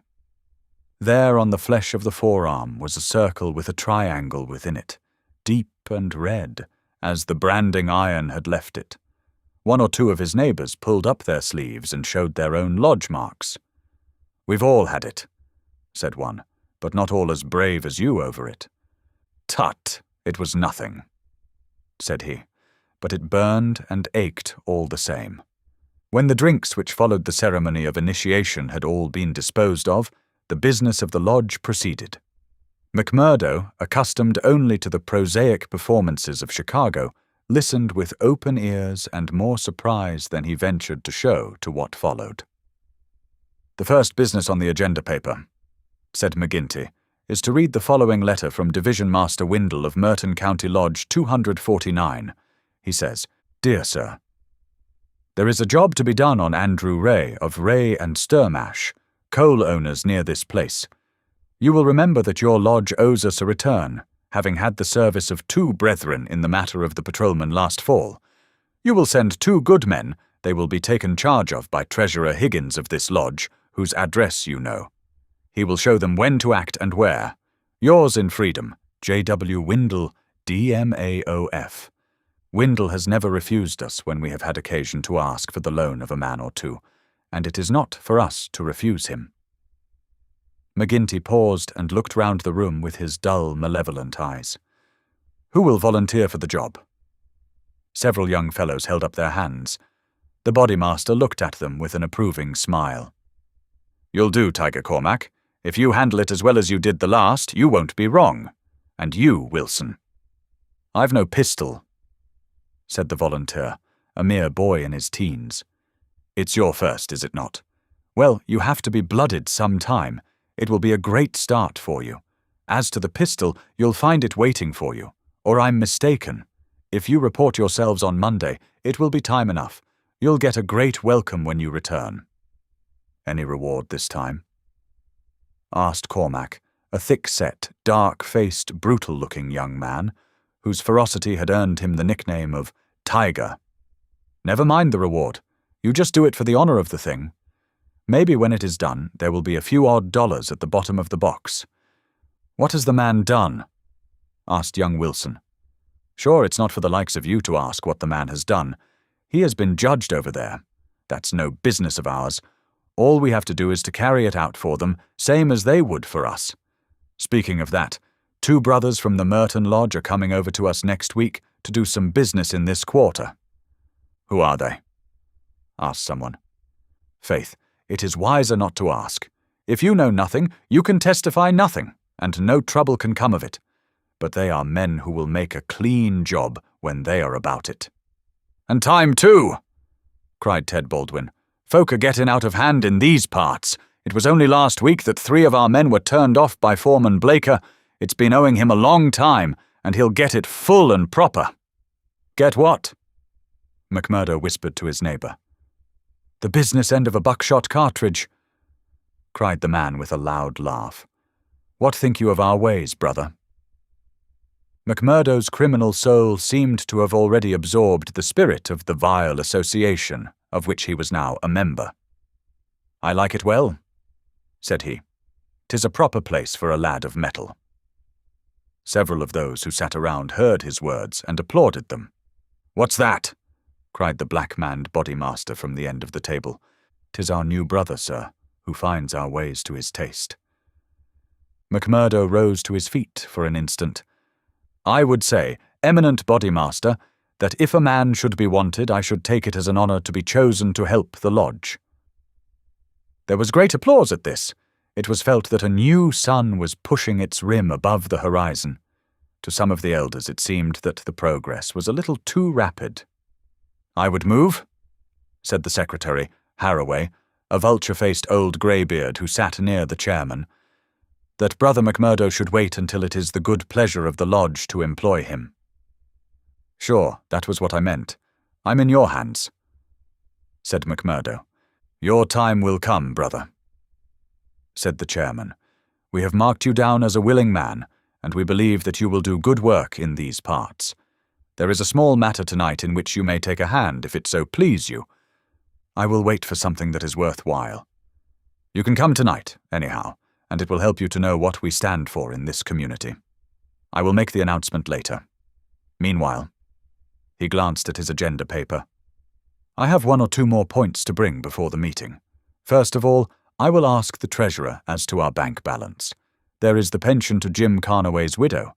He was struck down doing the work of the lodge, and it is for us to see that she is not the loser. Jim was shot last month when they tried to kill Chester Wilcox of Marley Creek." McMurdo's neighbour informed him. "The funds are good at the moment," said the treasurer, with the bank book in front of him. "The firms have been generous of late. Max Linder and Company paid $500 to be left alone. Walker Brothers sent in $100, but I took it on myself to return it and ask for $5. If I do not hear by Wednesday, their winding gear may get out of order.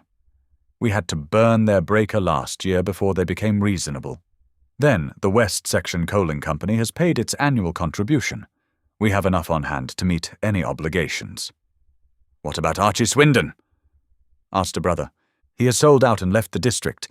The old devil left a note for us to say that he had rather be a free crossing sweeper in New York than a large mine owner under the power of a ring of blackmailers. By gar! It was as well that he made a break for it before the note reached us.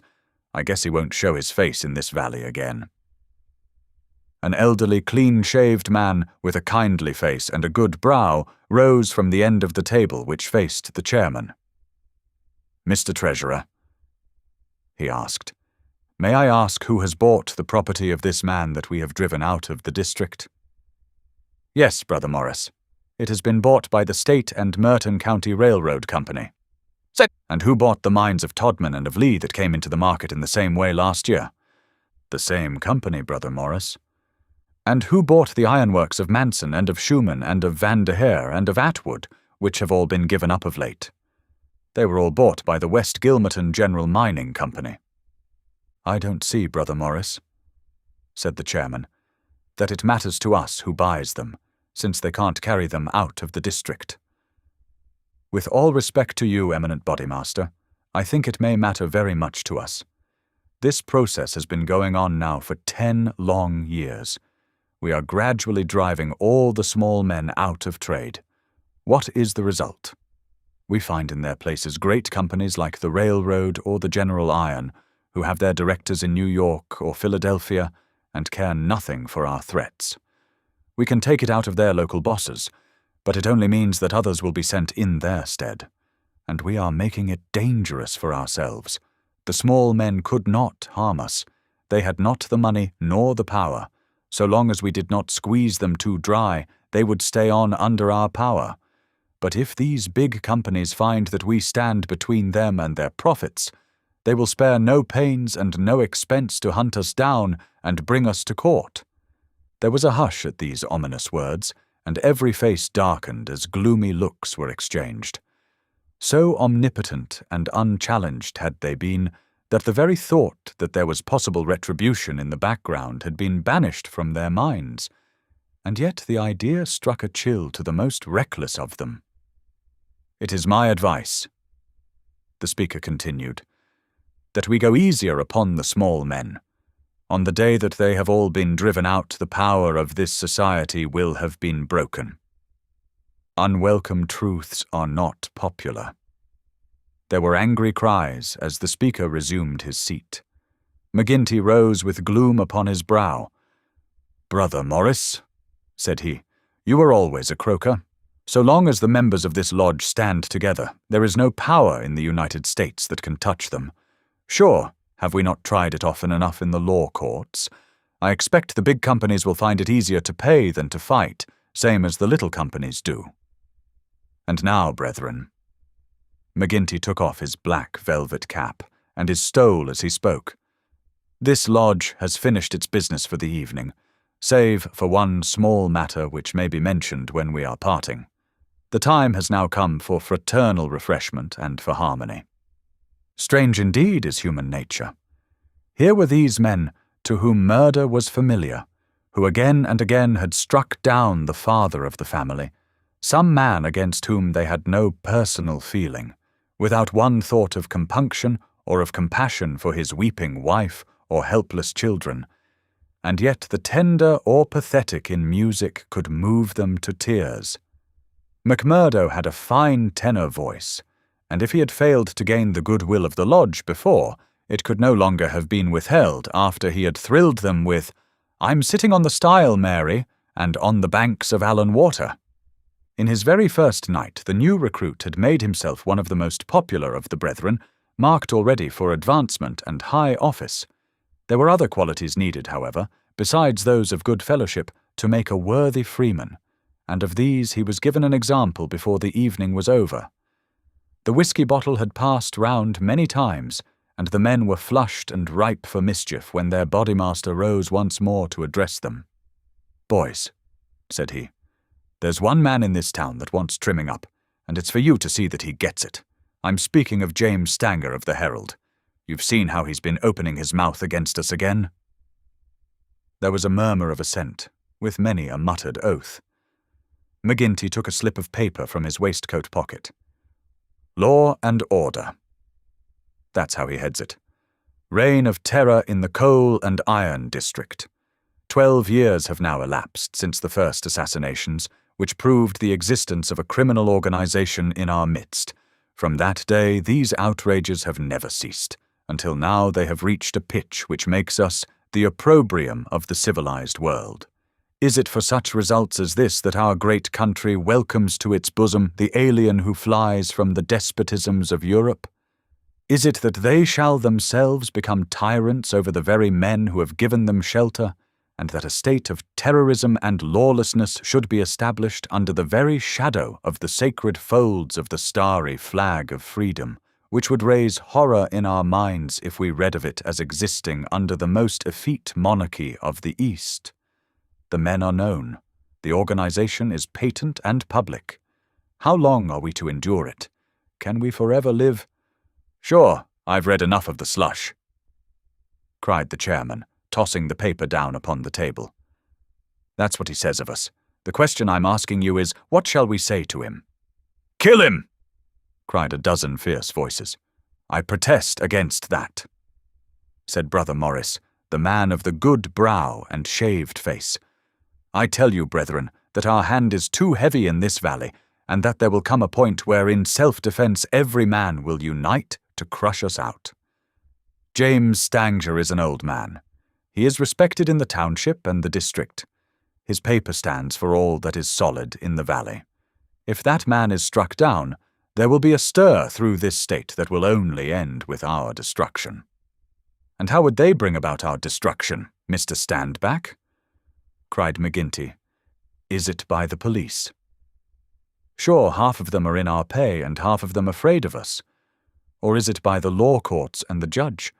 Haven't we tried that before now? And what ever came of it?" "There is a Judge Lynch that might try the case," said Brother Morris. A general shout of anger greeted the suggestion. I have but to raise my finger, cried McGinty, and I could put 200 men into this town that would clear it out from end to end. Then suddenly raising his voice and bending his huge black brows into a terrible frown. See here, Brother Morris, I have my eye on you, and have had for some time. You've no heart yourself, and you try to take the heart out of others.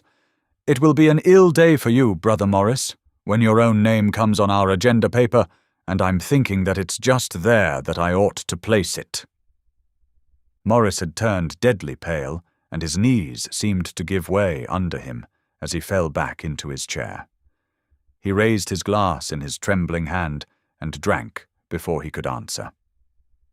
I apologize, eminent Bodymaster, to you and to every brother in this lodge if I have said more than I should. I am a faithful member, you all know that, and it is my fear lest evil come to the lodge which makes me speak in anxious words. But I have greater trust in your judgment than in my own, eminent Bodymaster, and I promise you that I will not offend again. The Bodymaster's scowl relaxed as he listened to the humble words. Very good, Brother Morris. It's myself that would be sorry if it were needful to give you a lesson. But so long as I am in this chair, we shall be a united lodge in word and in deed. And now, boys, he continued, looking round at the company, I'll say this much, that if Stanger got his full deserts, there would be more trouble than we need ask for. These editors hang together, and every journal in the state would be crying out for police and troops. But I guess you can give him a pretty severe warning. Will you fix it, Brother Baldwin? Sure, said the young man eagerly. How many will you take? 6, and 2 to guard the door. You'll come, Gower, and you, Mansell, and you, Scanlon, and the 2 Willoughbys. I promised the new brother he should go, said the chairman. Ted Baldwin looked at McMurdo with eyes which showed that he had not forgotten, nor forgiven. Well, he can come if he wants, he said in a surly voice. That's enough. The sooner we get to work, the better. The company broke up with shouts and yells and snatches of drunken song. The bar was still crowded with revellers, and many of the brethren remained there. The little band who had been told off for duty passed out into the street, proceeding in 2s and 3s along the sidewalk so as not to provoke attention. It was a bitterly cold night, with a half-moon shining brilliantly in a frosty, star-spangled sky. The men stopped and gathered in a yard which faced a high building. The words, Vermissa Herald, were printed in gold lettering between the brightly lit windows. From within came the clanking of the printing press. Here you, said Baldwin to McMurdo. You can stand below at the door and see that the road is kept open for us. Arthur Willoughby can stay with you. You others come with me. Have no fears, boys, for we have a dozen witnesses that we are in the Union Bar at this very moment. It was nearly midnight, and the street was deserted save for 1 or 2 revellers upon their way home. The party crossed the road, and pushing open the door of the newspaper office, Baldwin and his men rushed in and up the stair which faced them. McMurdo and another remained below. From the room above came a shout, a cry for help, and then the sound of trampling feet and of falling chairs. An instant later, a grey-haired man rushed out on the landing. He was seized before he could get farther, and his spectacles came tinkling down to McMurdo's feet. There was a thud and a groan. He was on his face, and 6 sticks were clattering together as they fell upon him. He writhed, and his long, thin limbs quivered under the blows.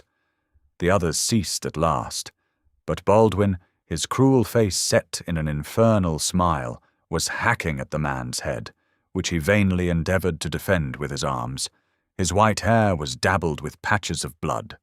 Baldwin was still stooping over his victim, putting in a short, vicious blow whenever he could see a part exposed, when McMurdo dashed up the stair and pushed him back. "You'll kill the man," said he. "Drop it." Baldwin looked at him in amazement. "Curse you," he cried. "Who are you to interfere? You that are new to the lodge? Stand back." He raised his stick, but McMurdo had whipped his pistol out of his pocket. "Stand back yourself. he cried. "I'll blow your face in if you lay a hand on me. As to the lodge, wasn't it the order of the Bodymaster that the man was not to be killed? And what are you doing but killing him?" "It's truth, he says," remarked one of the men.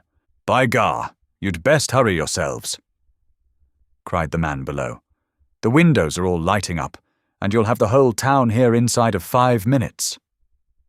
There was indeed the sound of shouting in the street, and a little group of compositors and pressmen was forming in the hall below, and nerving itself to action.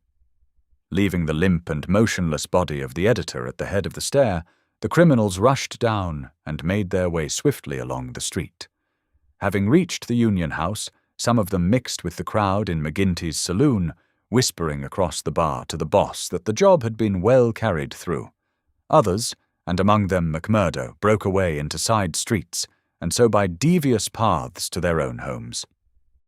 This concludes Part 2, Chapter 3 of The Valley of Fear.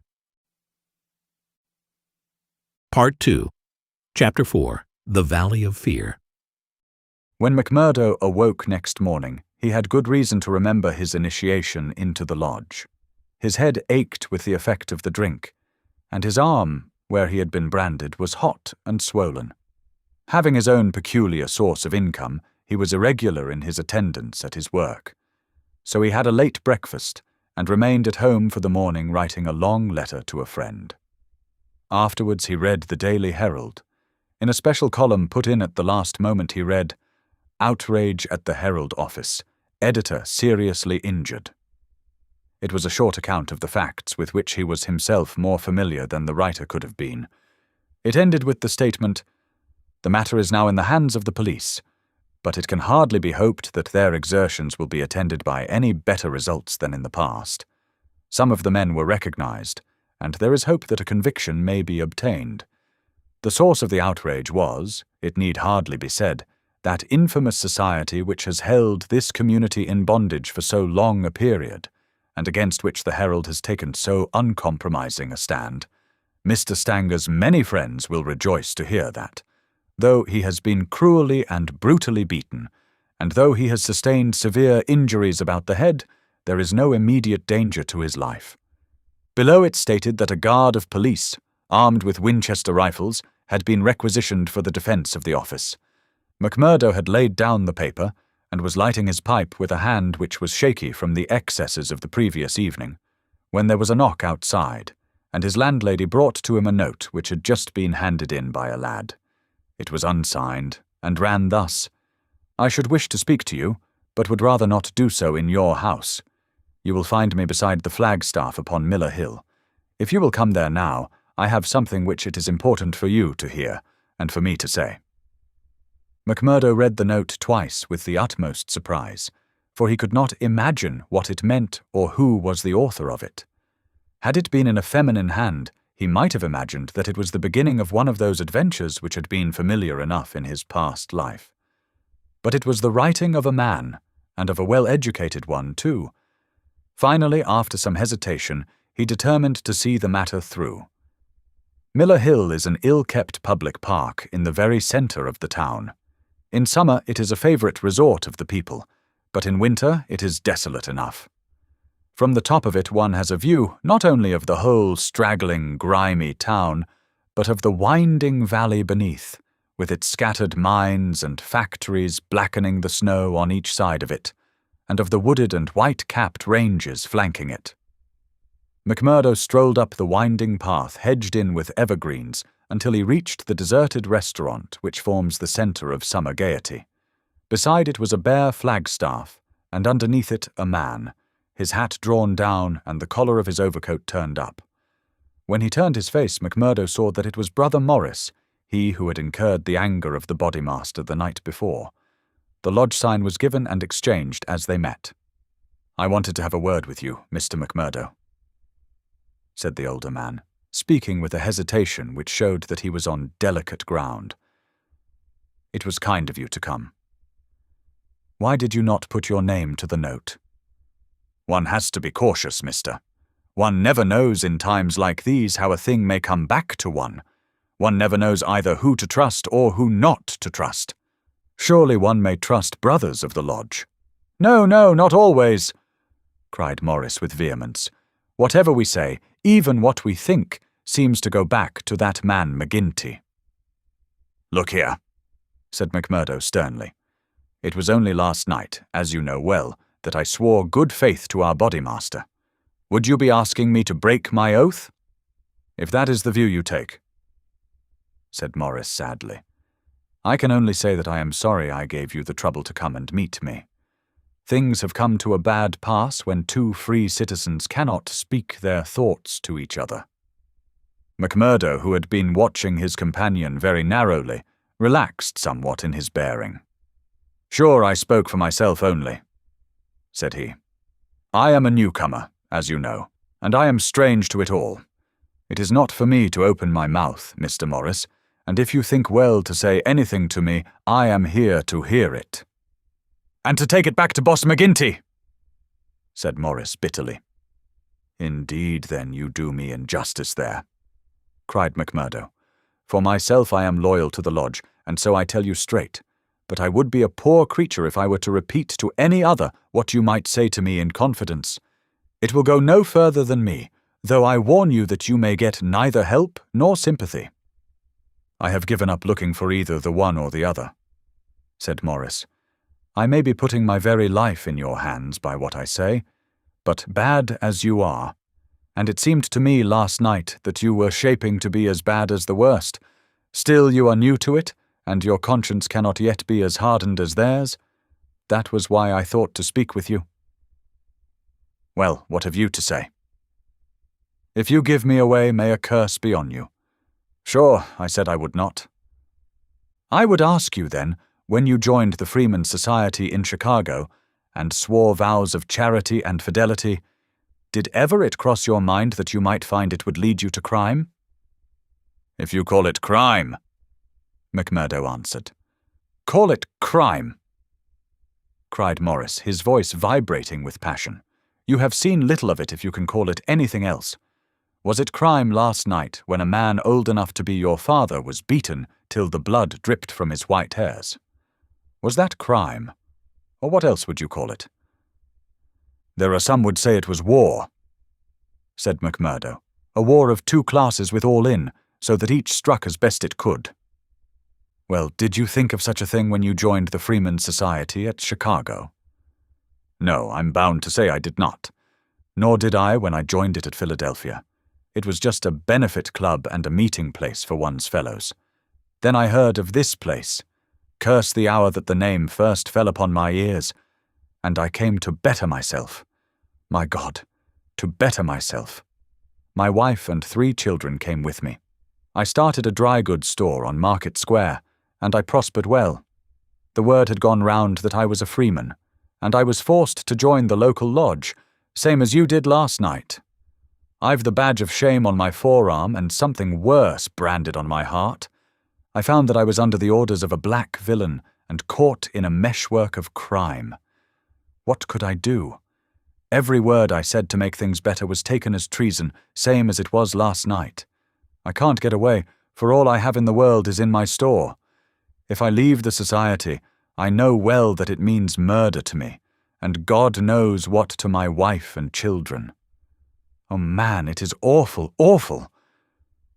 He put his hands to his face, and his body shook with convulsive sobs. McMurdo shrugged his shoulders. You are too soft for the job, said he. You are the wrong sort for such work. I had a conscience and a religion, but they made me a criminal among them. I was chosen for a job. If I backed down, I knew well what would come to me. Maybe I'm a coward. Maybe it's the thought of my poor little woman and the children that makes me one. Anyhow, I went. I guess it will haunt me forever. It was a lonely house, 20 miles from here, over the range yonder. I was told off for the door, same as you were last night. They could not trust me with the job. The others went in. When they came out, their hands were crimson to the wrists. As we turned away, a child was screaming out of the house behind us. It was a boy of 5 who had seen his father murdered. I nearly fainted with the horror of it, and yet I had to keep a bold and smiling face. For well I knew that if I did not, it would be out of my house that they would come next with their bloody hands and it would be my little Fred that would be screaming for his father. But I was a criminal then, part sharer in a murder, lost forever in this world, and lost also in the next. I am a good Catholic, but the priest would have no word with me when he heard I was a Scowrer, and I am excommunicated from my faith. That's how it stands with me. And I see you going down the same road, and I ask you what the end is to be. Are you ready to be a cold-blooded murderer also, or can we do anything to stop it?" "What would you do?" asked McMurdo abruptly. "You would not inform?" "God forbid!" cried Morris. "Sure, the very thought would cost me my life." "That's well," said McMurdo. "I'm thinking that you are a weak man, and that you make too much of the matter." "Too much? Wait till you have lived here longer. Look down the valley. See the cloud of 100 chimneys that overshadows it. I tell you that the cloud of murder hangs thicker and lower than that over the heads of the people. It is the valley of fear, the valley of death. The terror is in the hearts of the people from the dusk to the dawn. Wait, young man, and you will learn for yourself." "Well, I'll let you know what I think when I have seen more," said McMurdo carelessly. "What is very clear is that you are not the man for the place, and that the sooner you sell out, if you only get a dime a dollar for what the business is worth, the better it will be for you. What you have said is safe with me, but by gar, if I thought you were an informer." "No, no!" cried Morris piteously. "Well, let it rest at that. I'll bear what you have said in mind, and maybe some day I'll come back to it. I expect you meant kindly by speaking to me like this. Now I'll be getting home." "One word before you go," said Morris. "We may have been seen together. They may want to know what we have spoken about." "Ah, that's well thought of. I offer you a clerkship in my store, and I refuse it. That's our business. Well, so long, Brother Morris, and may you find things go better with you in the future." That same afternoon, as McMurdo sat smoking, lost in thought beside the stove of his sitting room, the door swung open, and its framework was filled with the huge figure of Boss McGinty. He passed the sign, and then seating himself opposite to the young man, he looked at him steadily for some time, a look which was as steadily returned. "I'm not much of a visitor, Brother McMurdo," he said at last. "I guess I am too busy over the folk that visit me, but I thought I'd stretch a point and drop down to see you in your own house."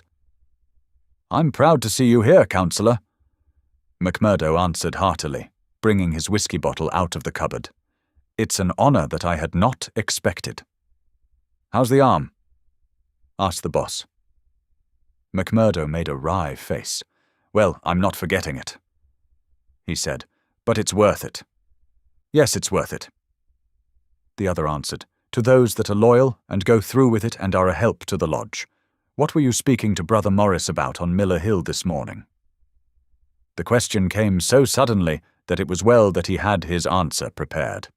He burst into a hearty laugh. "Morris didn't know I could earn a living here at home. He shan't know either, for he has got too much conscience for the likes of me. But he's a good-hearted old chap. It was his idea that I was at a loose end, and that he would do me a good turn by offering me a clerkship in a dry goods store." "Oh, that was it?" "Yes, that was it." "And you refused it?" "Sure. Couldn't I earn 10 times as much in my own bedroom with 4 hours' work?" "That's so. But I wouldn't get about too much with Morris." "Why not?" "Well, I guess because I tell you not.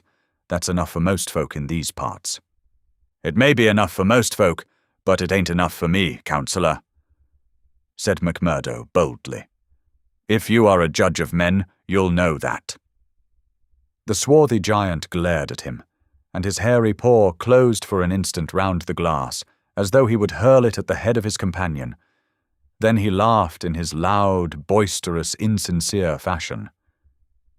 "You're a queer card, for sure," said he. "Well, if you want reasons, I'll give them. Did Morris say nothing to you against the lodge?" "No, nor against me." "No.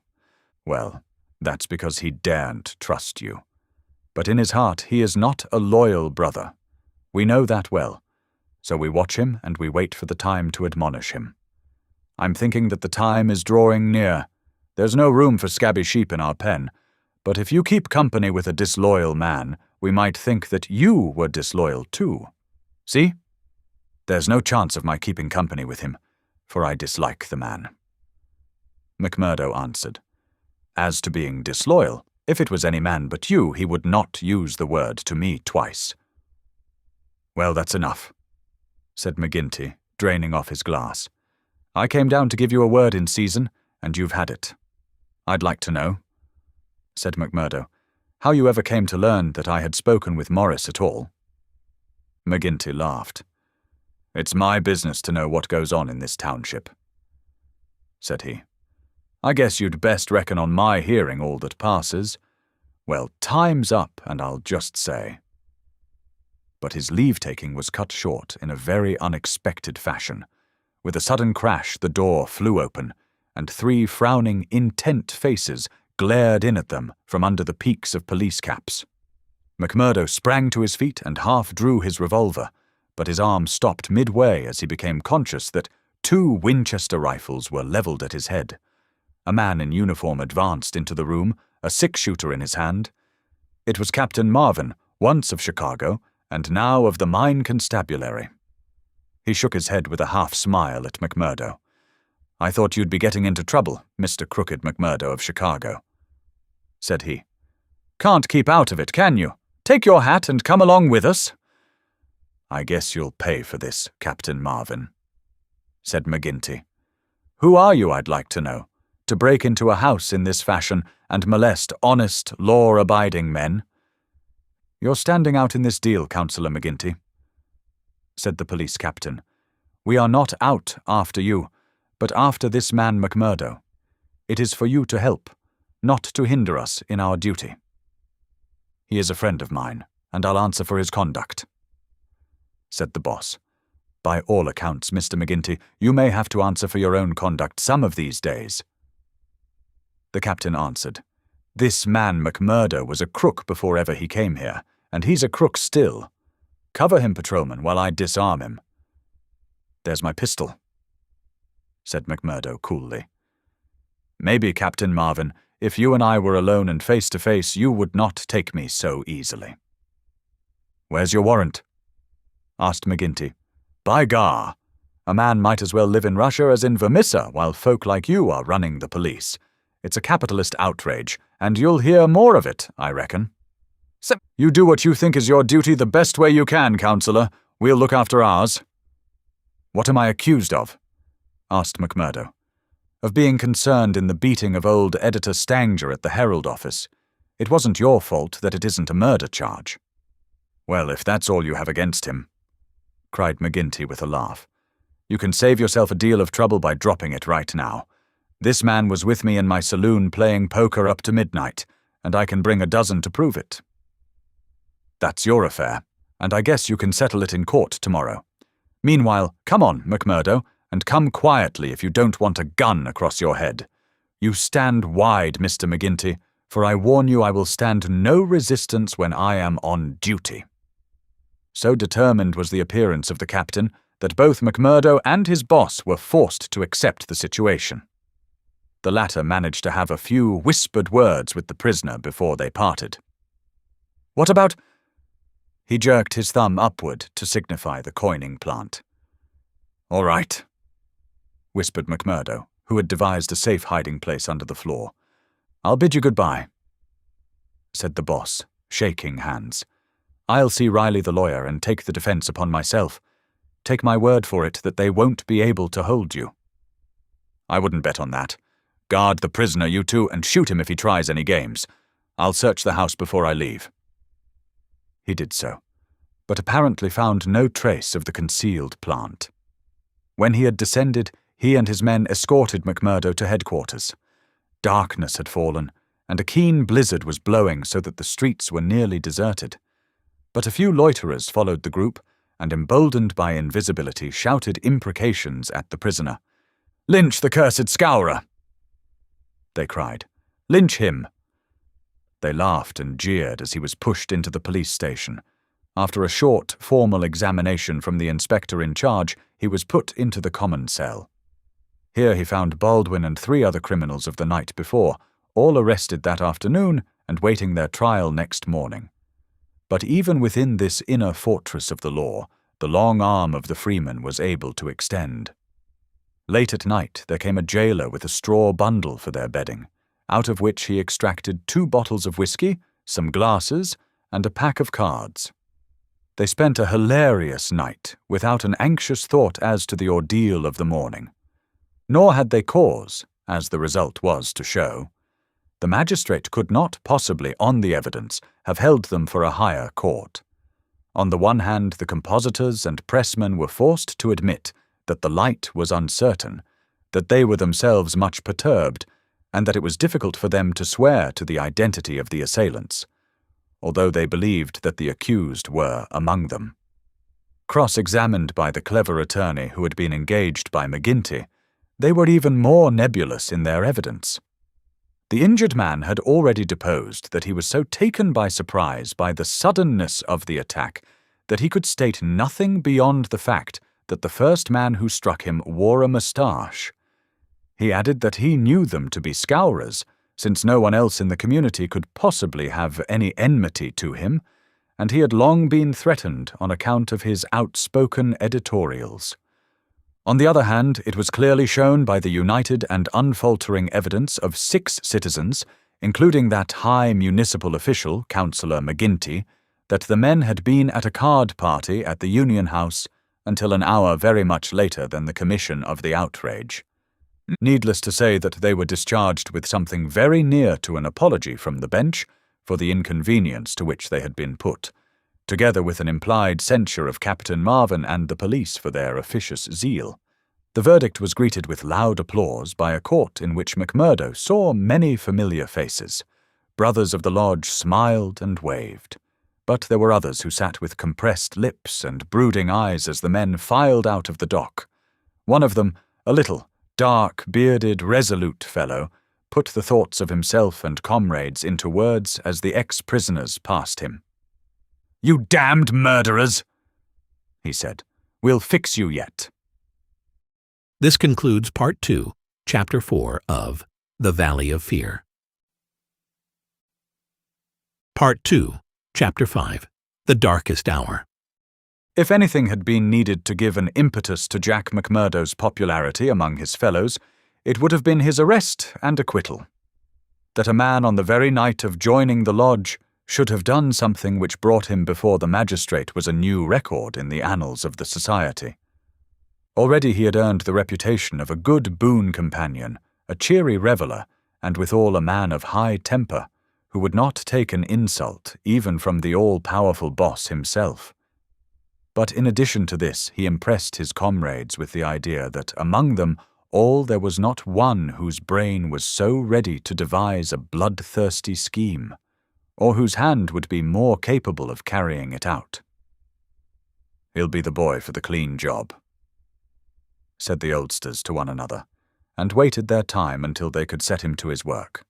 McGinty had instruments enough already, but he recognized that this was a supremely able one.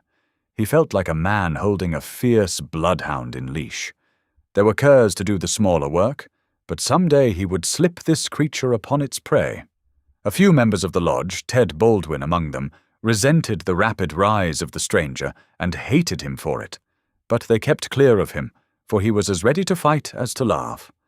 But if he gained favor with his fellows, there was another quarter, one which had become even more vital to him, in which he lost it. Etty Shafter's father would have nothing more to do with him, nor would he allow him to enter the house.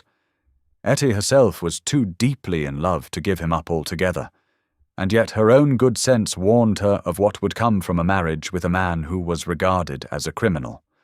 One morning after a sleepless night, she determined to see him, possibly for the last time, and make one strong endeavor to draw him from those evil influences which were sucking him down.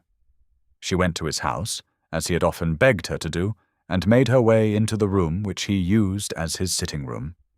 He was seated at a table, with his back turned and a letter in front of him. A sudden spirit of girlish mischief came over her. She was still only 19. He had not heard her when she pushed open the door. Now she tiptoed forward and laid her hand lightly upon his bended shoulders. If she had expected to startle him, she certainly succeeded, but only in turn to be startled herself. With a tiger spring he turned on her, and his right hand was feeling for her throat. At the same instant with the other hand he crumpled up the paper that lay before him. For an instant he stood glaring. Then astonishment and joy took the place of the ferocity which had convulsed his features, a ferocity which had sent her shrinking back in horror, as from something which had never before intruded into her gentle life. "It's you," said he, mopping his brow. "And to think that you should come to me, heart of my heart, and I should find nothing better to do than to want to strangle you. Come then, darling." And he held out his arms. "Let me make it up to you." But she had not recovered from that sudden glimpse of guilty fear which she had read in the man's face. All her woman's instinct told her that it was not the mere fright of a man who is startled. Guilt. That was it, guilt and fear. "What's come over you, Jack?" she cried. "Why were you so scared of me? Oh, Jack, if your conscience was at ease, you would not have looked at me like that." "Sure, I was thinking of other things, and when you came tripping so lightly on those fairy feet of yours—" No, it was more than that, Jack." Then a sudden suspicion seized her. "Let me see that letter you were writing." "Ah, Etty, I couldn't do that." Her suspicions became certainties.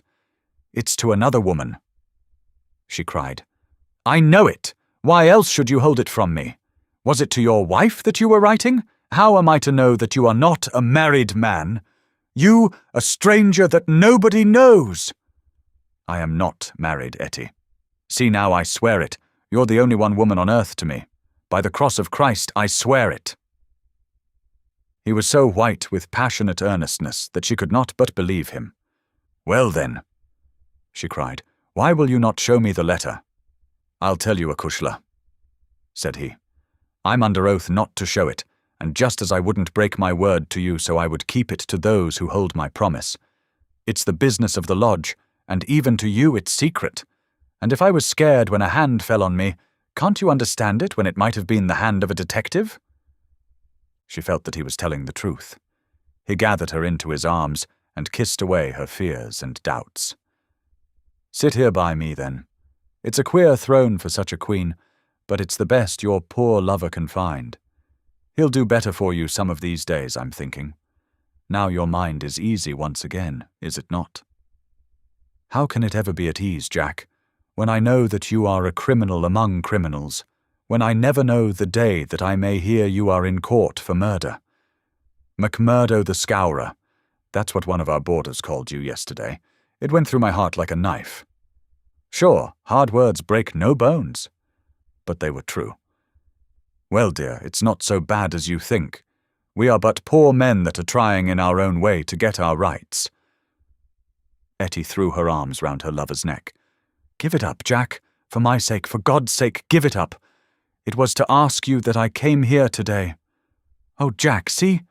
I beg it of you on my bended knees. Kneeling here before you, I implore you to give it up." He raised her and soothed her with her head against his breast. "Sure, my darling, you don't know what it is you're asking. How could I give it up when it would be to break my oath and to desert my comrades? If you could see how things stand with me, you could never ask it of me. Besides, if I wanted to, how could I do it? You don't suppose that the lodge would let a man go free with all its secrets? I've thought of that, Jack. I've planned it all. Father has saved some money. He is weary of this place where the fear of these people darkens our lives. He is ready to go. We would fly together to Philadelphia or New York, where we would be safe from them." McMurdo laughed. "The lodge has a long arm. Do you think it could not stretch from here to Philadelphia or New York? Well then, to the west, or to England, or to Germany, where father came from. Anywhere to get away from this valley of fear." McMurdo thought of old Brother Morris. "Sure, it is the second time I have heard the valley so named," said he. "The shadow does indeed seem to lie heavy on some of you. It darkens every moment of our lives. Do you suppose that Ted Baldwin has ever forgiven us? If it were not that he fears you, what do you suppose our chances would be? If you saw the look in those dark, hungry eyes of his when they fall on me. By gar, I'd teach him better manners if I caught him at it. But see here, little girl, I can't leave here. I can't take that from me once and for all. But if you will leave me to find my own way, I will try to prepare a way of getting honourably out of it. There is no honour in such a matter. Well, well, it's just how you look at it. But if you'll give me 6 months, I'll work it so that I can leave without being ashamed to look others in the face. The girl laughed with joy. 6 months, she cried. Is it a promise? Well, it may be 7 or 8, but within a year at the furthest we will leave the valley behind us. It was the most that Etty could obtain, and yet it was something. There was this distant light to illuminate the gloom of the immediate future. She returned to her father's house more light-hearted than she had ever been since Jack McMurdo had come into her life. It might be thought that, as a member, all the doings of the society would be told to him, but he was soon to discover that the organization was wider and more complex than the simple lodge. Even Boss McGinty was ignorant as to many things, for there was an official named the County Delegate, living at Hobson's Patch farther down the line, who had power over several different lodges which he wielded in a sudden and arbitrary way. Only once did McMurdo see him, a sly little grey-haired rat of a man, with a slinking gait and a sidelong glance which was charged with malice. Evans Pott was his name, and even the great boss of Vermissa felt towards him something of the repulsion and fear which the huge Danton may have felt for the puny but dangerous Robespierre.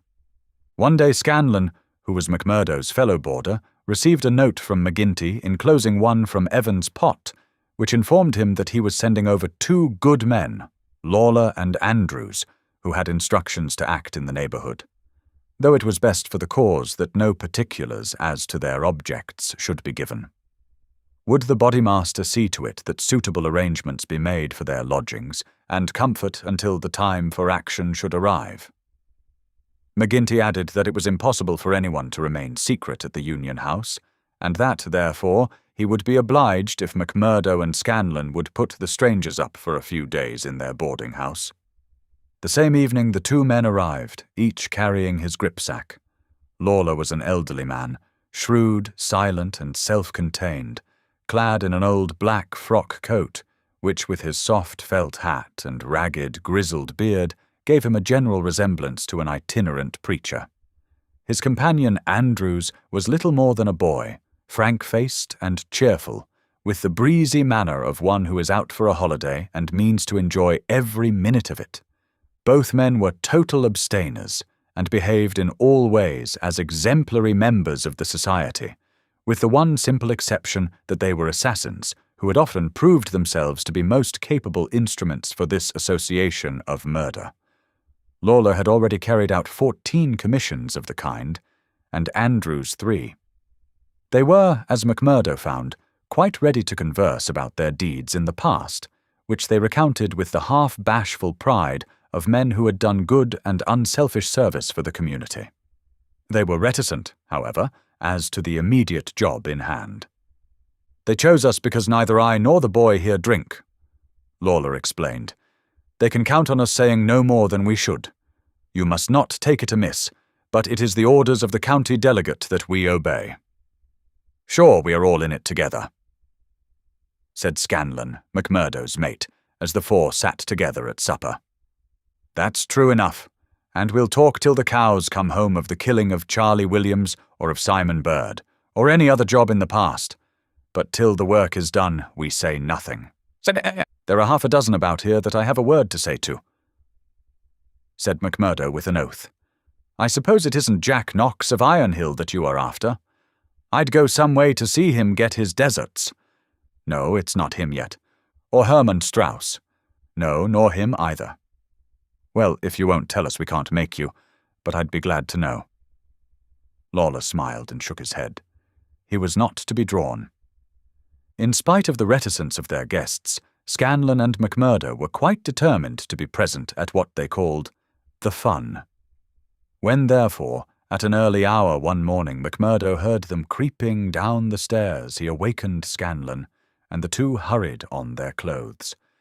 When they were dressed, they found that the others had stolen out, leaving the door open behind them. It was not yet dawn, and by the light of the lamps they could see the two men some distance down the street. They followed them warily, treading noiselessly in the deep snow. The boarding-house was near the edge of the town, and soon they were at the crossroads which is beyond its boundary. Here 3 men were waiting, with whom Lawler and Andrews held a short, eager conversation. Then they all moved on together.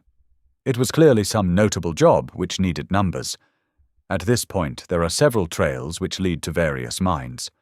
The strangers took that which led to the Crow Hill, a huge business which was in strong hands, which had been able, thanks to their energetic and fearless New England manager, Josiah H. Dunn, to keep some order and discipline during the long reign of terror. Day was breaking now, and a line of workmen were slowly making their way, singly and in groups, along the blackened path. McMurdo and Scanlan strolled on with the others, keeping in sight of the men whom they followed. A thick mist lay over them, and from the heart of it there came the sudden scream of a steam whistle.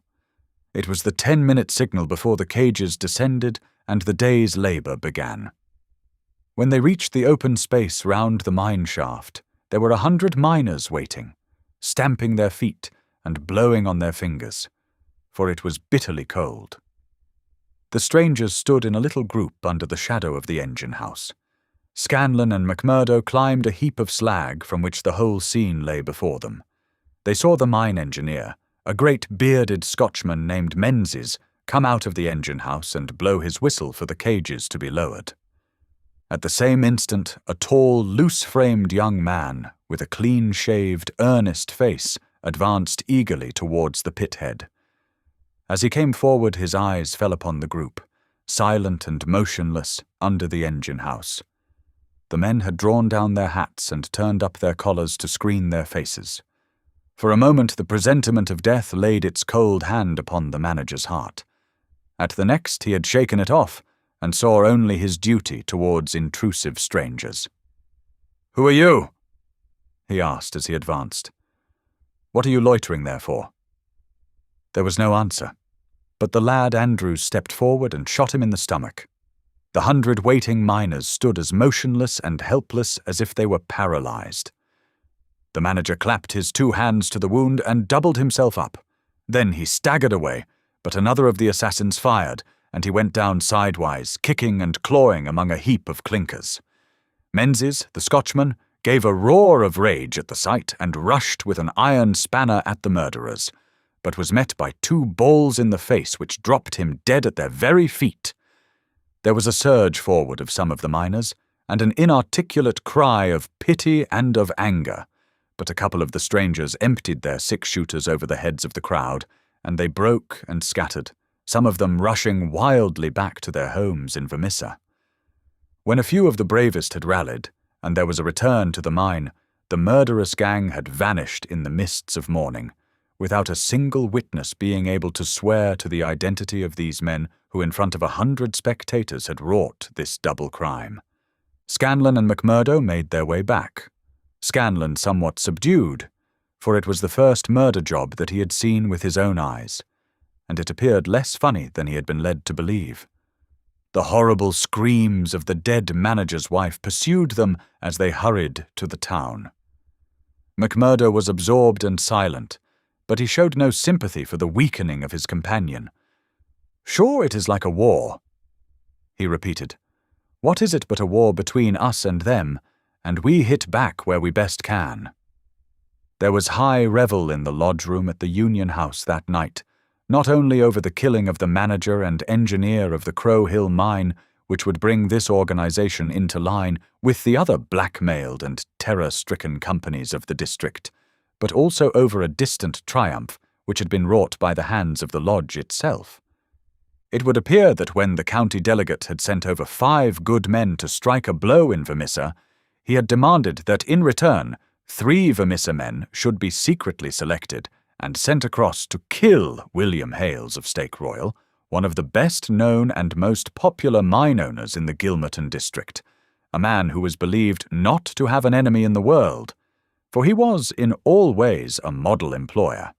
He had insisted, however, upon efficiency in the work, and had, therefore, paid off certain drunken and idle employees who were members of the all-powerful society. Coffin notices hung outside his door had not weakened his resolution, and so in a free, civilized country he found himself condemned to death. The execution had now been duly carried out. Ted Baldwin, who sprawled now in the seat of honor beside the Bodymaster, had been chief of the party.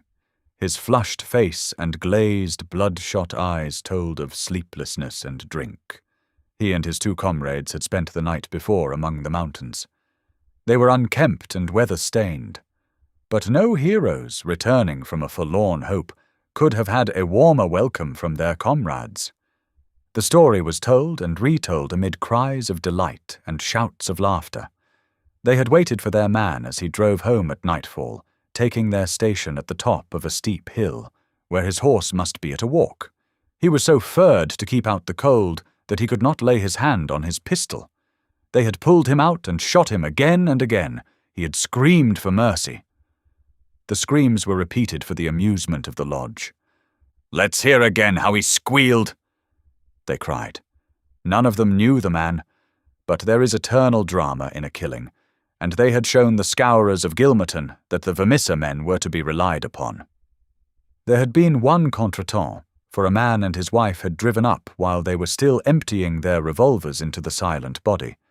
It had been suggested that they should shoot them both, but they were harmless folk who were not connected with the mines, so they were sternly bidden to drive on and keep silent, lest a worse thing befall them.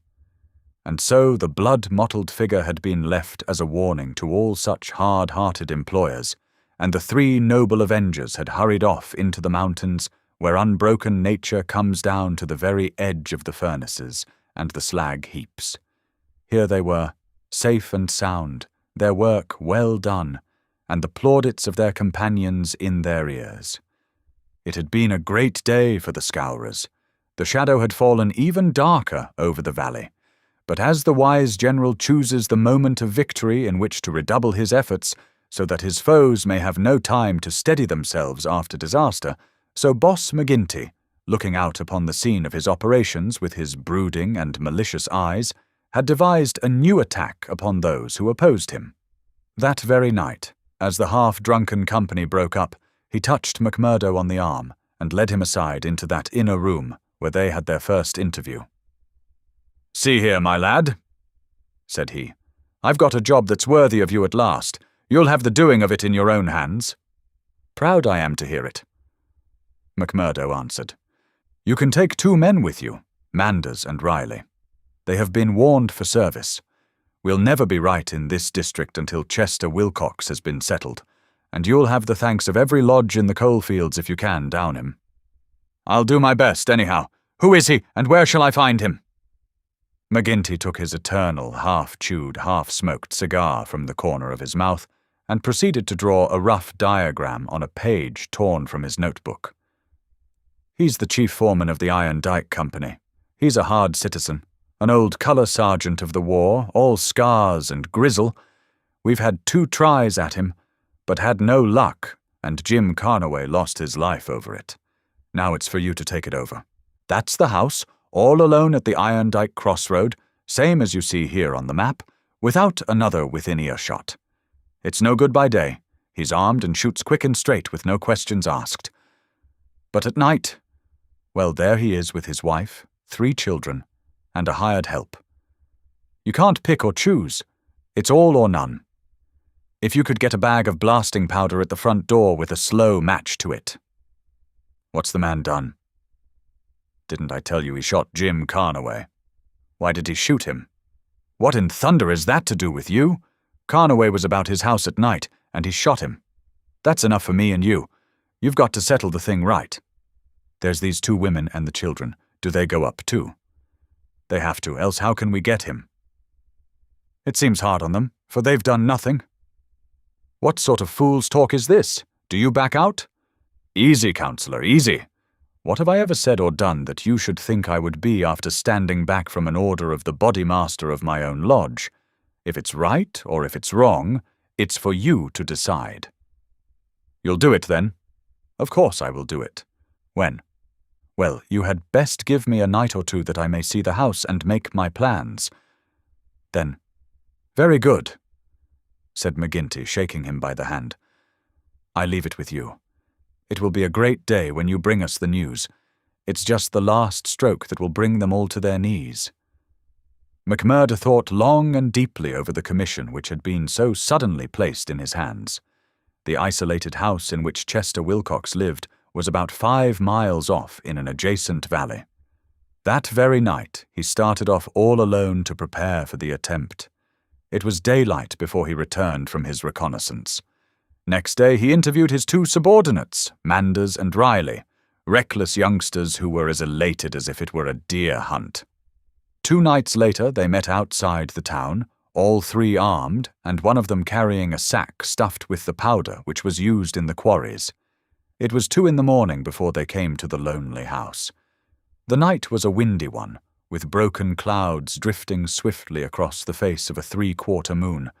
They had been warned to be on their guard against bloodhounds, so they moved forward cautiously, with their pistols cocked in their hands. But there was no sound save the howling of the wind, and no movement but the swaying branches above them. McMurdo listened at the door of the lonely house, but all was still within. Then he leaned the powder bag against it, ripped a hole in it with his knife, and attached the fuse. When it was well alight, he and his 2 companions took to their heels, and were some distance off, safe and snug in a sheltering ditch, before the shattering roar of the explosion, with the low, deep rumble of the collapsing building, told them that their work was done. No cleaner job had ever been carried out in the blood-stained annals of the society. But alas, that work so well organized and boldly carried out should all have gone for nothing. Warned by the fate of the various victims, and knowing that he was marked down for destruction, Chester Wilcox had moved himself and his family only the day before to some safer and less known quarters, where a guard of police should watch over them. It was an empty house which had been torn down by the gunpowder, and the grim old colour sergeant of the war was still teaching discipline to the miners of Iron Dyke. "Leave him to me," said McMurdo. "He's my man, and I'll get him sure if I have to wait a year for him." A vote of thanks and confidence was passed in full lodge, and so for the time the matter ended. When a few weeks later it was reported in the papers that Wilcox had been shot at from an ambuscade, it was an open secret that McMurdo was still at work upon his unfinished job. Such were the methods of the Society of Freemen, and such were the deeds of the Scowrers by which they spread their rule of fear over the great and rich district which was for so long a period haunted by their terrible presence. Why should these pages be stained by further crimes? Have I not said enough to show the men and their methods? These deeds are written in history, and there are records wherein one may read the details of them. There one may learn of the shooting of policemen Hunt and Evans because they had ventured to arrest 2 members of the society, a double outrage planned at the Vermissa lodge and carried out in cold blood upon 2 helpless and disarmed men. There also one may read of the shooting of Mrs. Larby when she was nursing her husband, who had been beaten almost to death by orders of Boss McGinty. The killing of the elder Jenkins, shortly followed by that of his brother, the mutilation of James Murdoch, the blowing up of the Staphouse family, and the murder of the Stendhals all followed hard upon one another in the same terrible winter. Darkly the shadow lay upon the valley of fear. The spring had come with running brooks and blossoming trees. There was hope for all nature bound so long in an iron grip, but nowhere was there any hope for the men and women who lived under the yoke of the terror. Never had the cloud above them been so dark and hopeless as in the early summer of the year 1875. This concludes Part 2, Chapter 5 of The Valley of Fear. Please like this video and subscribe to our channel. Your support is appreciated. Part 2, Chapter 6, Danger. It was the height of the reign of terror. McMurdo, who had already been appointed inner deacon, with every prospect of some day succeeding McGinty as Bodymaster, was now so necessary to the counsels of his comrades that nothing was done without his help and advice. The more popular he became, however, with the freemen, the blacker were the scowls which greeted him as he passed along the streets of Vermissa. In spite of their terror, the citizens were taking heart to band themselves together against their oppressors. Rumours had reached the lodge of secret gatherings in the Herald office, and of distribution of firearms among the law-abiding people. But McGinty and his men were undisturbed by such reports. They were numerous, resolute, and well-armed. Their opponents were scattered and powerless. It would all end, as it had done in the past, in aimless talk and possibly in impotent arrests. So said McGinty, McMurdo, and all the bolder spirits. It was a Saturday evening in May. Saturday was always the lodge night, and McMurdo was leaving his house to attend it when Morris, the weaker brother of the order, came to see him. His brow was creased with care, and his kindly face was drawn and haggard. "Can I speak with you freely, Mr. McMurdo?" "Sure." "I can't forget that I spoke my heart to you once, and that you kept it to yourself, even though the boss himself came to ask you about it. What else could I do if you trusted me? It wasn't that I agreed with what you said." "I know that well, but you are the one that I can speak to and be safe. I've a secret here." He put his hand to his breast. "And it is just burning the life out of me. I wish it had come to any one of you but me. If I tell it, it will mean murder, for sure. If I don't, it may bring the end of us all. God help me, but I am near out of my wits over it." McMurdo looked at the man earnestly. He was trembling in every limb. He poured some whiskey into a glass and handed it to him. "That's the physic for the likes of you," said he. "Now let me hear of it."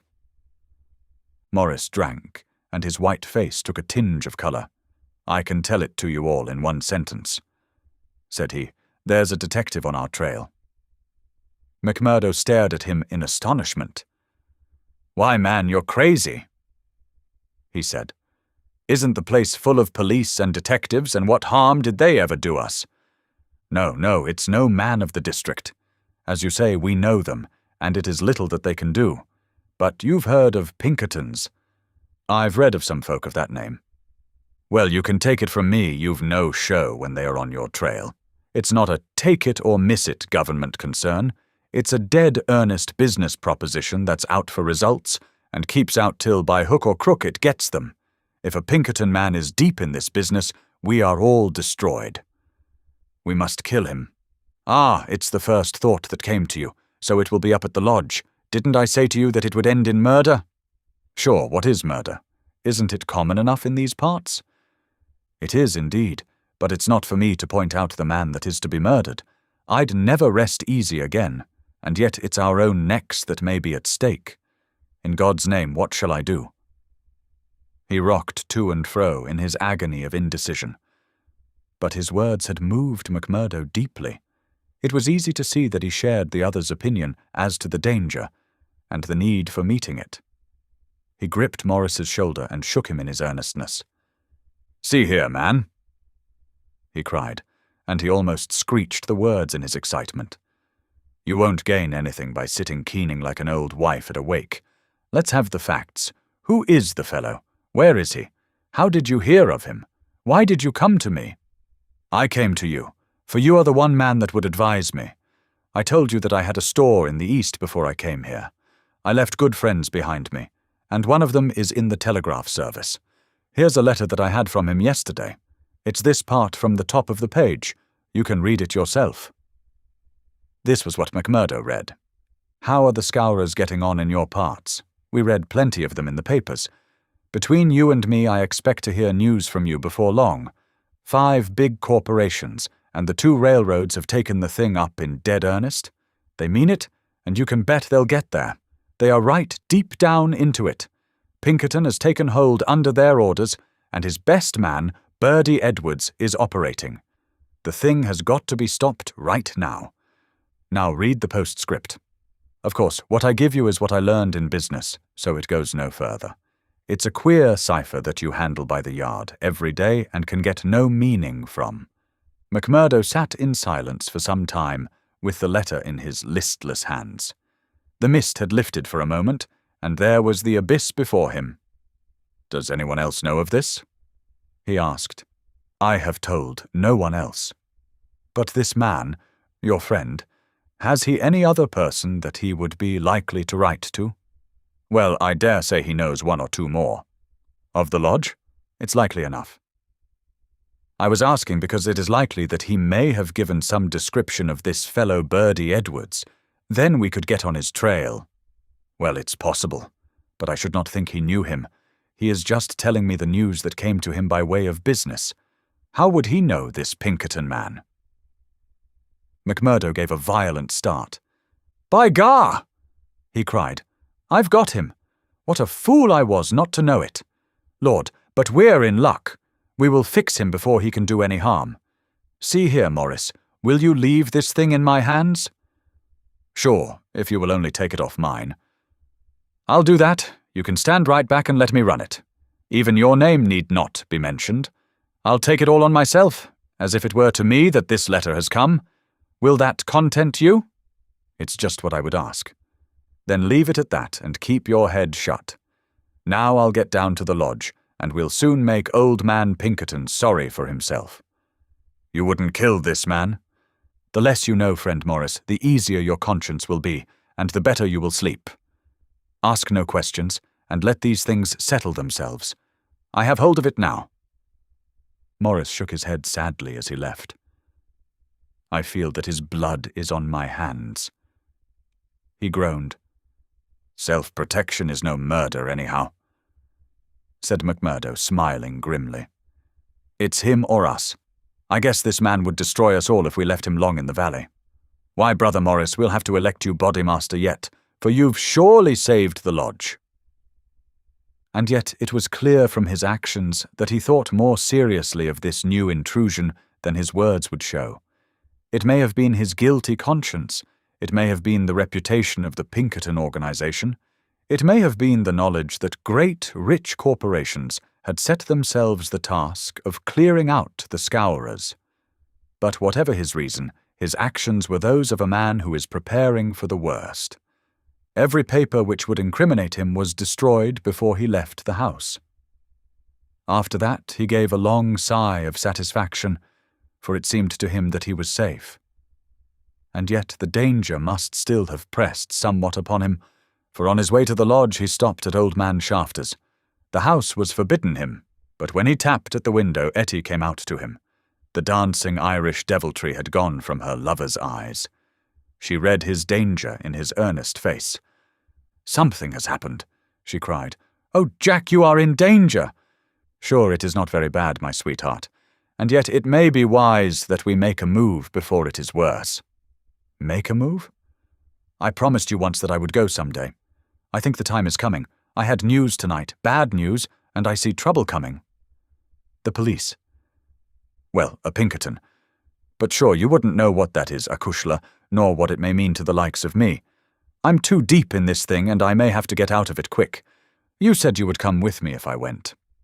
"Oh, Jack, it would be the saving of you." "I'm an honest man in some things, Etty. I wouldn't hurt a hair of your bonny head for all that the world can give, nor ever pull you down 1 inch from the golden throne above the clouds where I always see you. Would you trust me?" She put her hand in his without a word. "Well then, listen to what I say, and do as I order you, for indeed it's the only way for us. Things are going to happen in this valley. I feel it in my bones. There may be many of us that will have to look out for ourselves. I'm one, anyhow. If I go by day or night, it's you that must come with me." "I'd come after you, Jack." No, you shall come with me. If this valley is closed to me and I can never come back, how can I leave you behind, and me perhaps in hiding from the police with never a chance of a message? It's with me you must come. I know a good woman in the place I come from, and it's there I'd leave you till we can get married. Will you come?" "Yes, Jack, I will come." God bless you for your trust in me. It's a fiend out of hell that I should be if I abused it. Now, mark you, Etty, it will be just a word to you, and when it reaches you, you will drop everything and come right down to the waiting room at the depot and stay there till I come for you. Day or night, I'll come at the word, Jack. Somewhat eased in mind, now that his own preparations for escape had been begun, McMurdo went on to the lodge. It had already assembled, and only by complicated signs and countersigns could he pass through the outer guard and inner guard who close-tiled it. A buzz of pleasure and welcome greeted him as he entered. The long room was crowded, and through the haze of tobacco smoke he saw the tangled black mane of the Bodymaster, the cruel, unfriendly features of Baldwin, the vulture face of Harroway, the secretary, and a dozen more who were among the leaders of the lodge. He rejoiced that they should all be there to take counsel over his news. "Indeed, it's glad we are to see you, brother," cried the chairman. "There's business here that wants a Solomon in judgment to set it right." "It's Lander and Egan," explained his neighbour as he took his seat. "They both claim the head money given by the lodge for the shooting of Old Man Crab over at Stylestown, and who's to say which fired the bullet?" McMurdo rose in his place and raised his hand. The expression of his face froze the attention of the audience. There was a dead hush of expectation. "Eminent Bodymaster," he said in a solemn voice, "I claim urgency." "Brother McMurdo claims urgency," said McGinty. "It's a claim that by the rules of this lodge takes precedence. Now, brother, we attend you." McMurdo took the letter from his pocket. "Eminent Bodymaster and brethren," he said, "I am the bearer of ill news this day, but it is better that it should be known and discussed than that a blow should fall upon us without warning, which would destroy us all. I have information that the most powerful and richest organizations in this state have bound themselves together for our destruction, and that at this very moment there is a Pinkerton detective, one Birdy Edwards, at work in the valley collecting the evidence which may put a rope round the necks of many of us and send every man in this room into a felon's cell. That is the situation for the discussion of which I have made a claim of urgency." There was a dead silence in the room. It was broken by the chairman. "What is your evidence for this, Brother McMurdo?" he asked. "It is in this letter which has come into my hands," said McMurdo. He read the passage aloud. "It is a matter of honor with me that I can give no further particulars about the letter, nor put it into your hands, but I assure you that there is nothing else in it which can affect the interests of the lodge. I put the case before you as it has reached me." "Let me say, Mr. Chairman," said one of the older brethren, "that I have heard of Birdy Edwards, and that he has the name of being the best man in the Pinkerton service." "Does anyone know him by sight?" asked McGinty. "Yes," said McMurdo. "I do." There was a murmur of astonishment through the hall. "I believe we hold him in the hollow of our hands," he continued with an exulting smile upon his face. "If we act quickly and wisely, we can cut this thing short. If I have your confidence and your help, it is little that we have to fear." "What have we to fear anyhow? What can he know of our affairs?" "You might say so if all were as staunch as you, Councillor, but this man has all the millions of the capitalists at his back. Do you think there is no weaker brother among all our lodges that could not be bought? He will get at our secrets, maybe has got them already. There's only one sure cure." "That he never leaves the valley," said Baldwin. McMurdo nodded. "Good for you, Brother Baldwin," he said. "You and I have had our differences, but you have said the true word tonight." "Where is he then? Where shall we know him?" "Eminent Bodymaster," said McMurdo earnestly, "I would put it to you that this is too vital a thing for us to discuss in open lodge. God forbid that I should throw a doubt on anyone here, but if so much as a word of gossip got to the ears of this man, there would be an end of any chance of our getting him. I would ask the lodge to choose a trustee committee, Mr. Chairman, yourself, if I might suggest it, and Brother Baldwin here, and 5 more. Then I can talk freely of what I know and of what I advise should be done." The proposition was at once adopted, and the committee chosen. Besides the chairman and Baldwin, there were the vulture-faced secretary, Harroway, Tiger Cormac, the brutal young assassin, Carter, the treasurer, and the brothers Willoughby, fearless and desperate men who would stick at nothing. The usual revelry of the lodge was short and subdued, for there was a cloud upon the men's spirits, and many there for the first time began to see the cloud of avenging law drifting up in that serene sky under which they had dwelt so long. The horrors they had dealt out to others had been so much a part of their settled lives that the thought of retribution had become a remote one, and so seemed the more startling now that it came so closely upon them. They broke up early and left their leaders to their counsel. "Now, McMurdo," said McGinty when they were alone. The 7 men sat frozen in their seats. "I said just now that I knew Birdy Edwards," McMurdo explained. "I need not tell you that he is not here under that name. He's a brave man, but not a crazy one. He passes under the name of Steve Wilson, and he is lodging at Hobson's Patch." "How do you know this?" "Because I fell into talk with him. I thought little of it at the time, nor would have given it a second thought but for this letter. But now I'm sure it's the man. I met him on the cars when I went down the line on Wednesday. A hard case, if ever there was one. He said he was a reporter. I believed it for the moment. Wanted to know all he could about the Scowrers and what he called the outrages for a New York paper. Asked me every kind of question so as to get something. You bet I was giving nothing away." "I'd pay for it and pay well," said he, "if I could get some stuff that would suit my editor." I said what I thought would please him best, and he handed me a $20 bill for my information. "There's 10 times that for you," said he, "if you can find me all that I want." "What did you tell him then?" "Any stuff I could make up." "How do you know he wasn't a newspaper man?" "I'll tell you. He got out at Hobson's Patch, and so did I. I chanced into the Telegraph Bureau, and he was leaving it." "See here," said the operator after he'd gone out. "I guess we should charge double rates for this." "I guess you should," said I. He had filled the form with stuff that might have been Chinese, for all we could make of it. "He fires a sheet of this off every day," said the clerk. "Yes," said I.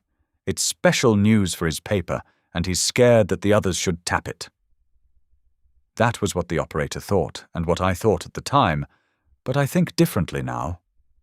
"By gar, I believe you are right," said McGinty. "But what do you allow that we should do about it?" "Why not go right down now and fix him?" someone suggested. "Aye, the sooner the better." "I'd start this next minute if I knew where we could find him," said McMurdo. "He's in Hobson's Patch, but I don't know the house. I've got a plan, though, if you'll only take my advice."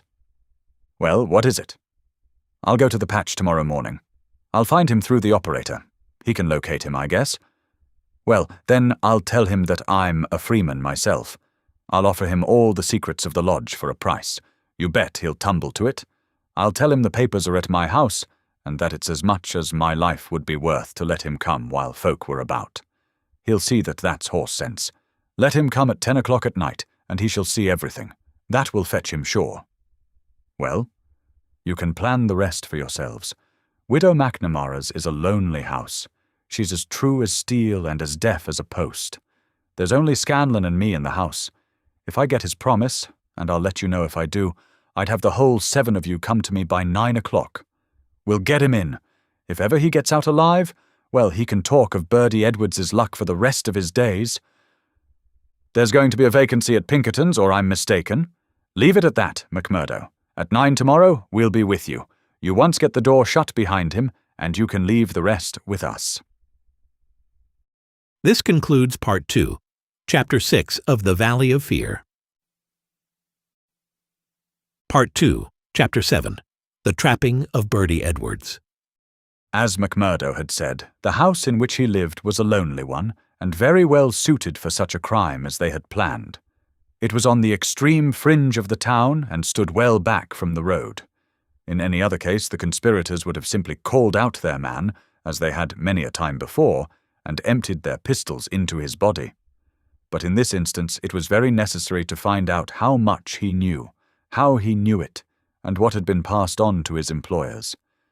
It was possible that they were already too late, and that the work had been done. If that was indeed so, they could at least have their revenge upon the man who had done it. But they were hopeful that nothing of great importance had yet come to the detective's knowledge, as otherwise, they argued, he would not have troubled to write down and forward such trivial information as McMurdo claimed to have given him. However, all this they would learn from his own lips. Once in their power, they would find a way to make him speak. It was not the first time that they had handled an unwilling witness. McMurdo went to Hobson's Patch, as agreed. The police seemed to take particular interest in him that morning, and Captain Marvin, he who had claimed the old acquaintance with him at Chicago, actually addressed him as he waited at the station. McMurdo turned away and refused to speak with him. He was back from his mission in the afternoon and saw McGinty at the Union House. "He is coming," he said. "Good," said McGinty. The giant was in his shirt sleeves, with chains and seals gleaming athwart his ample waistcoat, and a diamond twinkling through the fringe of his bristling beard. Drink and politics had made the boss a very rich as well as powerful man. The more terrible, therefore, seemed that glimpse of the prison or the gallows which had risen before him the night before. "Do you reckon he knows much?" he asked anxiously. McMurdo shook his head gloomily. "He's been here some time, 6 weeks at the least. I guess he didn't come into these parts to look at the prospect. If he has been working among us all that time with the railroad money at his back, I should expect that he has got results, and that he has passed them on." "There's not a weak man in the lodge," cried McGinty. "True as steel, every man of them. And yet, by the Lord, there is that skunk Morris. What about him? If any man gives us away, it would be he. I've a mind to send a couple of the boys round before evening to give him a beating up and see what they can get from him." "Well, there would be no harm in that," McMurdo answered. "I won't deny that I have a liking for Morris and would be sorry to see him come to harm. He has spoken to me once or twice over lodge matters, and though he may not see them the same as you or I, he never seemed the sort that squeals. But still it is not for me to stand between him and you." "I'll fix the old devil," said McGinty with an oath. "I've had my eye on him this year past." "Well, you know best about that," McMurdo answered. "But whatever you do must be tomorrow, for we must lie low until the Pinkerton affair is settled up. We can't afford to set the police buzzing, today of all days." "True for you," said McGinty. "And we'll learn from Birdy Edwards himself where he got his news if we have to cut his heart out first. Did he seem to scent a trap?" McMurdo laughed. "I guess I took him on his weak point," he said. "If he could get on a good trail of the Scowrers, he's ready to follow it into hell. I took his money." McMurdo grinned as he produced a wad of dollar notes, and as much more when he has seen all my papers. "What papers?" "Well, there are no papers, but I filled him up about constitutions and books of rules and forms of membership. He expects to get right down to the end of everything before he leaves." "Faith, he's right there," said McGinty grimly. "Didn't he ask you why you didn't bring him the papers?" "As if I would carry such things, and me a suspected man, and Captain Marvin after speaking to me this very day at the depot." "Aye, I heard of that," said McGinty. "I guess the heavy end of this business is coming on to you. We could put him down an old shaft when we've done with him, but however we work it, we can't get past the man living at Hobson's Patch and you being there today." McMurdo shrugged his shoulders. "If we handle it right, they can never prove the killing," said he. "No one can see him come to the house after dark, and I'll lay to it that no one will see him go. Now see here, Councillor, I'll show you my plan and I'll ask you to fit the others into it. You will all come in good time. Very well. He comes at 10. He is to tap 3 times, and me to open the door for him. Then I'll get behind him and shut it. He's our man then. That's all easy and plain. Yes, but the next step wants considering. He's a hard proposition. He's heavily armed. I've fooled him proper, and yet he is likely to be on his guard. Suppose I show him right into a room with 7 men in it where he expected to find me alone. There is going to be shooting, and somebody is going to be hurt. That's so. And the noise is going to bring every damned copper in the township on top of it. I guess you are right. This is how I should work it. You will all be in the big room, same as you saw when you had a chat with me. I'll open the door for him, show him into the parlor beside the door, and leave him there while I get the papers. That will give me the chance of telling you how things are shaping. Then I will go back to him with some faked papers. As he is reading them, I will jump for him and get my grip on his pistol arm. You'll hear me call, and in you will rush. The quicker the better, for he is as strong a man as I, and I may have more than I can manage. But I allow that I can hold him till you come. It's a good plan, said McGinty. The lodge will owe you a debt for this. I guess when I move out of the chair I can put a name to the man that's coming after me. Sure, Counselor, I am little more than a recruit, said McMurdo, but his face showed what he thought of the great man's compliment. When he had returned home, he made his own preparations for the grim evening in front of him. First he cleaned, oiled, and loaded his Smith & Wesson revolver. Then he surveyed the room in which the detective was to be trapped. It was a large apartment, with a long deal table in the center and the big stove at one side. At each of the other sides were windows. There were no shutters on these, only light curtains which drew across. McMurdo examined these attentively. No doubt it must have struck him that the apartment was very exposed for so secret a meeting. Yet its distance from the road made it of less consequence. Finally he discussed the matter with his fellow lodger. Scanlon, though a Scowrer, was an inoffensive little man who was too weak to stand against the opinion of his comrades, but was secretly horrified by the deeds of blood at which he had sometimes been forced to assist. McMurdo told him shortly what was intended. And if I were you, Mike Scanlon, I would take a night off and keep clear of it.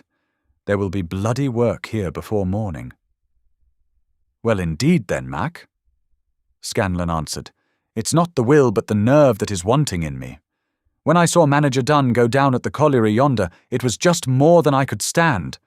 I'm not made for it, same as you or McGinty. If the lodge will think none the worse of me, I'll just do as you advise and leave you to yourselves for the evening. The men came in good time as arranged. They were outwardly respectable citizens, well clad and cleanly.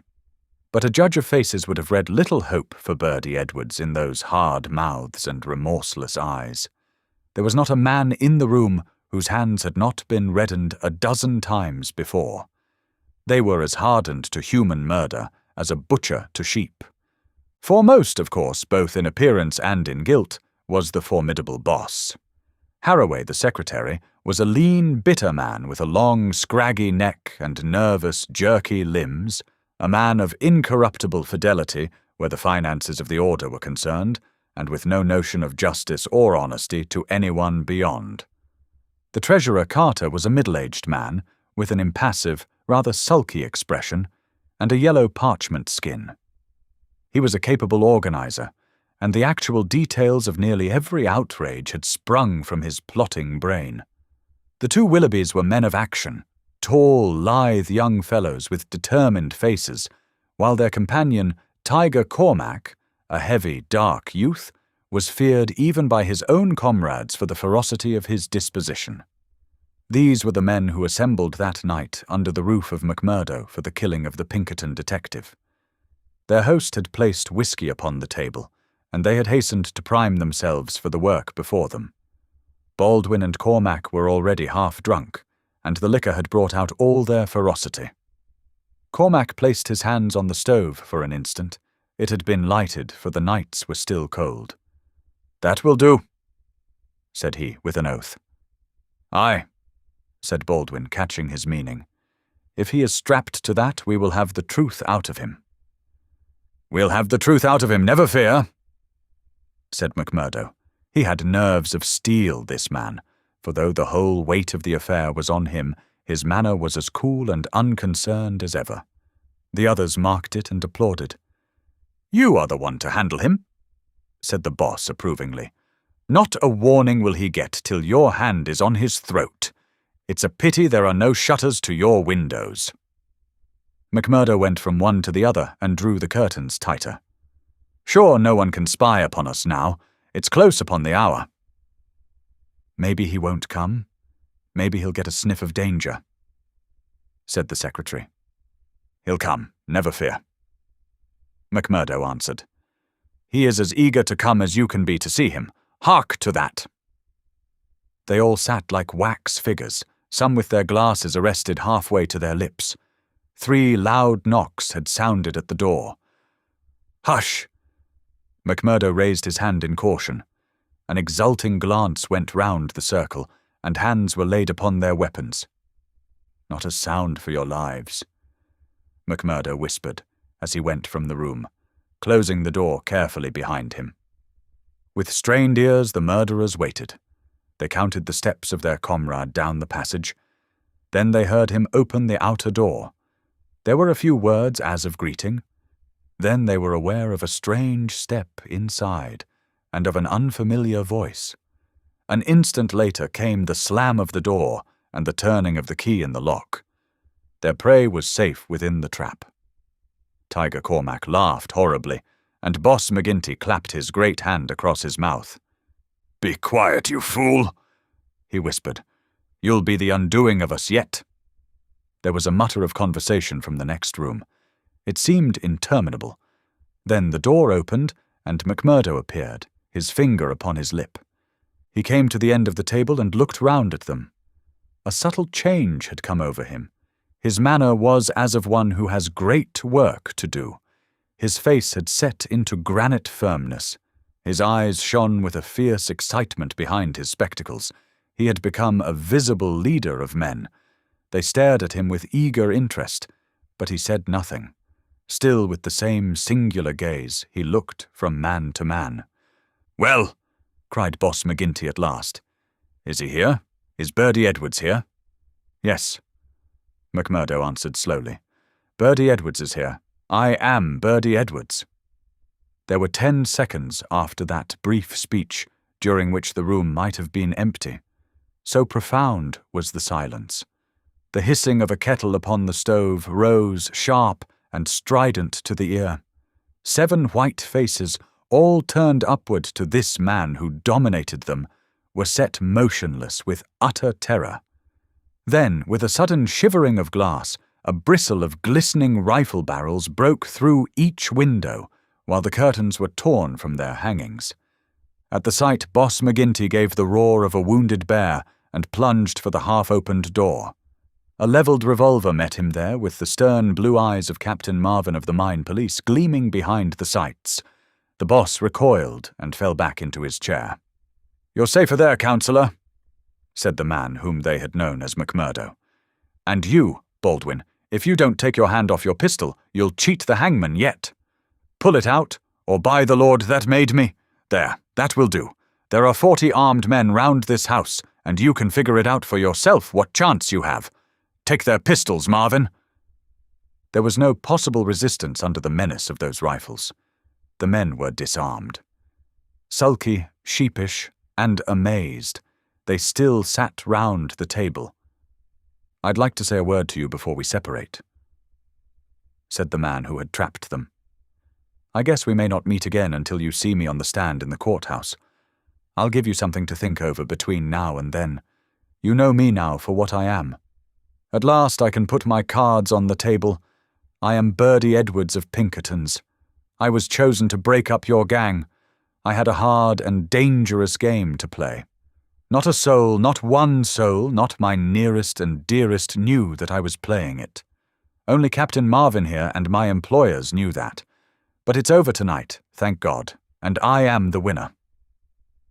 The 7 pale, rigid faces looked up at him. There was unappeasable hatred in their eyes. He read the relentless threat. "Maybe you think that the game is not over yet. Well, I take my chance of that. Anyhow, some of you will take no further hand, and there are 60 more besides yourselves that will see a jail this night. I'll tell you this, that when I was put upon this job, I never believed there was such a society as yours. I thought it was paper talk, and that I would prove it so. They told me it was to do with the freemen, so I went to Chicago and was made one. Then I was surer than ever that it was just paper talk, for I found no harm in the society, but a deal of good.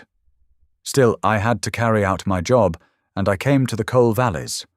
When I reached this place, I learned that I was wrong, and that it wasn't a dime novel after all, so I stayed to look after it. I never killed a man in Chicago. I never minted $1 in my life. Those I gave you were as good as any others, but I never spent money better. But I knew the way into your good wishes, and so I pretended to you that the law was after me. It all worked just as I thought. So I joined your infernal lodge, and I took my share in your counsels. Maybe they will say that I was as bad as you. They can say what they like so long as I get you. But what is the truth? The night I joined you beat up old man Stanger. I could not warn him, for there was no time. But I held your hand, Baldwin, when you would have killed him. If ever I have suggested things so as to keep my place among you, they were things which I knew I could prevent. I could not save Dunn and Menzies, for I did not know enough, but I will see that their murderers are hanged. I gave Chester Wilcox warning, so that when I blew his house in, he and his folk were in hiding. There was many a crime that I could not stop, but if you look back and think how often your man came home the other road, or was down in town when you went for him, or stayed indoors when you thought he would come out, you'll see my work. You blasted traitor! Hissed McGinty through his closed teeth. Aye, John McGinty, you may call me that if it eases your smart. You and your like have been the enemy of God and man in these parts. It took a man to get between you and the poor devils of men and women that you held under your grip. There was just one way of doing it, and I did it. You call me a traitor, but I guess there's many 1,000 will call me a deliverer that went down into hell to save them. I've had 3 months of it. I wouldn't have 3 such months again if they let me loose in the treasury at Washington for it. I had to stay till I had it all, every man and every secret, right here in this hand. I'd have waited a little longer if it hadn't come to my knowledge that my secret was coming out. A letter had come into the town that would have set you wise to it all. Then I had to act, and act quickly. I've nothing more to say to you, except that when my time comes, I'll die the easier when I think of the work I have done in this valley. Now, Marvin, I'll keep you no more. Take them in and get it over. There is little more to tell. Scanlon had been given a sealed note to be left at the address of Miss Etty Shafter, a mission which he had accepted with a wink and a knowing smile. In the early hours of the morning, a beautiful woman and a much muffled man boarded a special train which had been sent by the railroad company, and made a swift, unbroken journey out of the land of danger. It was the last time that ever either Etty or her lover set foot in the Valley of Fear. 10 days later they were married in Chicago, with old Jacob Shafter as witness of the wedding. The trial of the Scowrers was held far from the place where their adherents might have terrified the guardians of the law. In vain they struggled. In vain the money of the lodge, money squeezed by blackmail out of the whole countryside, was spent like water in the attempt to save them. That cold, clear, unimpassioned statement from one who knew every detail of their lives, their organization, and their crimes was unshaken by all the wiles of their defenders. At last, after so many years, they were broken and scattered. The cloud was lifted forever from the valley. McGinty met his fate upon the scaffold, cringing and whining when the last hour came. 8 of his chief followers shared his fate. 50-odd had various degrees of imprisonment. The work of Birdy Edwards was complete. And yet, as he had guessed, the game was not over yet. There was another hand to be played, and yet another and another. Ted Baldwin, for one, had escaped the scaffold. So had the Willoughbys. So had several others of the fiercest spirits of the gang. For 10 years they were out of the world, and then came a day when they were free once more, a day which Edwards, who knew his men, was very sure would be an end of his life of peace. They had sworn an oath on all that they thought holy to have his blood as a vengeance for their comrades. And well they strove to keep their vow. From Chicago he was chased, after 2 attempts so near success that it was sure that the 3rd would get him. From Chicago he went under a changed name to California, and it was there that the light went for a time out of his life when Etty Edwards died. Once again he was nearly killed, and once again under the name of Douglas he worked in a lonely canyon, where with an English partner named Barker he amassed a fortune. At last there came a warning to him that the bloodhounds were on his track once more, and he cleared, only just in time, for England. And thence came the John Douglas, who for a second time married a worthy mate, and lived for 5 years as a Sussex County gentleman, a life which ended with the strange happenings of which we have heard. This concludes Part 2, Chapter 7 of The Valley of Fear. Epilogue.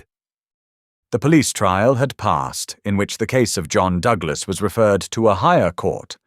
So had the quarter sessions, at which he was acquitted as having acted in self-defense. "Get him out of England at any cost," wrote Holmes to the wife.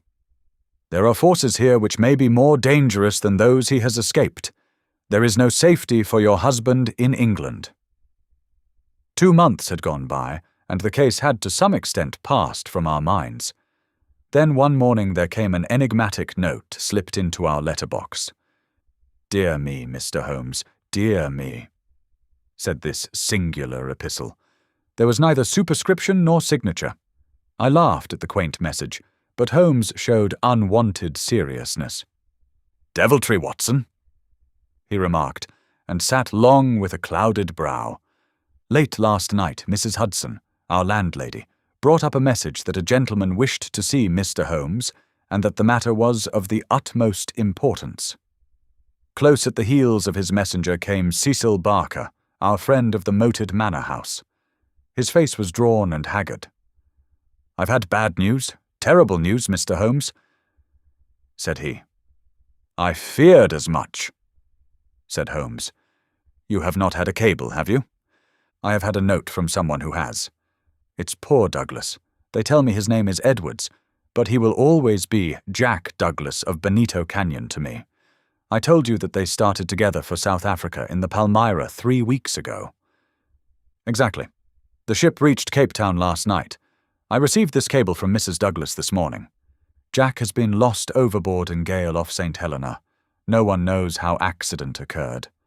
Ivy Douglas." "Ha! It came like that, did it?" said Holmes thoughtfully. "Well, I've no doubt it was well stage-managed." "You mean that you think there was no accident?" "None in the world. He was murdered. Surely. So I think also. These infernal Scowrers, this cursed vindictive nest of criminals." No, my good sir," said Holmes. "There is a master hand here. It is no case of sawed-off shotguns and clumsy six-shooters. You can tell an old master by the sweep of his brush. I can tell a Moriarty when I see one. This crime is from London, not from America." "But for what motive?"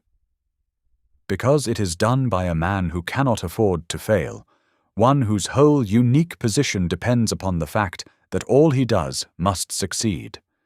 A great brain and a huge organization have been turned to the extinction of one man. It is crushing the nut with the trip-hammer, an absurd extravagance of energy, but the nut is very effectually crushed all the same." "How came this man to have anything to do with it?" "I can only say that the first word that ever came to us of the business was from one of his lieutenants. These Americans were well advised.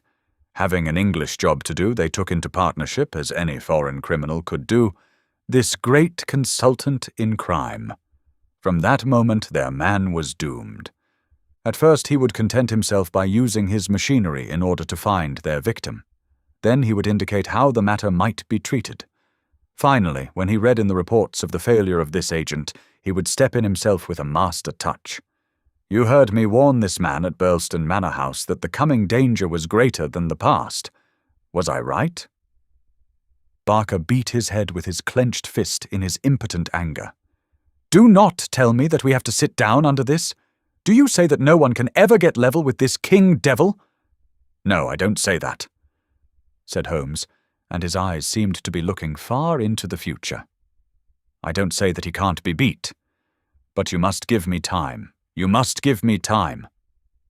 We all sat in silence for some minutes while those fateful eyes still strained to pierce the veil. The end. Best Audiobooks for Free hopes that you have enjoyed this production of The Valley of Fear by Sir Arthur Conan Doyle. Please like this video and subscribe to our channel on YouTube and Rumble as your like. And subscription are the support we need to create more great free content. Please look to our website at bestaudiobooksforfree.com for a complete list of our audiobooks.